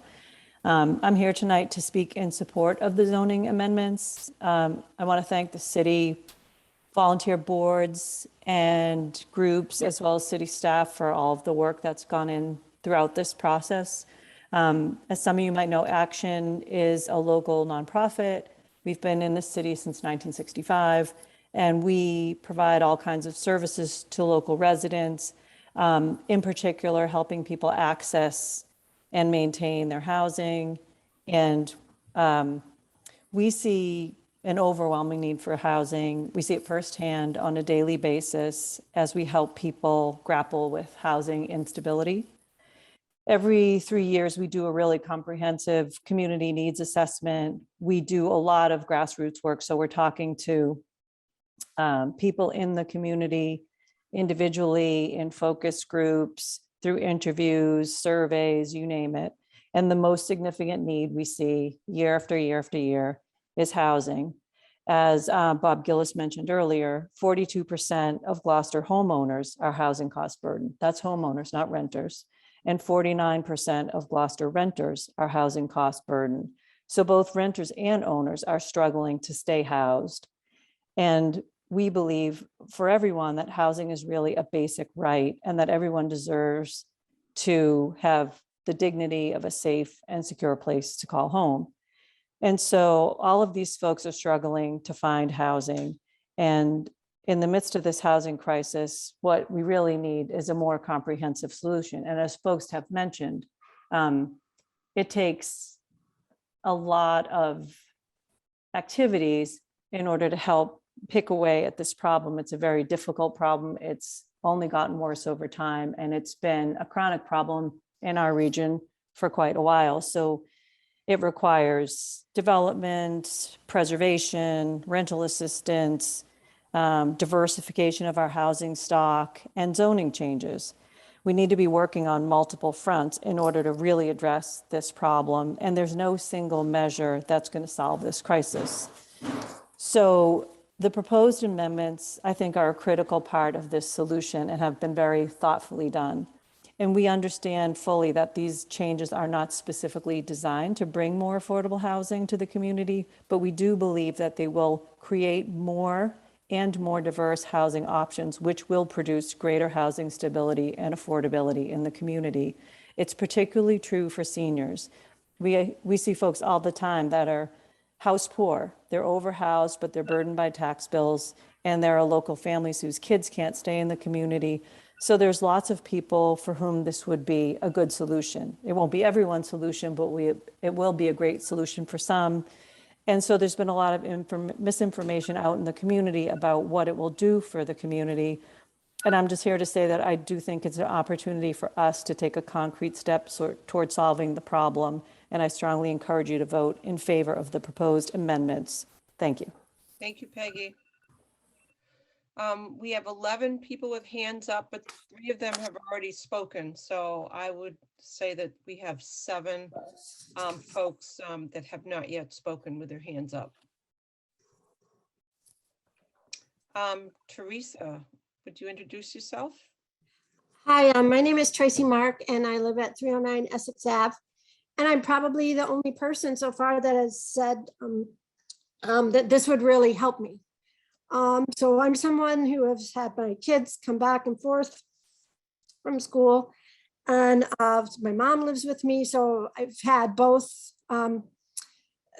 people in my home, and I know how hard it is to find housing that's affordable in Gloucester, especially for people already living here. And so the multifamily by right ordinance could really help that. As long as you have the conforming lot and meet all the dimensional requirements, you could add a unit or 2. And I know I wouldn't stress the sewer water system because my kids, they've already lived here. So they've already been included in the water system, but I just want to help them, and I could do it. And that's the same with parking. They've already been here. And I feel like a lot of people that I know feel the same, that would want to exercise this option. There are people that would want to do this to help people in their family. And developers and house flippers have the resources to do it, to get this special permit and do it. But the idea of saving money is an incentive to be able to get your building permit and not have to hire a lawyer and not have to go through the time it takes to get a special permit. So, and I also want to say that I know people, to me, it seems like a really sustainable thing to do. People talk about saving green space, and to me, it makes more sense to take what you have, and if you have extra space, to make the most of the space that you have, and to provide this kind of security for family members, kind of that independence and security, and make that place for them. That seems important to me. So I want to thank you all for everything that you've done, all the ward meetings, giving the community an opportunity to learn about the ordinances. We need all kinds of housing, but we definitely need affordable housing, and we need all kinds of options. So I'm glad to see that this is coming. I support it. I think we should put some incentives behind it, monitor it, see how it progresses. And if people feel it's not doing what it should be, then, maybe what Paul Lundberg or earlier or Sonny Robinson, we can adjust it. But I really think we need to try this. And the last thing I want to say is doing nothing isn't an option anymore. It's just not an option. Thank you, Teresa. Appreciate it. Helping your neighbors is an option. Thank you. Val Nelson, 3 minutes. How are you? Yeah, fine. Thank you. It's late, right? And first, I would like to say that I know a lot of Ward 4 Lanesville folks signed petitions, wrote letters, and Sean Henry, if they said they opposed these, do not demean them by saying they didn't know what they were. Val, first of all, would you? Yeah, don't. Please Well, I'm don't- just responding to No, what I somebody appreciate it, earlier Val. said. Thank you. And would you kindly random. mention your address too? Valerie Nelson, 7 Sunset Point Road. Thank I you. frankly don't see really any compelling reason for your voting for these tonight. I've been listening very carefully. Unanimous agreement, we have an affordable housing problem. We have it out here in the neighborhoods. But I think what's coming forward is that the neighborhoods in a variety of venues have been telling you what we live with, what we have seen, what we will predict will happen, which is not affordable housing. We're being overwhelmed with investors, big houses. This is an invitation we're trying to tell you that does not work in our neighborhood. You know, it's so a lot of the arguments you're hearing are these sort of abstract things about we have all these needs. Yes, we agree to these needs, but these are shown to be, in all the input you've gotten, to be misplaced, unpredictable. So many people, even who support them, said things like, well, yeah, we need additional protections, or yeah, it could be unpredictable, but then you can go back and fix them. Or if we don't do this, we can't do big things. I'll tell you the sentiment out in this neighborhood is we've started to look back at that comprehensive master plan. We're game for doing this right. And we're trying to tell you there's no need to vote on these amendments. They should be folded into a comprehensive, whether it's climate, whether it's outside investors, whether it's what the zoning board of appeals does that isn't helpful, whatever it is that has changed since 2017, we're game, but do not fail to pay attention to what we're trying to tell you about. We, as people who live in these neighborhoods, experience and know and predict. And don't think that, you know, you can just say, oh, well, if it goes bad or we can add protections later, then just stop. Let's do it right. And even others said it's much more comprehensive than this. So if you believe that, don't go forward with these predictable, non-performing measures in terms of the affordable housing needs that we all are really concerned about and want to go to work on together. Thank you, Val.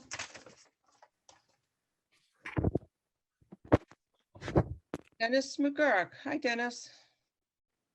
Hey, good evening. Everybody still awake? I'm on the edge. I'll try to go quickly. I love to agree, and everybody does do a lot of work and put a lot of effort into it. We do understand that.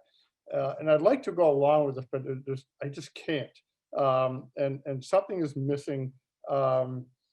Many issues have been brought up, a lot of concern, but it's not just about the housing. And somehow we've got to put all the pieces together. I go back to and it was mentioned to a number of times that the comprehensive plan was a tool and a master plan, and it absolutely is. If you haven't read it lately, you really need to look at it. The plan was designed to be a guide for framing decisions in the city. And what they did was they looked at every aspect of the city: natural resources, environment, neighborhoods, harbor, waterfront, downtown, housing, the economy, education, transportation, and so on. Everything else, everything that makes a city work, they referenced it. And what they did was they drilled down into each of these areas systematically, and they described the resources and trends in that area, the goals, the objectives, and the strategies. And they put it all together, and they didn't leave anything to chance. And then what separates that plan from a lot of others is they went to great detail to explain how to plan and how to have the city involved in making this all come together. I'm listening to I saw the pictures up of the 2-family houses and how nice they are. It just kind of hit me that this is the problem. It's not about housing. It's not about these nice houses. They're not affordable. Trickle down doesn't work. It never has. 2-family houses, such as we're looking at, new structures, have never been affordable. And it just hasn't helped solve the problem. All we're doing is adding houses, adding density, adding congestion, but adding housing without a plan, regard for the neighborhood and the environment and all these other things. If you're not looking at all that collectively, then you're not solving the problem. Way back, you talked about, it's going to be affordable housing, and it's not. I saw the houses go up behind, the apartments up behind the YMCA. I thought those were going to be affordable houses. What an opportunity lost that was. That's where the affordable housing should have gone. Somehow it slipped by everybody. If you had the master plan, you were paying attention to it, you wouldn't have let that happen. And how many other opportunities are going to get lost? So I just, if we can put it all together, not silo any one thing. How does any one thing affect the housing, the parking and the environment and the climate control, all that? You've got to put it all together. Then it may make sense to me. Thanks for your time. Thank you, Dennis.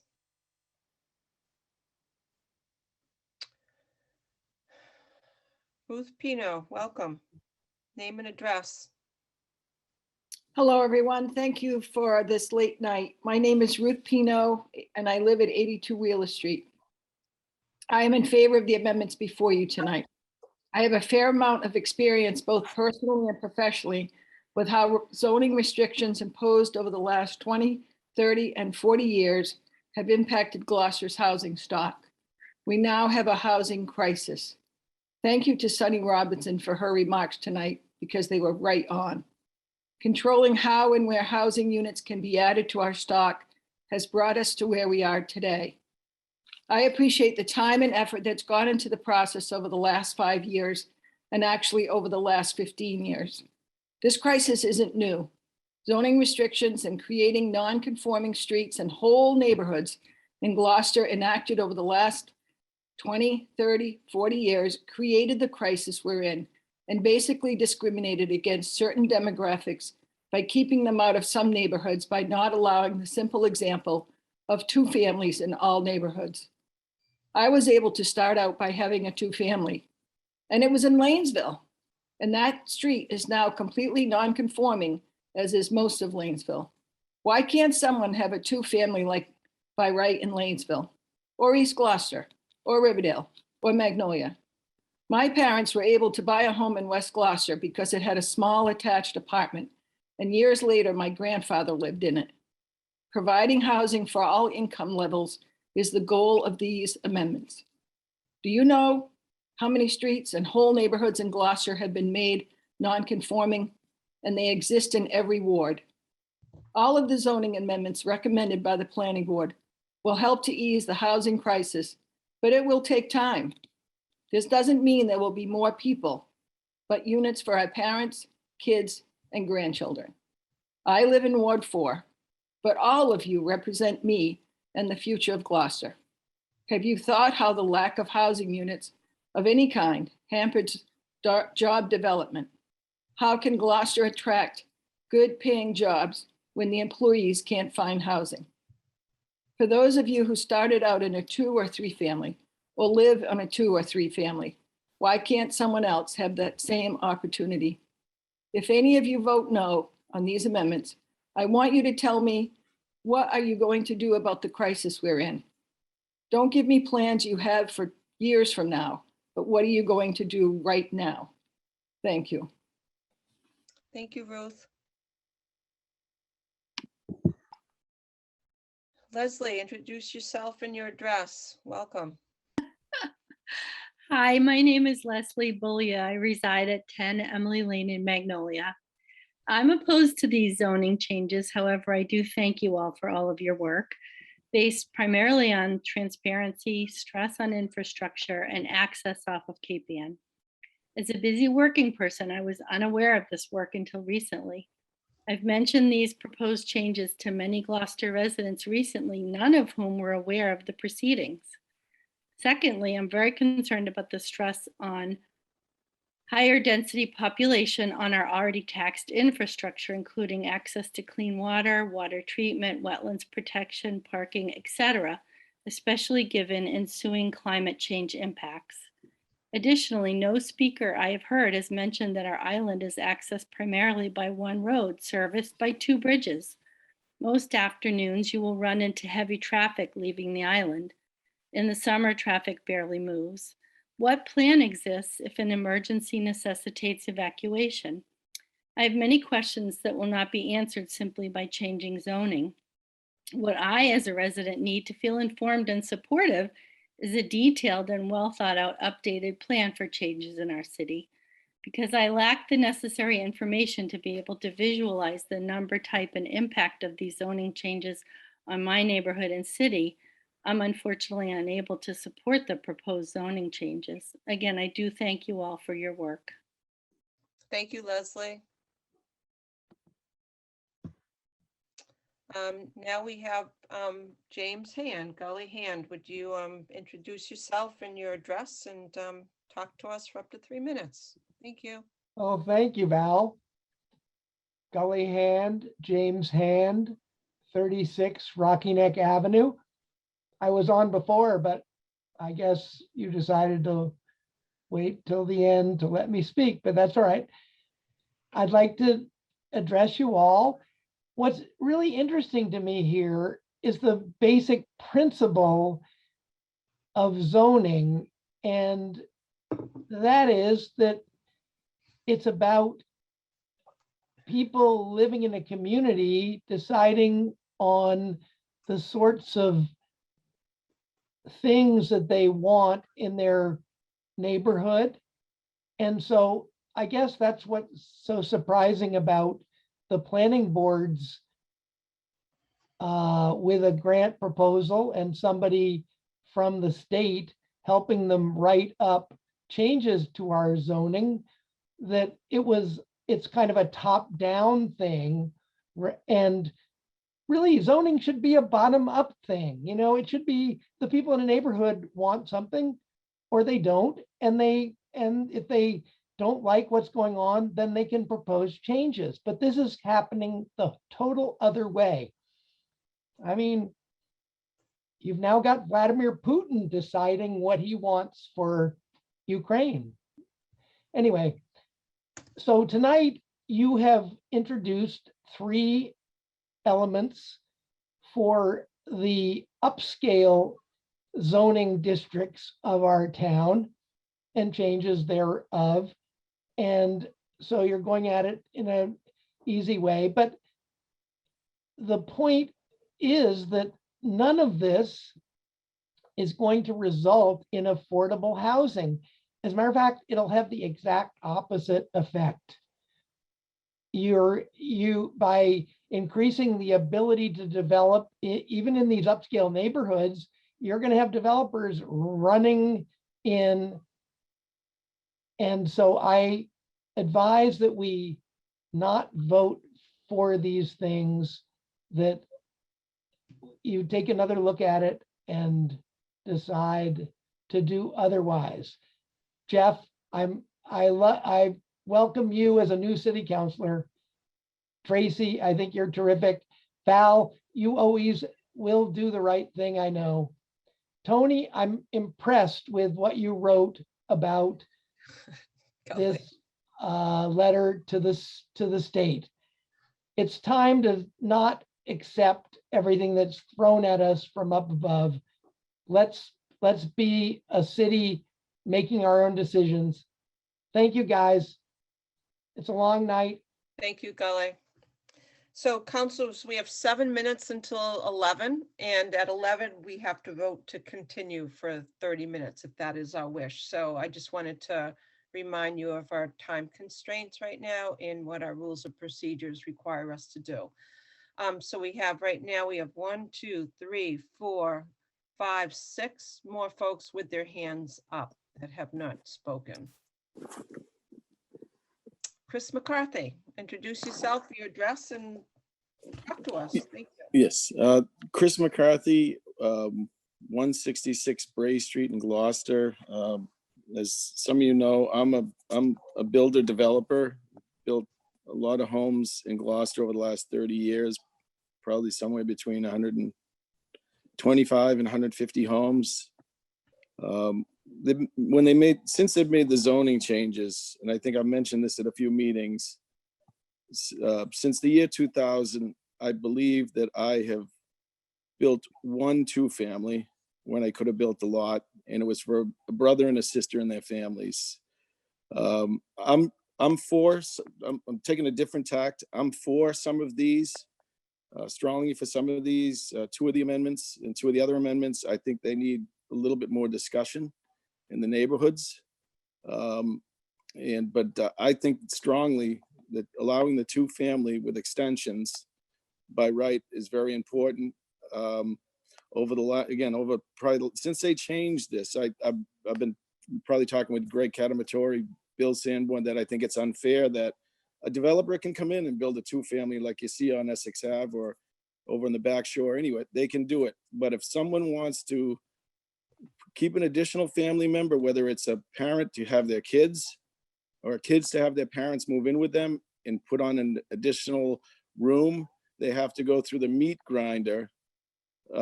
Sorry, Sean, the Board of Appeals. They've got to go get their drainage plan. They've got to spend a lot of money, deal with neighbors. And a lot of people that I talk to that want to just stay in town, families, they say, I don't want to go through that. I'm just going to sell the place. I'm just going to sell it. And I've talked this at many meetings, and I actually had met with not an elderly couple. I met with a senior couple in their 60s to 70s on Saturday for this exact thing. I want to give the name up on the Haskell Street area that exactly wants to bring their family to live with them. And I told them what they would have to do, what they'd have to go through. And they just, shake their head. Well, what can we do to build in? And they just couldn't fit 3 kids where they were in the house that they had, and to maintain their sort of lifestyle that they wanted to as they got into their older ages. I think going in, being able to keep this as put it as a matter of right. So it's the same as brand new. If you tear down a house, you can build another brand new, you can convert with interior changes. And there's also other ways that you can do this. You could put an extension on and then go back and convert it to a two-family at a later point in time, which isn't really the right way to do it, but that's what people do. That's what builders, developers. I just think from a fairness standpoint that this should go through. Again, I just think it's unfair. And with regards to the lot width, I've built on a lot of lots where I've had to zigzag the lot lines. If you go down Magnolia Ave, if you go down Essex Ave, you'll see houses staggered, one in front, one in back. And it could look a lot more uniform and dig less into the lots. Some lots you have to go back 300 feet to zigzag to get around the house, to widen the lot width, to narrow the lot width. I think that it should be uniform, same width. If you have the frontage, you have the width, same number. Again, some of the other items, changing the amount of square footage required from R30, R40, R80, I think should be taken on later on. Sorry. Yep. You're Yeah, over. and I think, and the last thing, I think if the RC40, they really, 95% of them don't want to change from what it is, I would just really try to leave that one alone. Those are my thoughts. Thank you. Thank you so much. Yep. Councilors, we have 3 minutes until 11. So let's hear one more speaker, and then we're going to have to vote if we wish to continue. So the next person. I have 10:59. Okay. All right. So councilors, let's would someone like to make a motion to continue, or I'd like to move to continue the public hearing. I mean, continue with the public hearing, not continue the public hearing. Yes, I'd like to continue the meeting. Second. Okay, so we have a motion to continue the meeting for another 30 minutes is what our rules of procedure are. And it was seconded by Council Memard. Is there a discussion, councilors? Council Worthley? Thank you, Madam President. If we don't vote to continue the meeting tonight, what happens to the public hearing? Then, so if we continue to hear the speakers and we finish the speakers, then at the next meeting, we start off where we left off. So we would start off with the correspondence and communications as of close of business on March 17th at 6:30. And then we are able to ask the questions of the applicant prior to the committee reports, closing the public hearing at that point in the committee reports. So if we don't vote to continue, then we would pick up where we left off with the public hearing. Is that correct? I don't understand your question, Counselor. If we, Yes. if we don't change our rules, we don't extend the meeting another half an hour, we pick up at this point in the public hearing process. Is that correct? If we end it now, we end it now. And so I guess with 3 more hands left, we would have to continue to have folks speak. When What I'm we saying is there are return. 94 people in the meeting. Any of them could raise their hands. We could be another 2 hours. I just want to be smart about, are we continuing the meeting or are we continuing the hearing? Continuing the meeting. That was the motion. And if we vote Okay, the against motion that, is- does the hearing close? No. Correct. No, right now, the motion, we have to move the motion right now. The motion is to continue, and we have a second. And in the, so, We're still in There current- discussion. There are currently 4 hands raised in the public. Right. okay, so who else would like to speak on this motion? We have a motion, we have a second, Councilor Gross. Yeah, I know, I think it's foolhardy not to finish, we only have a 30-minute extension and then it has to be a unanimous vote after that. And we're using up all this time on this vote, so we need to extend it from 30 minutes after the vote, I think. But I think if we start seeing more hands pop up at 11:30, it's over, I would think, but that's my opinion on this. So. Who else would like to speak on the motion? Councilor Memard and then Councilor O'Hara. Councilor Memard, yes. No, I've expressed my opinion to continue for the next half hour so that people that have their hands raised can speak tonight after waiting all this time. Okay, Councilor O'Hara, you'd like to speak? I'm not in favor of continuing. We've been going since 6 o'clock versus 7 o'clock. And I feel that, we can continue, but I suspect that we've lost a lot of people who have been on the call due to just the timing. It's 11 p.m. Again, we've been going since 6 p.m. Okay, Thank you. who else like to speak on the motion? I would like to speak on the motion.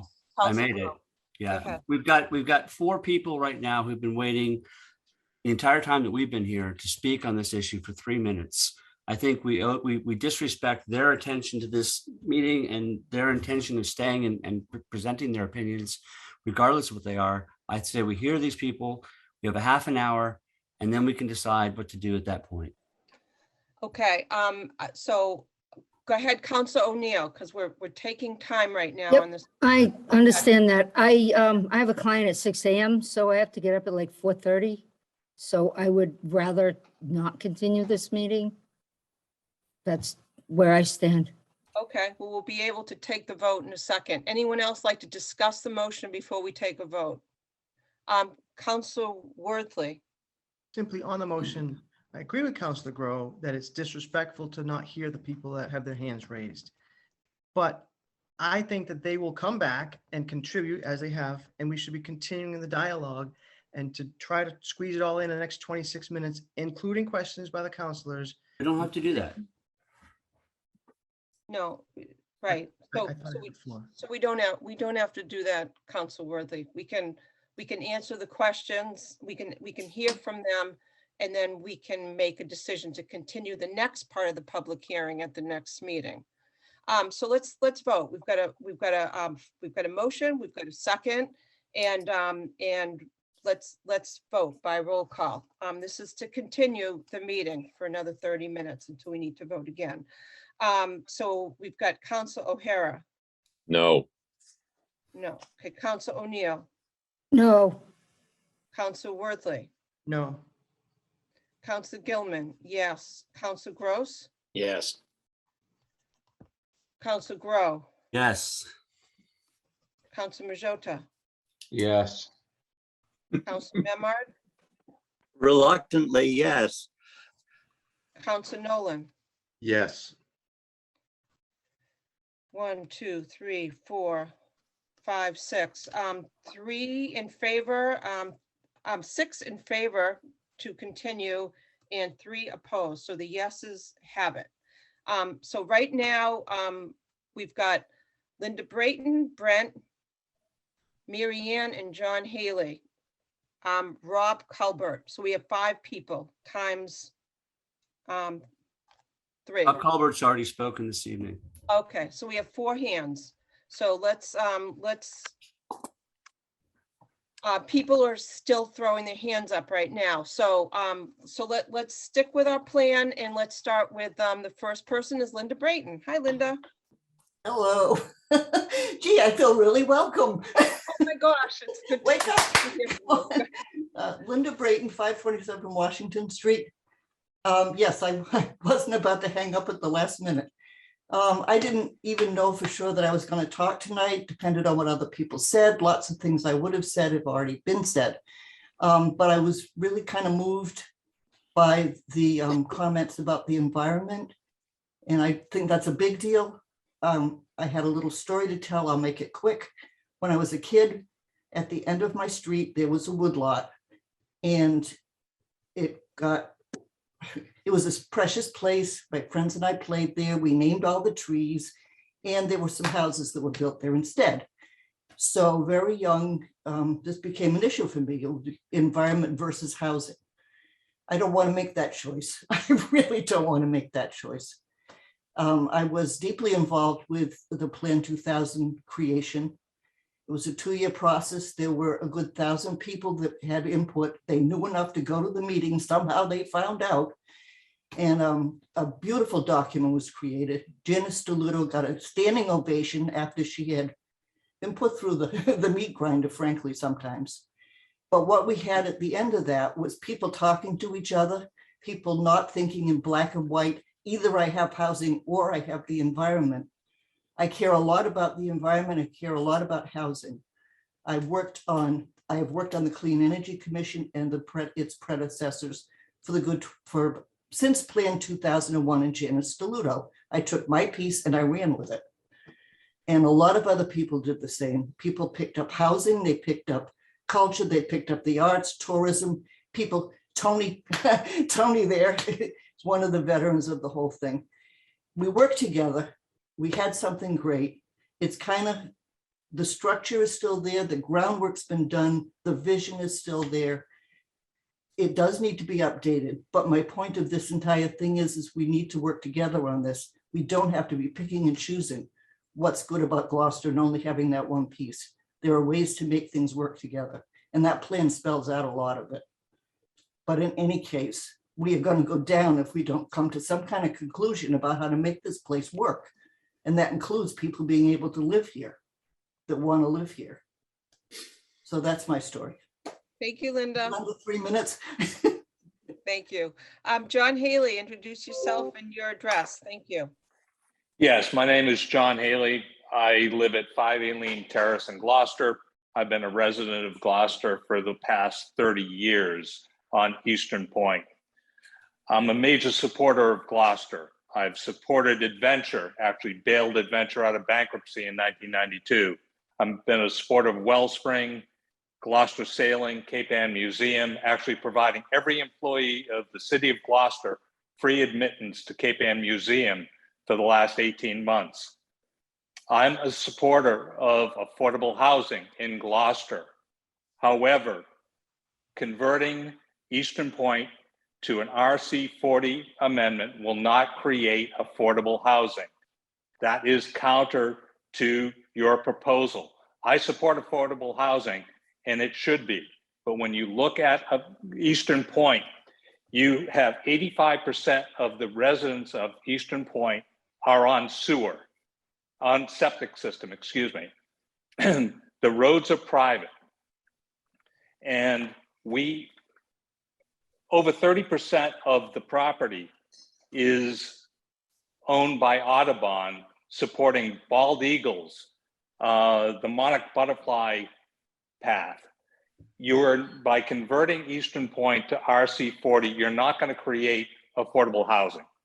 You're actually going to ruin the environment, and you have created and conducted no environmental evaluation of the impact of converting RC40 to on the environmental impact. So I am adamantly opposed to this. I think it's counter to, if you think about what we just saw in October and November in Europe in the COP26, and thinking about the environment and the damage you will do to the environment by passing this rule. I mean, it is just amazing. You have a number of other ways to address affordable housing other than to convert to RC40. You're just going to benefit a number of real estate developers who want to sell very expensive housing and not create affordable housing. So I'll be very brief.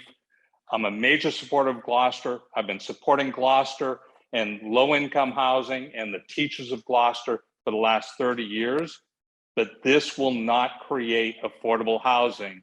And by just whitewashing everything to an RC40, it is counter and will not benefit the city of Gloucester nor affordable housing. Thank you very much for your time. Thank you, John. Brett, would you introduce yourself and your address, please? You have up to 3 minutes to speak to us. Thanks. This is actually Kelly Seacrest. I'm using Brent's computer. I live at 9 Whites Mountain Road, and I'm just speaking on behalf to say that I do not agree with the amendment, and I believe that the city should take its time to sort of just do what everybody's been kind of saying tonight, is just put the brakes on things and do the master plan and, you know, update our housing production plan to what actually occurs, you know, what's going on now in our city. And I know that people who don't know me have been trying to sort of discredit me online and stuff. But I just want people to know that I'm a retired state trooper. I've been working in real estate for the past 28 years. I actively flipped houses in Gloucester. I've made a lot of money on doing things that the zoning allows you to do. And I just want people to realize that if you just sort of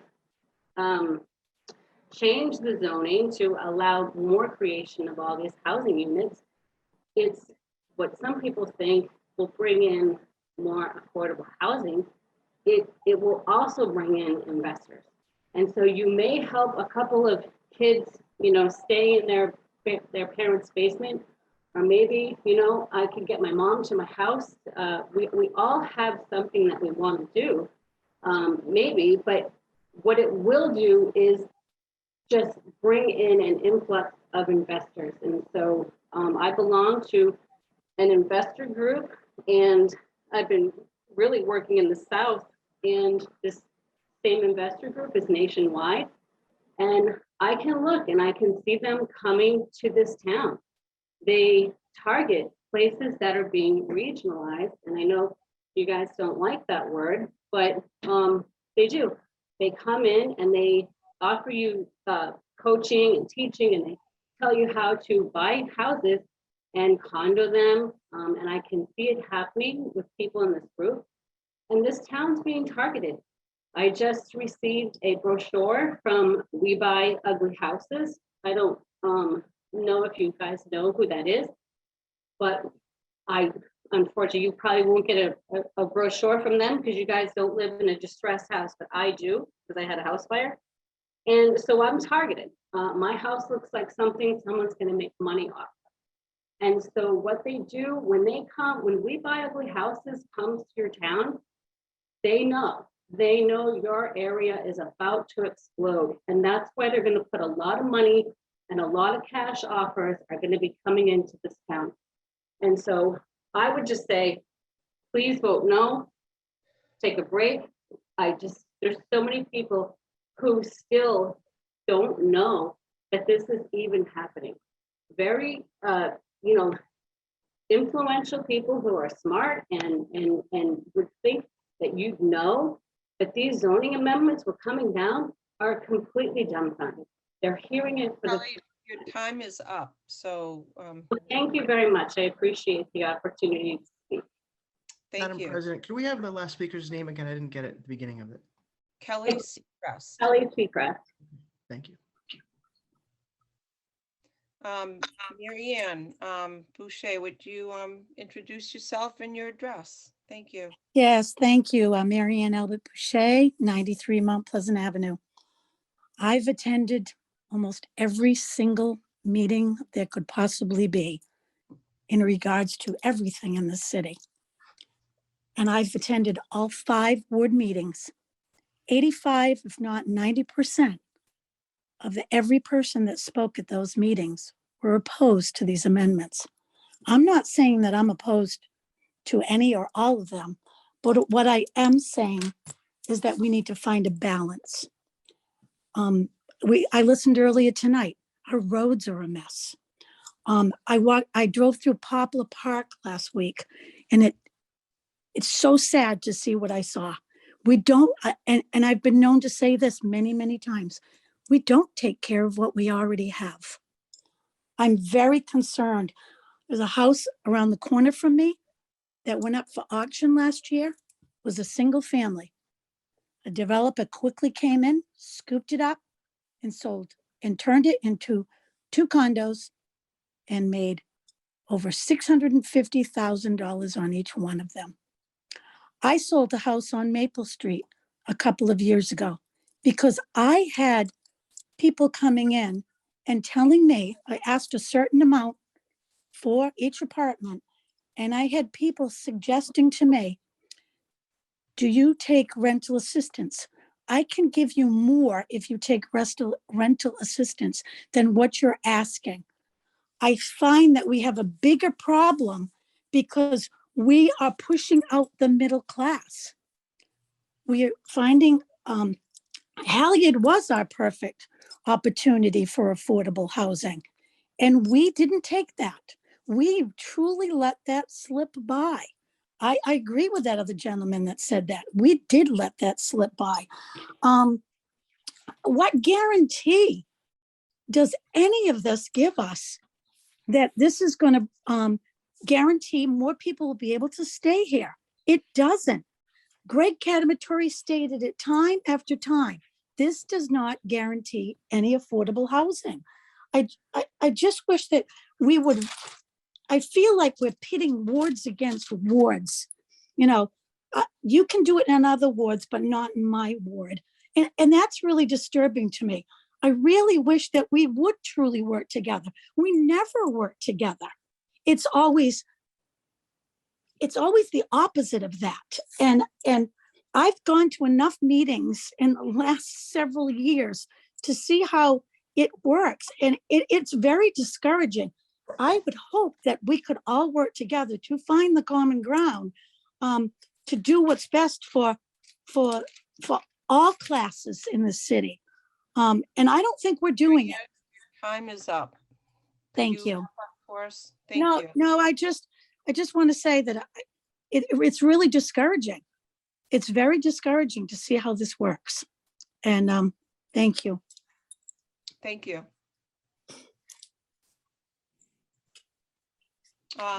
Louise Palazzolo, would you introduce yourself and your address and speak to us? Thank you. Can you hear me? I hear you, yep. Okay, Olympia Louise Palazzolo, 57 Western Avenue, Gloucester, Mass. I am now in Florida, and I have been watching every one of these meetings, so I'm kind of glad you're doing this on Zoom. And if you go to City Council, please do Zoom as well. So I would appreciate it. Everyone spoke just about everything that I would have had to say. I had my hand raised all night, only I had the wrong one up. It said raise hand and I hit the wrong button. So I'm sitting here waiting. Anyway, the main thing that I feel is that, you know, these proposals sound great, but we can't stop developers. And I don't think if it goes back to the drawing board, you can still stop developers. We all keep talking about it as being for family members to make 2 families for their children or for their family members. But we can't stop the developers from saying, okay, she can now make it a 2-family. I'm buying it and making 2 $500,000 condos or $1 million condos for that matter.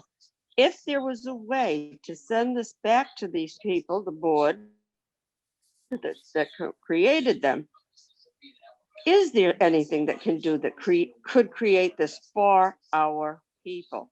And I say our people, anyone could be our people at this time. So I'm really concerned about that. I'm also concerned, I'm going to mention Rantoul Street in Beverly, which I'm sure everyone has driven by. And they were across from the train station. They built huge high-rise buildings that are attached to each other. The first one, they didn't build enough parking, so people parked at the train station. Well, going by there now, it's 2 years later, and it is developed totally. It's not Rantoul Street anymore. It's all these monster buildings. Picture that, one side of those buildings on Maplewood Avenue.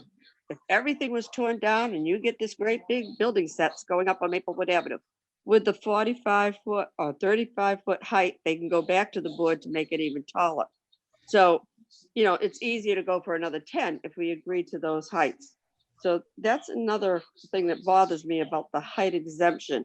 So I know there's some quality to the 35, but Yeah, it that's also, not tonight. Lou. sorry. That amendment is not tonight. Oh, you're not going to do the 35 and you're not doing tonight, those no. height extensions? Okay, all right. No, I appreciate that. Okay. So anyway, more than anything else, I just wish that there was a way you could stop the development. I mean, the first house I sold in Gloucester, I sold for $47,000. You know that I've been working real estate here for 18,000 years. To think that I can't afford to live in Gloucester if I didn't have my house right now, because I couldn't afford what people are buying them for. So if you can do anything before voting on this to make it affordable, that's what I would say. And you can't say for families. I don't know what you can say to make it so that it is for our people. Okay, thank you. Your time is up. All right. So hands continue to pop up. So now we have Julianne McKenney, we've got Robin, we've got Peter Coakley and Denise Pascucci and Meg Jarrett. So right now we're on to 11:30. So we've got 8 more minutes and then we have to take another vote, which would have to be unanimous to continue. So let's go with the next person. So Joanne. I have Mary Ann. Was that Mary Ann Boucher? Yes. Does she still have her hand up? Okay, so I'm gonna, Robin would be, oh, I'm sorry. I just did Peter Coakley. Okay. Hi, Peter. Would you introduce yourself and your name? Thank you.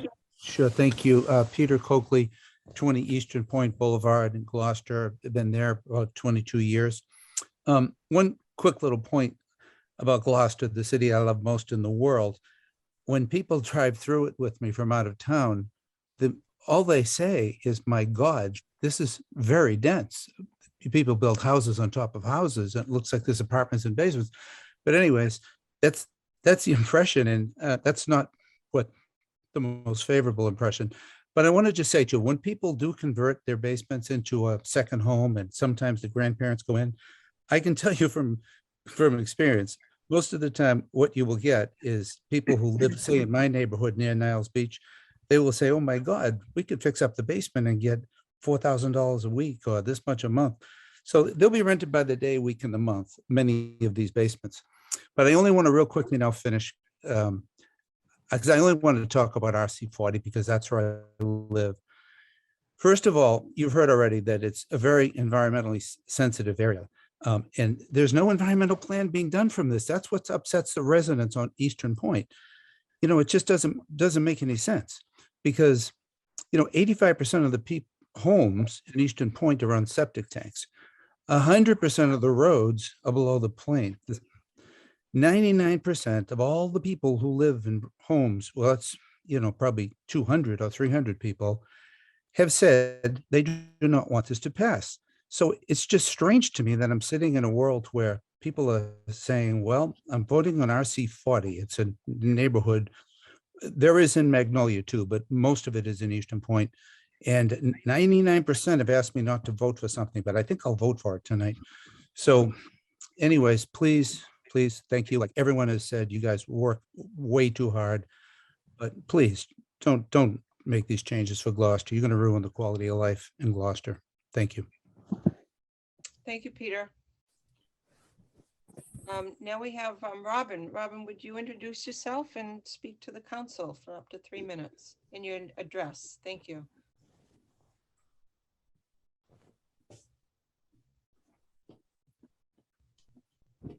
Okay, you're unmuted. Robin? You're unmuted, but we can't hear you.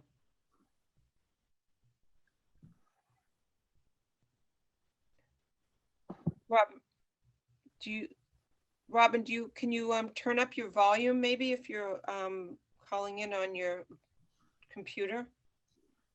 Can you hear me? I can hear you now. Yep. Name. Oh, good. Oh, good. Sorry, I'm kind of tired.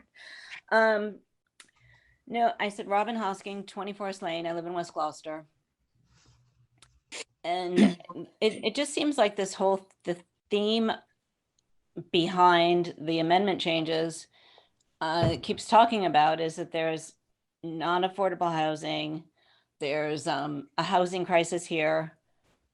We know that's not only Gloucester, there's a housing crisis in the whole Northeast. And we're not going to solve it, here by overcrowding an island that, there's nowhere to expand. We have an island, you can't fit 10 pounds in a 5-pound bag. And so the theme of affordable housing, but then it seems counterintuitive. Then, the planning board guy and everyone else is saying, well, this isn't about affordable housing.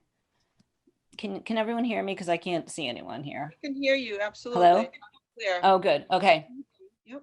Thank So, and as far as I look at the statistics of the population in Gloucester, it hasn't changed, like by a couple hundred in 25 years. So I don't know where this extra demand of housing is coming from, but I do know what everyone else has echoed, that the housing is getting more and more expensive. So if you have an area where the housing is obviously going up in price, and there's a chance for it to be sort of raped and developed and overdeveloped to make a quick buck, of course that's going to happen. I mean, it's who doesn't want to live by the ocean? But like other people have said, it's environmentally sensitive, etc. And this whole idea of, oh wow, if this doesn't work out after we try to implement it, we'll just go back. Well, how many years has this taken to just get to this point? So you're going to have meetings for 6 years to try to go back. You can't put the toothpaste back in the tube. Once the barn door is open, what are you going to say to people? Take your house down? So, this is the other thing. I'd encourage everyone to look at the Daler study that was paid by the town in 2020. 2000, and it was a comprehensive study, and it looked at the topography. I mean, you have to look at the granite and where the water is and where the streams are and where the marshes are. You have to look at the topography of what you're building on. So that's what they did. And I would just, it's a great study. It was impartial and it was comprehensive, and it went through every district and every street and everything else, and dealt with sewers and not, and no one's really mentioned cars, but I don't even go down. I live in West Gloucester. I do not go into town. I live here. I go to New Hampshire to my friend's lake house to just like get away from so much traffic here, because it's not pleasant to be sitting in smog, with cars running downtown and just all around the island, and you can't even move. It's just, the quality of life is just not pleasant. You want to add people? This is not, it's not thought out. I recommend going against it. It's just, it's Robin, very naive. I mean, the people, you know, people Robin, have said, oh, I'll have my time is up, granny Rob. move in. Okay, I'll finish up. I'll Okay, finish up. thank It, you. it just seems naive, you know, it's lovely to have your grandmother move in, but, you know, thank Okay. you. Thank you.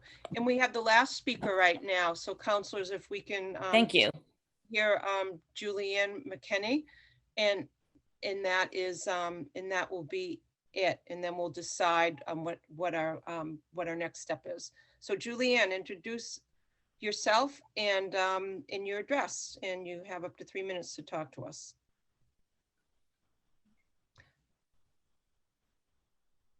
Julianne, can you unmute yourself, please? Julianne McKinney, 1097A Washington Street in Lanesville. Thank you for the opportunity to speak tonight. I am opposed to the amendments on the table. Please vote no for the future of Gloucester. Thank you. Thank you, Julianne. LJ has already spoken, so I think we are We need to, it's over. We need to either vote to extend or. Thank you, Tony. Okay, so at this point in time, our rules and procedure, as Tony said earlier, is that subsequent extensions now at 11:30 needs to be approved by the unanimous vote of the city council members. So I guess I move to, well, would anyone like to make a motion besides me? No, nobody wants to. I'd move to continue till our next meeting. Okay, so Council Memard moves to continue this until our next meeting. Is there a second? Second. Okay, Council Worthley seconds it. So we need a unanimous vote. So No. No, go ahead. Oh, you're talking, Scott, you're talking about tonight?